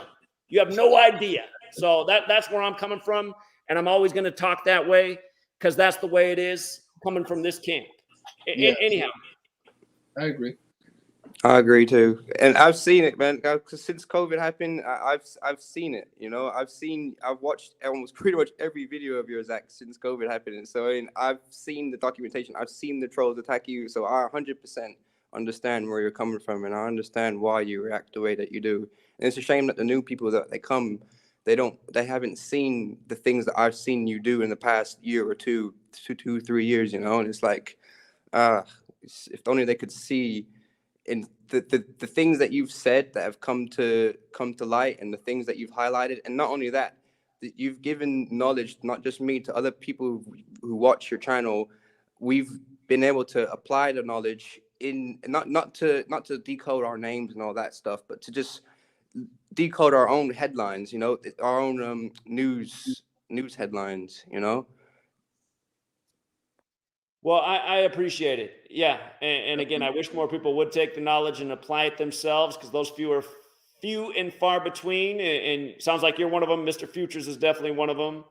And that's the thing. A lot of people don't have, like, so many people in our society just need their shoes tied for them every day. They can't do anything themselves. They need it all done for them. And part of this computerized automation age, and it's part of the reason AI is phasing out human beings. But I agree. I'm a bit nervous, by the way, because it's my first time calling in. So if I sound a bit like scatty, it's because I'm a bit nervous. No, you're doing sound great. clear and smooth. You're doing great. Yeah. Thank you. Yeah. Didn't know you were nervous at all. So you sound better than I do. But anyhow. From Europe? What is it? You located in Europe? Yeah, I'm actually located in Egypt right now, to be fair. I don't want to get into the long story of it, but I was actually born in America, and my mom's British, my dad's American, and I moved to England when I was 13. And right now, I'm 27 right now, and I'm living abroad with my wife. And yeah, sometimes I go back to the UK. And when COVID happened, I couldn't really go back to the UK as much, so I've been staying in Egypt for quite some time. Nice. But yeah. Last time I was in America was in 2014. Obama was still president, and I'm guessing it was a lot different then. Indeed. Appreciate the support, brother. Well, call us back, friend. We got a few more people that hopped on the line. We'll let a few more on, and then we got to wrap it up here pretty soon because it is getting late. But thank you. I hate trolls. Appreciate the name. Yeah, No problem. Take care, guys. great. Take Man. care. Coney. Hello. How are you guys doing today? Doing well. What's up? Not too bad. I just thought I would quickly hop on. As per sports, this was, I believe, it was the Raptors versus the Bucks. I forget which team it was, but the team was up by 11 points. And mind you, there was a minute and 26 seconds left, or a minute and 28 seconds left, and the other team came back and won in OT. Yeah, just Came back unbelievably stupid comeback. and won in OT. And mind you, that's 3 possessions. So just to argue that it isn't scripted, I could see it maybe early on, but there's just certain things, certain examples that are irrefutable. So yeah. I could understand if we were still in the 90s if people were arguing that sports weren't scripted, but sports have become really stupid in recent times, especially with all the new gambling. Again, baseball, these shifts. Okay, like you should not be in Major League Baseball if you can't hit through these holes with these new shifts. I mean, it's just like it's just impossibly stupid. And all of a sudden, nobody can close a game. Nobody has a closer. All of a sudden, baseball is a super high-scoring sport right when they get a new commissioner. I mean, like, that's what finally woke my dad up, because my dad's a big baseball fan, and now he just sees how dumb it is. He's like, okay, you're right. Never mind. He was arguing with me 5-6 years ago, but not anymore. The shift is the most obvious element of the rigging in baseball, which is why I think this year coming up, they're taking it out. Like, you can't do it. They got rid of it, right? But just even the fact that it's been going on and people didn't see through it, it's just like, come on, man. These guys can't hit through these holes and they're in the major league. That just tells Zach, common sense isn't common. Like, there's no, if you've never even played pickup baseball, you should know that there's no way that a professional baseball player cannot hit to the opposite field or pull the ball whenever they want to. Like, it doesn't matter about the pitcher. You can do it. It's just about the way you swing your bat and how you position yourself at the plate. It's very easy to do. Exactly. It's just it's mind blowing what they're getting away with. And again, I mean, just Brady's whole career. Tom Brady's whole NFL career is just retarded, in a word. I mean, I don't even know how else to describe it. The whole thing is, I mean, the Tuck rule to start it all after the Patriot Act. I mean, he totally fumbled against the Raiders. The game was over. He lost the game, should have been off the field. Then he goes on to win the Super Bowl. Then they're inventing new rules. Now you can't do this tackle. Now it's just, and then the worst one of all, like I really thought after Super Bowl 51 with the 25-point comeback on 2-5, I thought nobody was going to go to NFL games anymore. And then look at them. They're still going. It's like, oh my God, how dumb are these people? It's unfortunate. Stands are filled. The stands are filled, Zach. Yeah, I mean, I've gone over that end of that game, but again, Julio Jones caught the ball for like 1st and 10 with 5 minutes left in the game, up 8 points at nearly the Patriots 20, run the ball 3 times, kick a field goal, go up 11. There's probably going to be 3 minutes left in the game, and then nobody's coming back from 2 scores down 3 minutes. But instead, they drop back to pass. Ends up being 3rd and 33. 3rd and 33. And then they have to punt. Oh, my God. It's like Marshawn Lynch at the goal line. Exactly, man. 21st pass intercepted by number 21 on the down 2nd and 1 on the date 2-1. It's just like, come on, man. As Brady gets his 21st playoff win. Yeah, some of the most rigged plays ever in sports history. And just it's a big business. Too many examples. If it was a legit business, there'd be no way that Vegas can just be profitable. Every year. It's impossible. Every year. And yeah, just things like even Bill Belichick being the greatest coach. So when the Patriots lost Super Bowl 52 to the Eagles, which was a Super Bowl we nailed dead on in week 3 of the NFL season, Bill Belichick's decision right before the game is to bench number 21, who made the game-winning interception in the last Super Bowl. Exactly. It's like, okay, it was over some like petty thing. It's like, okay, so the guy who won the last Super Bowl for you, you're going to bench him. Makes sense. Yeah, it was big news too, and I think it was one of their best defensive players as well. So yeah, it's like, oh yeah, that makes sense. Yeah, you're right here at the Super Bowl, and he's been a great player for you. So just bench him for the most important game. And I hate watching Bill Belichick too, because it's like a big joke. Watch Bill Belichick on a Sunday. Every time the camera goes to him, he's got his cutoff hoodie and his arms folded, and he's like staring off into space, interacting with no one. It's like, what is this guy fucking Yoda? Is it like what's the word when you can like talk through your mind? Because he's never engaging with anybody. He's just always standing there in his cutoff hoodie, staring off into nowhere with his headset. exactly. Like, this is the greatest fucking coach in NFL history. Yep. I mean, God, it's just like the guy doesn't even do anything. And Cody, I know that you're a supporter of mine and Zach's work in our community. So, I don't want to put you on the spot, but if you could personally just speak about like just a little bit of your journey and your experience, just since you've started supporting both of us, just because we always have the detractors, the people that speak negatively about us. So if you could just again, I don't want to put you on the spot, but just speak about your experience. No, definitely. I'll definitely speak about it.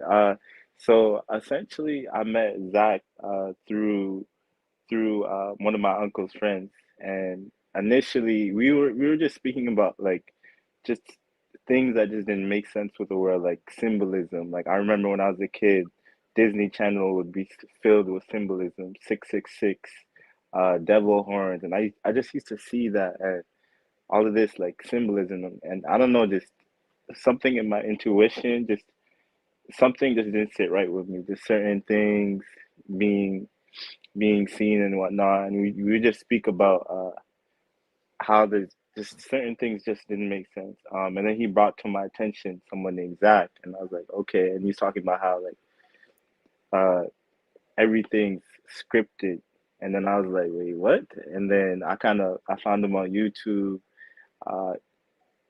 Started following Zach on YouTube, and seeing his work, and it was irrefutable. And following that, and I haven't even been following Zach that long. I think once this summer hits, it will be 2 years of me following Zach, and this is like I don't really bring this up too often because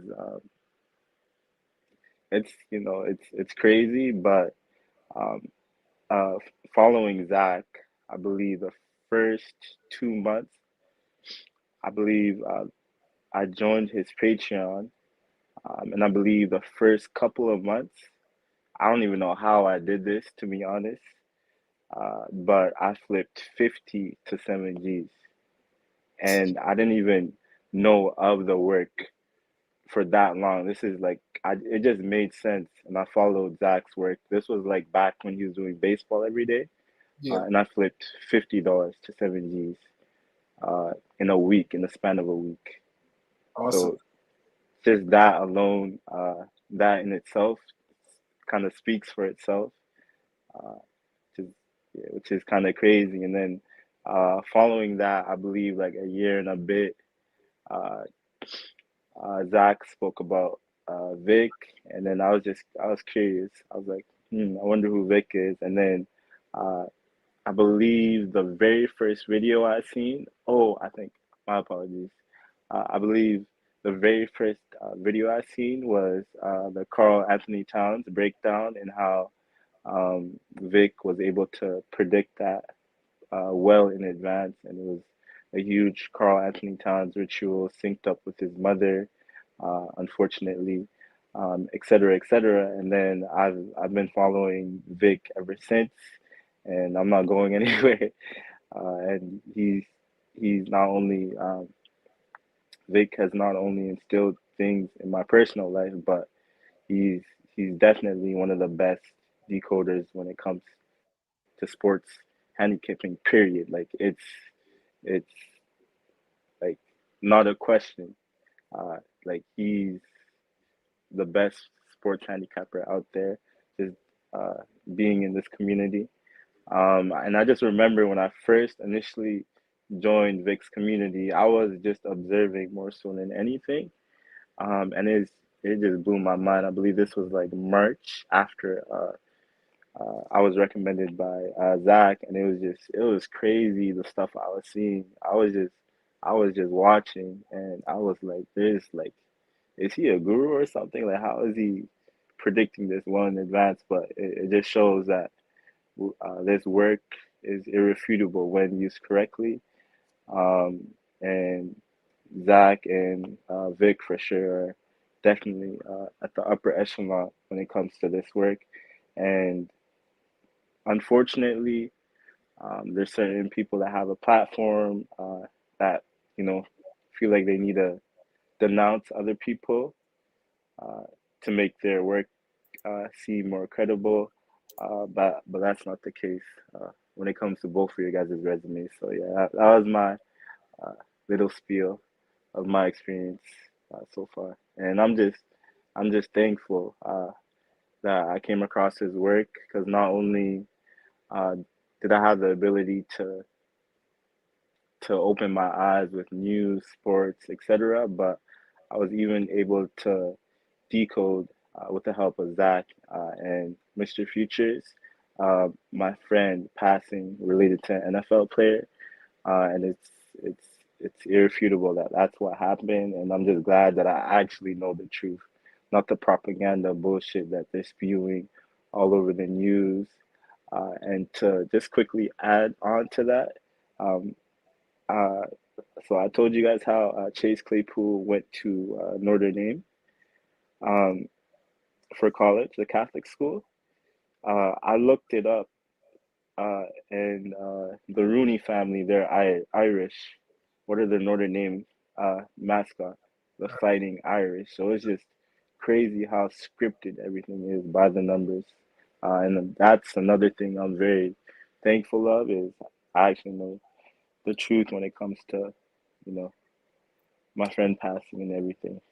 Just everything, period. News, sports, media, propaganda, all that.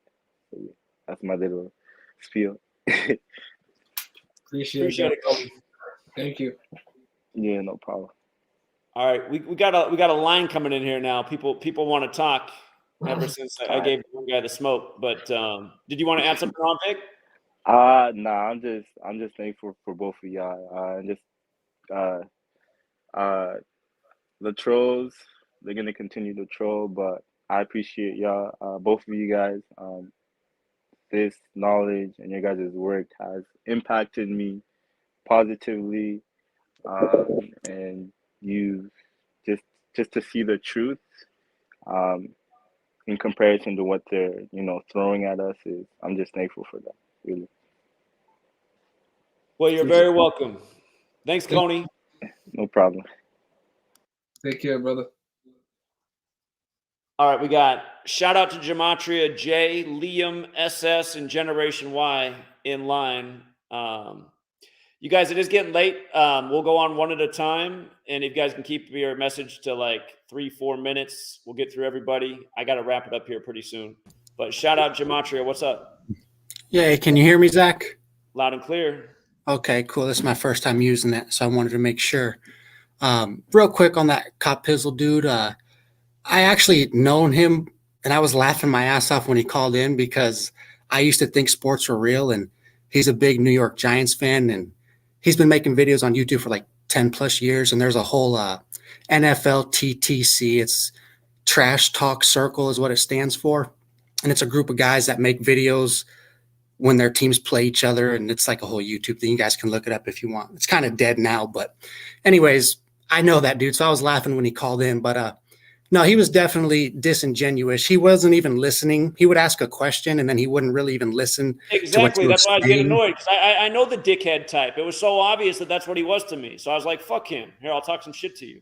Yeah, exactly. He deserves it. Them smart ass comments and stuff. But he was just getting his next question ready rather than actually listening for your response.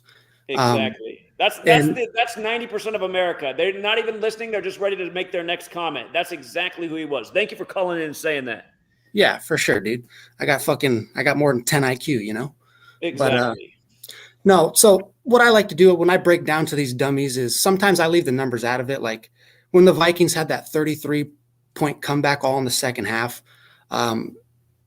When I explain to people like that, I'm like, dude, come on, you know that's fake. And then I'll bring the numbers up after the fact. You know, I hit him with that. Hold on. Here's the way I would introduce that to somebody. I'd be like, did you notice that Frank Reich got replaced by Jeff Saturday, and Jeff Saturday gave up a 33-point lead, the new record, when before it was 32 points, and it was a game that Frank Reich was the QB in? On Saturday? Exactly. And not only was it Saturday, the first Saturday game of the season, but it was also Saturnalia, the day to celebrate Saturn, which Saturday is named after. Exactly. Yeah. But like I said, I usually bring that information up after the fact. I mean, I guess we're all a little different, but anyways, I just want to call in, show some support, man. It's nothing but love out here, Zach.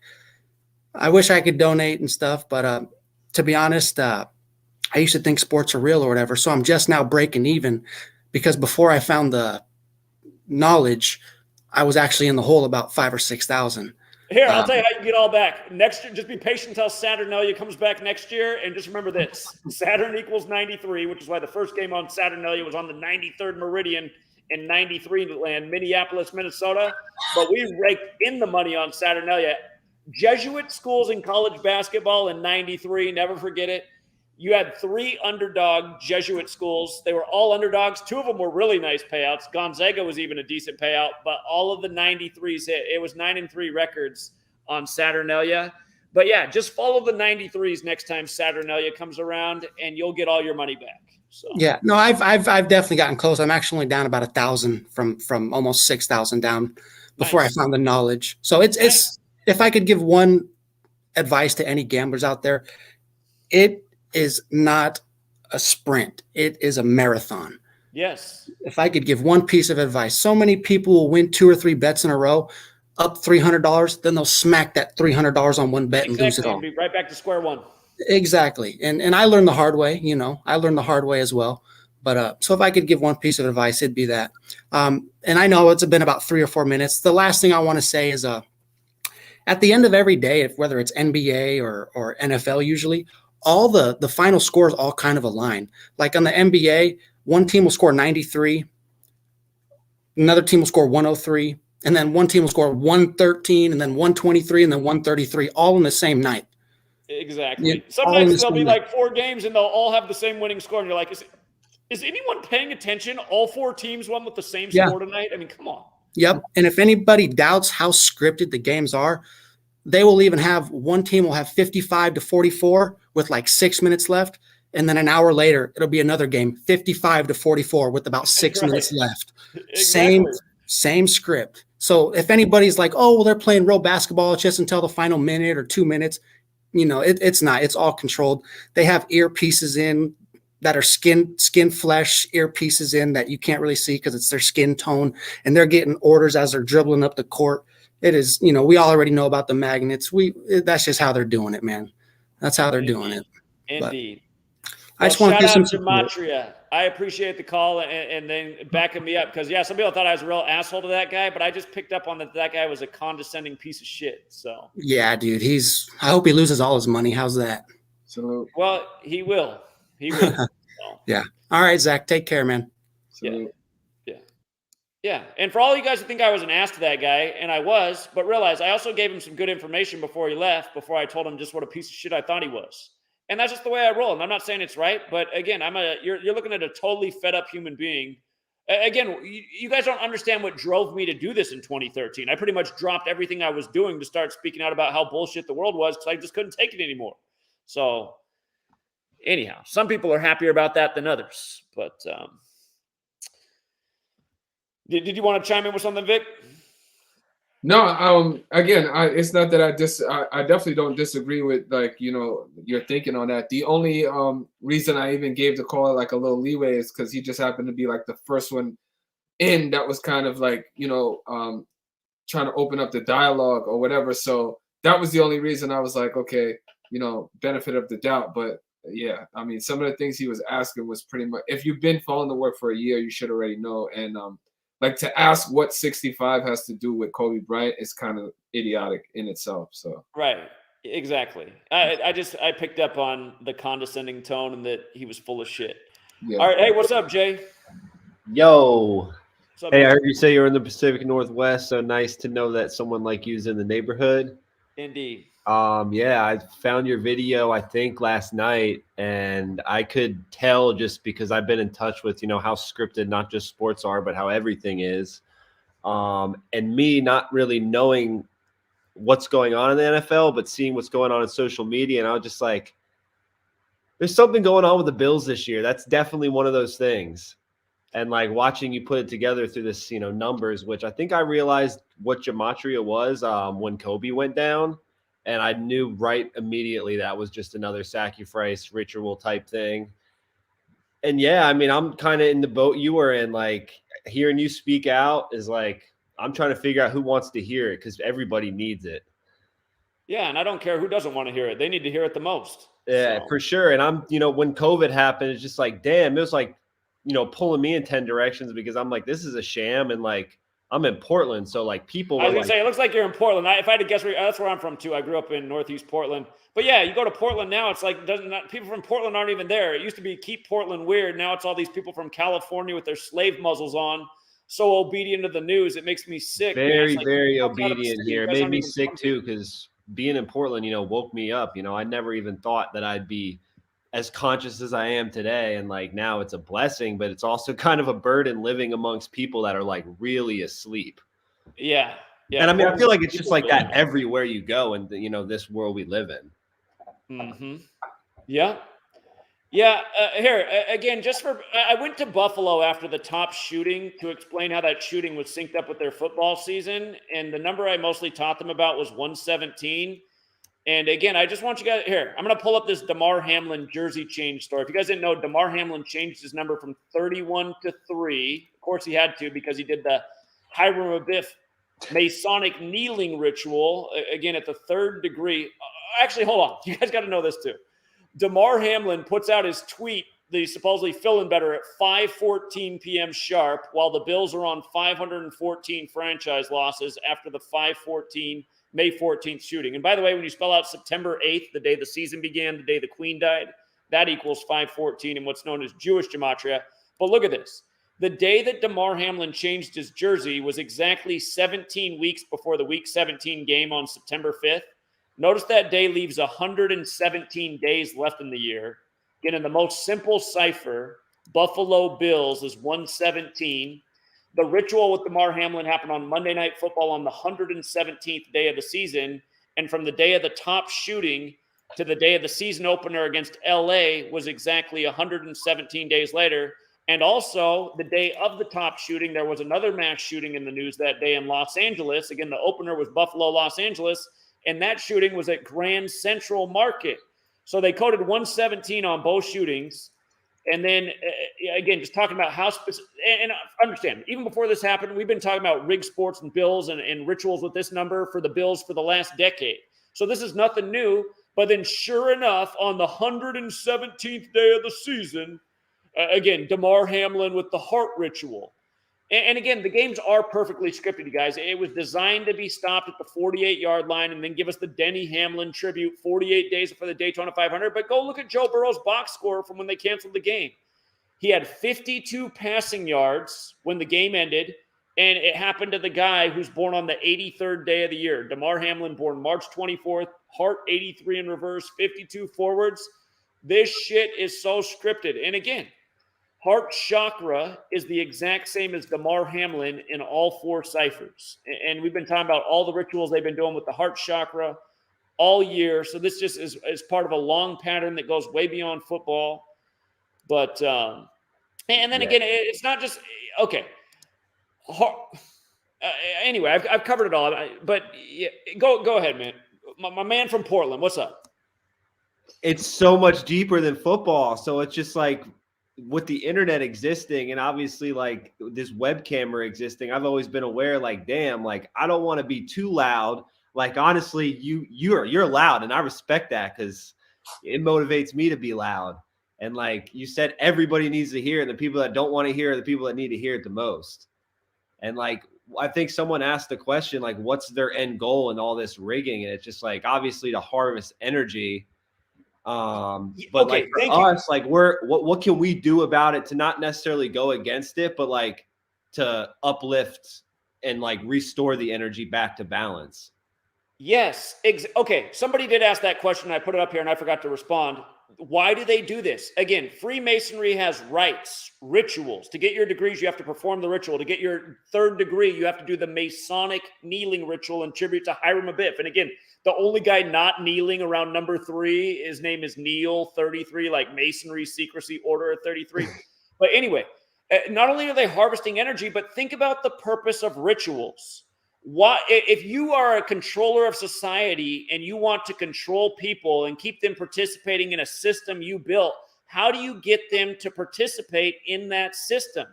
You have to create some kind of activity or a ritual.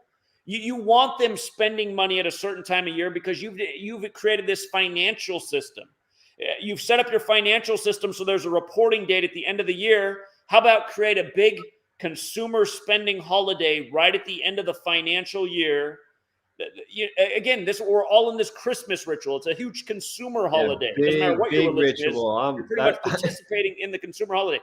They've created all of these rituals for us to have an identity, to participate in society, to make us feel like we're doing something every 4 years. We get to elect the new president. And so many people, they just think that's the most important thing they can do as an American, not even realizing that they're again, we even learned the quote. We're like, had you been in Russia, it would have been this way. Doesn't matter who votes, it matters who counts the votes. Well, it's the same shit over here. Yep. But again, all of this stuff is to keep us controlled. And it is energy harvesting. It's just like, again, you guys, go watch that cartoon, Monsters, Inc., which came out right after 9/11. In the cartoon, they have the whole group of monsters like walking, and there's a clock right behind them, and the clock just happens to be on 9/11. And the movie's about energy harvesting and these creatures that have to live off people's fear. I mean, it's so obvious. Yeah, they actually gave everyone here you go, it's right here for you. And I was a kid when that movie came out, so to understand later on, it's just like it's so deep, but it's really right there for everyone to see, especially like with, you put it together, one video in with a conscious mind, you're like, of course the NFL's rigged. And like it stopped watching a long time ago because I was a Patriots fan. So like I was living on a high in high school watching Tom Brady live, rigged to every Super Bowl.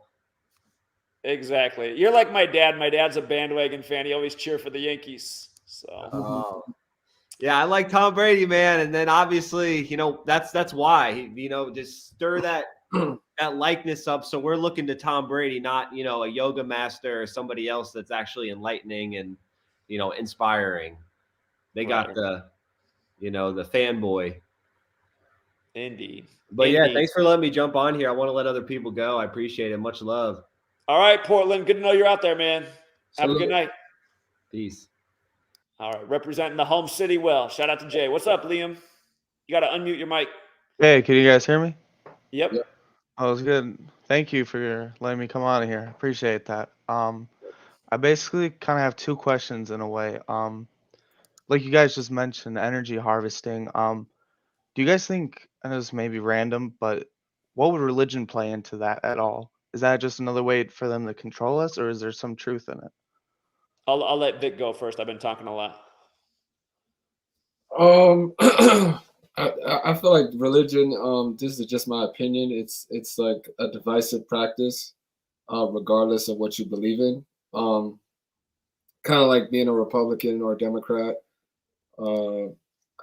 Me personally, I believe in a higher power or, a higher energy.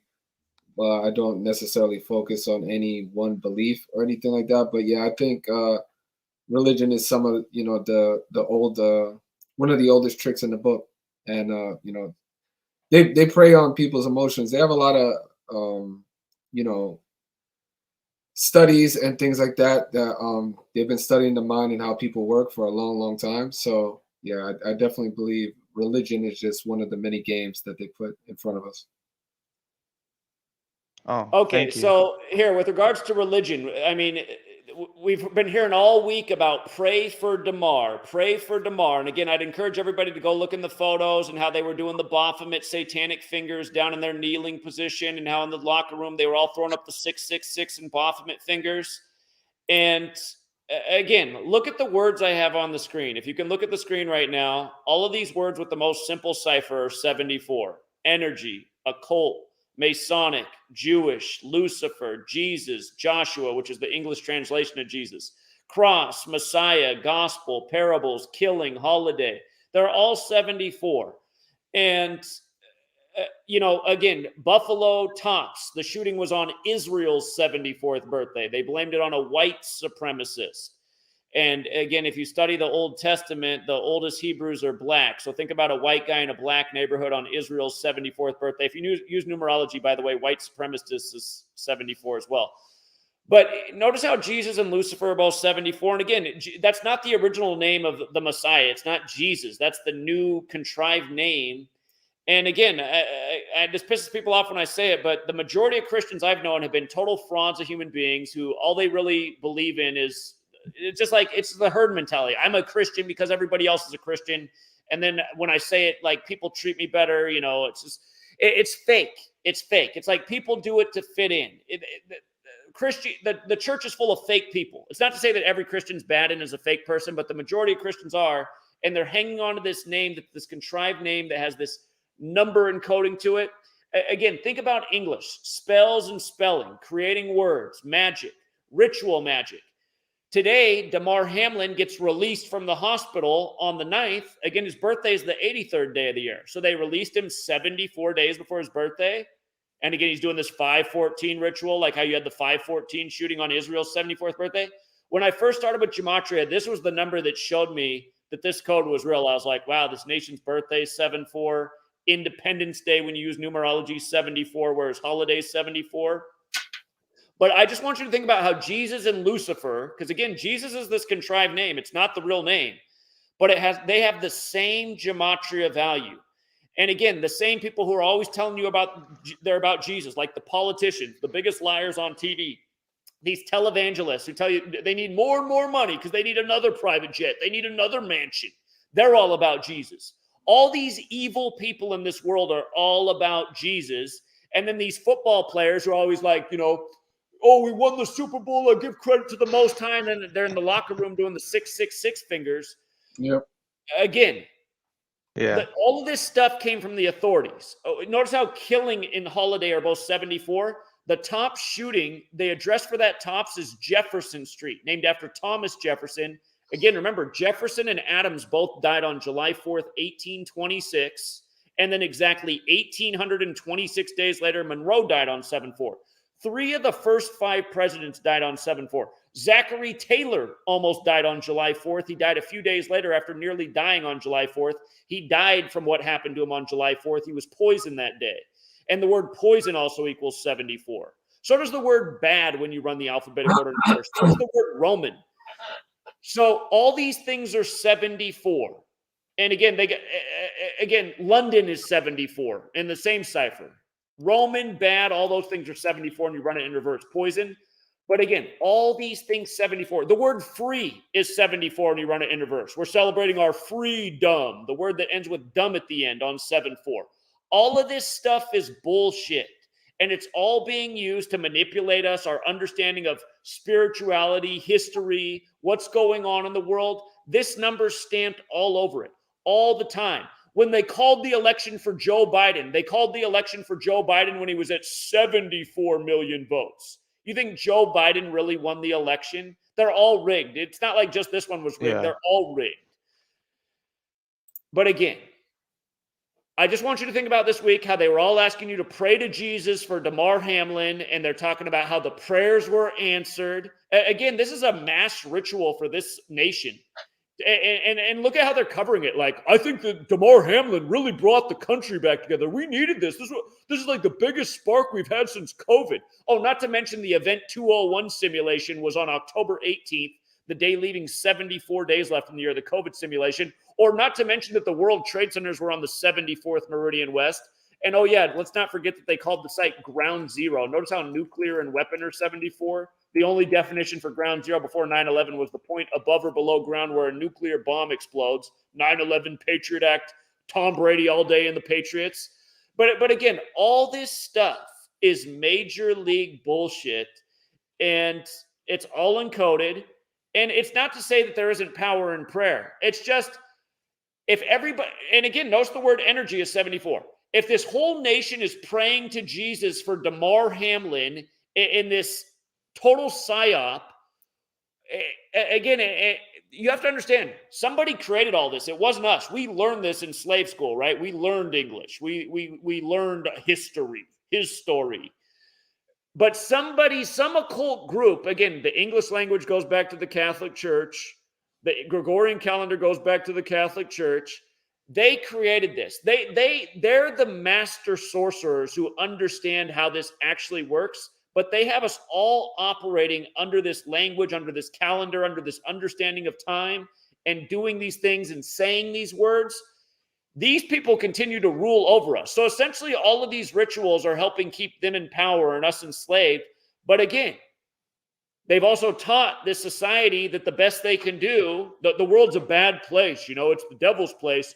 All you can do is pray and wait for Jesus to come save us. I mean, this is 80% of the country's understanding of life. But again, I mean, just think about it. They had everybody praying to Jesus for Damar Hamlin when we know this thing's a total psyop and ritual, only for him to be released 74 days before his birthday. Energy harvesting, manipulation, ritual, keeping people believing in a system, the word with lie right in the middle. I hope I'm making sense, but again, I just want you to think about all this. No, I really do appreciate all this, and I don't want to hog the room anymore, but you guys' explaining and time and patience, I really appreciate that, because that may have seemed like a random question, but I'm not here for the money or the gambling. I just really want to learn the truth. And someone showed me this channel a few years back, and ever since then I've been able to get closer to the truth and understanding our world, and that's because of you guys. So thank you so much. And by the way, you're not an asshole. That dude is a douche. Say your mind, bro. Well, I am an asshole. Trust me. Well, I'm yeah, not but always an asshole, but rightfully I so. definitely have a major asshole side to me. Don't provoke me, and I won't be an asshole. So. Yeah, that's fair enough. Anyway, I don't want to hog the room anymore, but thank you guys for your time. You have a blessed Appreciate night. it, Liam. Salute. Who's not an asshole is Victor. Victor, what do you want to say about this? You want to add any more on this Damar Hamlin pray for Damar thing? No,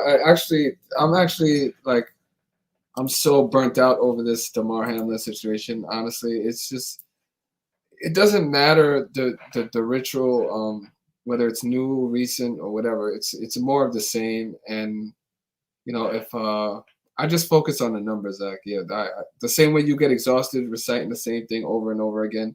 If you at this point, if you can't see that wasn't a legitimate collapse or whatever they want to call it, I mean, there's nothing I'm going to tell you to wake you up, to be honest. Yeah, and for all the people who still haven't actually seen the highlight, because realize they're not showing you the highlight, go find the clip and you'll see what happens. He falls down, he gets up right away, he does a big shh, and then he falls back down again, and then that's when the whole thing starts with everyone kneeling around him. So, what do you think the shh was symbolic of? I'm pretty sure that was like secrecy. Like secret societies. Yeah, that's like, what is it? Hear no evil, speak no evil. Some other things that they practice. Indeed. All right, we got one more person in the room. SS. Sure. This guy's not coming over from Germany, is he? What's up, SS? Hello. Hello. Hello. You're on. Oh. I don't want to hold you up. I really never have much to add to your talks, but I just want to let you know how I think you're wonderful, and I love your shows, and I get a lot of information from you, and I know more from you I've learned more from you than I did getting that master's degree I got. Thank you so much, Zach, for all you do. I love you so much. I love supporting you, and it's late and I'm at work, and I got enough. Is this Sarah Sutherland? Is this Sarah Sutherland? Yes.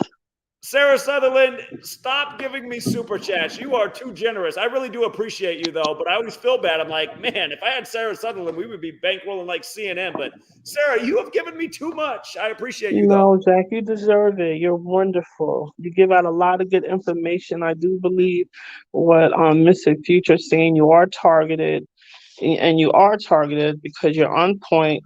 The information you give is correct, and you're honest about it. I've been watching you now more than 3 years. I really like your work, and I think you have a lot to donate to the society. So I'm not going to keep any longer. Like I said, I'm at work. I only wanted to tell you that I never call in, and I got enough nerve this morning because it's late. Nice. Salute, Sarah. Well, I appreciate it, Sarah. It's nice to hear your voice, and thank you again for all your generosity. And seriously, if you ever need any money, you know who to ask first. No, I'm on my job, Zach. I got a job. I work. Well, I appreciate it. You're super generous. And I love you, Zach. Please keep up the good work. We need you. We need you. We need you. I won't stop. I don't have anything else to do. I don't have any friends anymore.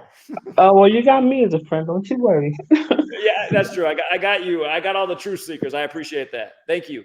You're welcome, Zach. You take care. Take care, everyone. Bye. Have a good night, Sarah. Shout out to all the Gematria women on the front lines. Now we got another person in the chat called Chase201. Somebody left a comment the other day that I've trained everybody to just chase the number 201, which is not true. I don't know if this is gonna be the same person who left that comment, but let's see. That's not Chase201. Hey Zach, I called in before. I just wanted to get some clarification on the number 6. I saw one of your tweets. You spoke about the 16. I was trying to explain it to my friend, but I'm still trying to learn the whole all the ciphers. But it was the reduction 16 with the Bills. Bills is 18 in reduction. Oh, is it 18? Because remember, they just had the first opening kickoff return in 18 years in Week 18 on the date 1-8. Was there a 16 then at all? In the Bills? Yes. I saw you tweet something about 16. Oh, on the 16 date numerology, the 16s were catching touchdowns all over the place. The Seahawks game went to overtime 16-16. It was about the date numerology that day. Those games were on 16 date numerology. Remember they took 16 off the practice squad and like the day before the game, and then he had that bomb touchdown catch. Okay, yeah, this makes a lot more sense now because I was starting to give me confusion. I was like, I kind of got the reduction down, and this is like we were adding it all up, and it's the date numerology was 16 on Sunday. Okay, yeah, it was today. The date numerology 17. Tomorrow the date numerology will be 18. And again, the 17 was huge with the college football game today. The TCU one. No. Yeah, because again, it was the record for most points scored in the first quarter, 17 points. Oh, yeah. TCU got their 17th bowl game loss. At one point, there was 59 points, the 17th prime. Again, this was the 153rd college football season, which is also the 17th triangular number. So yeah, remember, numerology is adding up the value of the date. Gematria is adding up the value of the word. Yes, okay. Yeah, this makes a lot more sense. I was because I was following your thread, and then I thought it tied in with the Bills, but it makes more sense that the date numerology. Here, I put out the NBA notes every day, and I put here for people who don't. Oh, I'm hitting the wrong buttons. For people who need a clarification on numerology and gematria. Oh my goodness, I'm hitting the wrong button. All right, here, let me just pull up the NBA notes for today. So at the top of the notes every day, I give the numbers to know for basketball. Cheese chicken McNuggets. Wait, no, Big Mac. The date numerology today, there's multiple paths. One is 53, the other is 17. And again, it's this 17 method that's killing in the yesterday it was 16, the day before it's 15, the day before that's 14. Again, tomorrow it'll be 18. But I always put up the numbers to know for the day. Mm-hmm. And again, numerology and gematria are the two things we use to dissect the sports games. Yes, that makes a lot more sense now. Okay. And also, did you see that Russell Wilson? He was taking a nil too, and he wears number 3. Oh, yeah, I heard about that, and I also need to look into the Old Dominion basketball player, number 3, who collapsed. I heard that happened too, so I haven't looked at that yet. Yeah, alrighty. Yeah. Well, thank you for the clarification, man. I support the Patreon. Like, I'm not so into the betting at the moment. I usually like getting in like during the playoffs and whatnot. Sure. Yeah, but Sure. like, you It's know, good to it's not like, gamble every day. I'm always yeah, glad when I hear sure. that people just support the work and they don't gamble, but Yeah, for sure. You know, like, 'cause I feel like this is like, you know, I'm learning value out here. This is helping me help other people wake up. So it's just like, it's a compound effect of what you're truly doing, man. well, appreciate the support. Yes, sir. All right, All man. right, have a good one, Chase. You too. Good night. And Vic, did you look into that Old Dominion player collapse? No, I just was alerted about it when you said it. Yeah.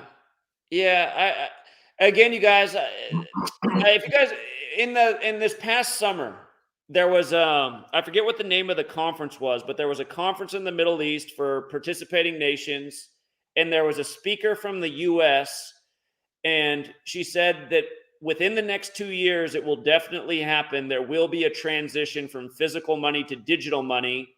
And she said the Americans need to be aware that there's going to be a lot of abuses once we go to that digital currency, because the government's going to have, you know, a peephole into every last financial transaction you make, and there's room for abuse.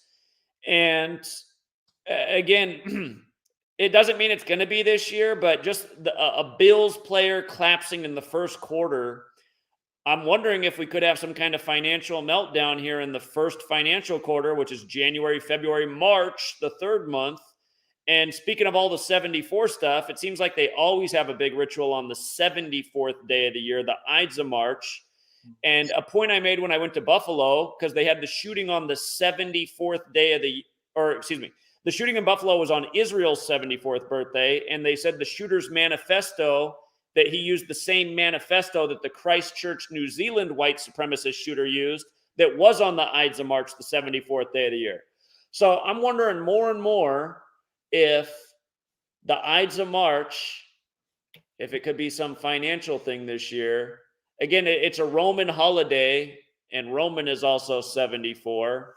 But yeah, does a Bills player like dollar bills, a Bills player collapsing in the first quarter, is that symbolic of something that could happen financially? And since he's number 3, I would imagine it would happen in the third month, which is the last month in the first quarter.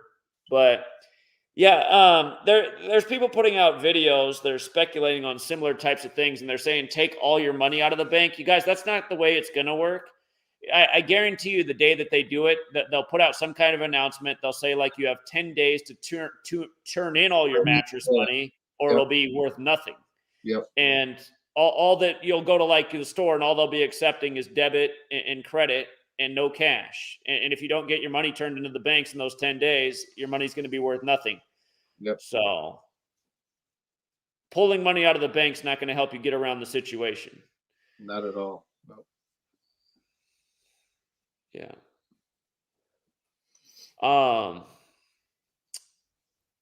LT hop back on here real quick. All right, LT and Vic will close us out, and then we'll wrap it up. Okay, LT, what's the last thought? Hey man, sorry. You were talking about the Old Dominion player. He's number 3, and right when he collapsed, there was 13 minutes, 13 seconds on the clock. And number 13 for the other team makes a 3 at that exact time to give his team 13 points. So 13 makes me think of money. I don't know. Yeah, it's weird. If you look at just YouTube it. It's strange stuff. I mean, I try to explain this to people and they just think I'm nuts, but there's definitely something going on. So intelligent people seem crazy to not so intelligent people. Isn't it nuts? Yeah. But anyway, man, that's all I got. Dominion's like having control over something. So Old Dominion, the old control. Here comes the new control. But yeah, number 3. So what are they trying to tell us? And is Old Dominion in Virginia? Is that where that school's at? I'm not sure. I think so. I think you're right on. Maybe Delaware. Norfolk, Virginia. Oh, okay. But yeah, man, it makes me wonder if there's some sort of technology that they're using. How can they script that to the exact second? Yeah, that's the kind of stuff that's why. Oh, sweet lady's calling me right now, which means I need to get off the thing. She's pissed. She's in the house calling me. Anyway, 3/13 is Old Dominion's establishment date. They're going to turn 93 years old on March 13th, right before the Ides of March. All right, man. Hey, I don't want to hold you up. I'll let you get to sweet lady, man. All right, appreciate it, LT. All right, Vic, you want to close us out? Sure.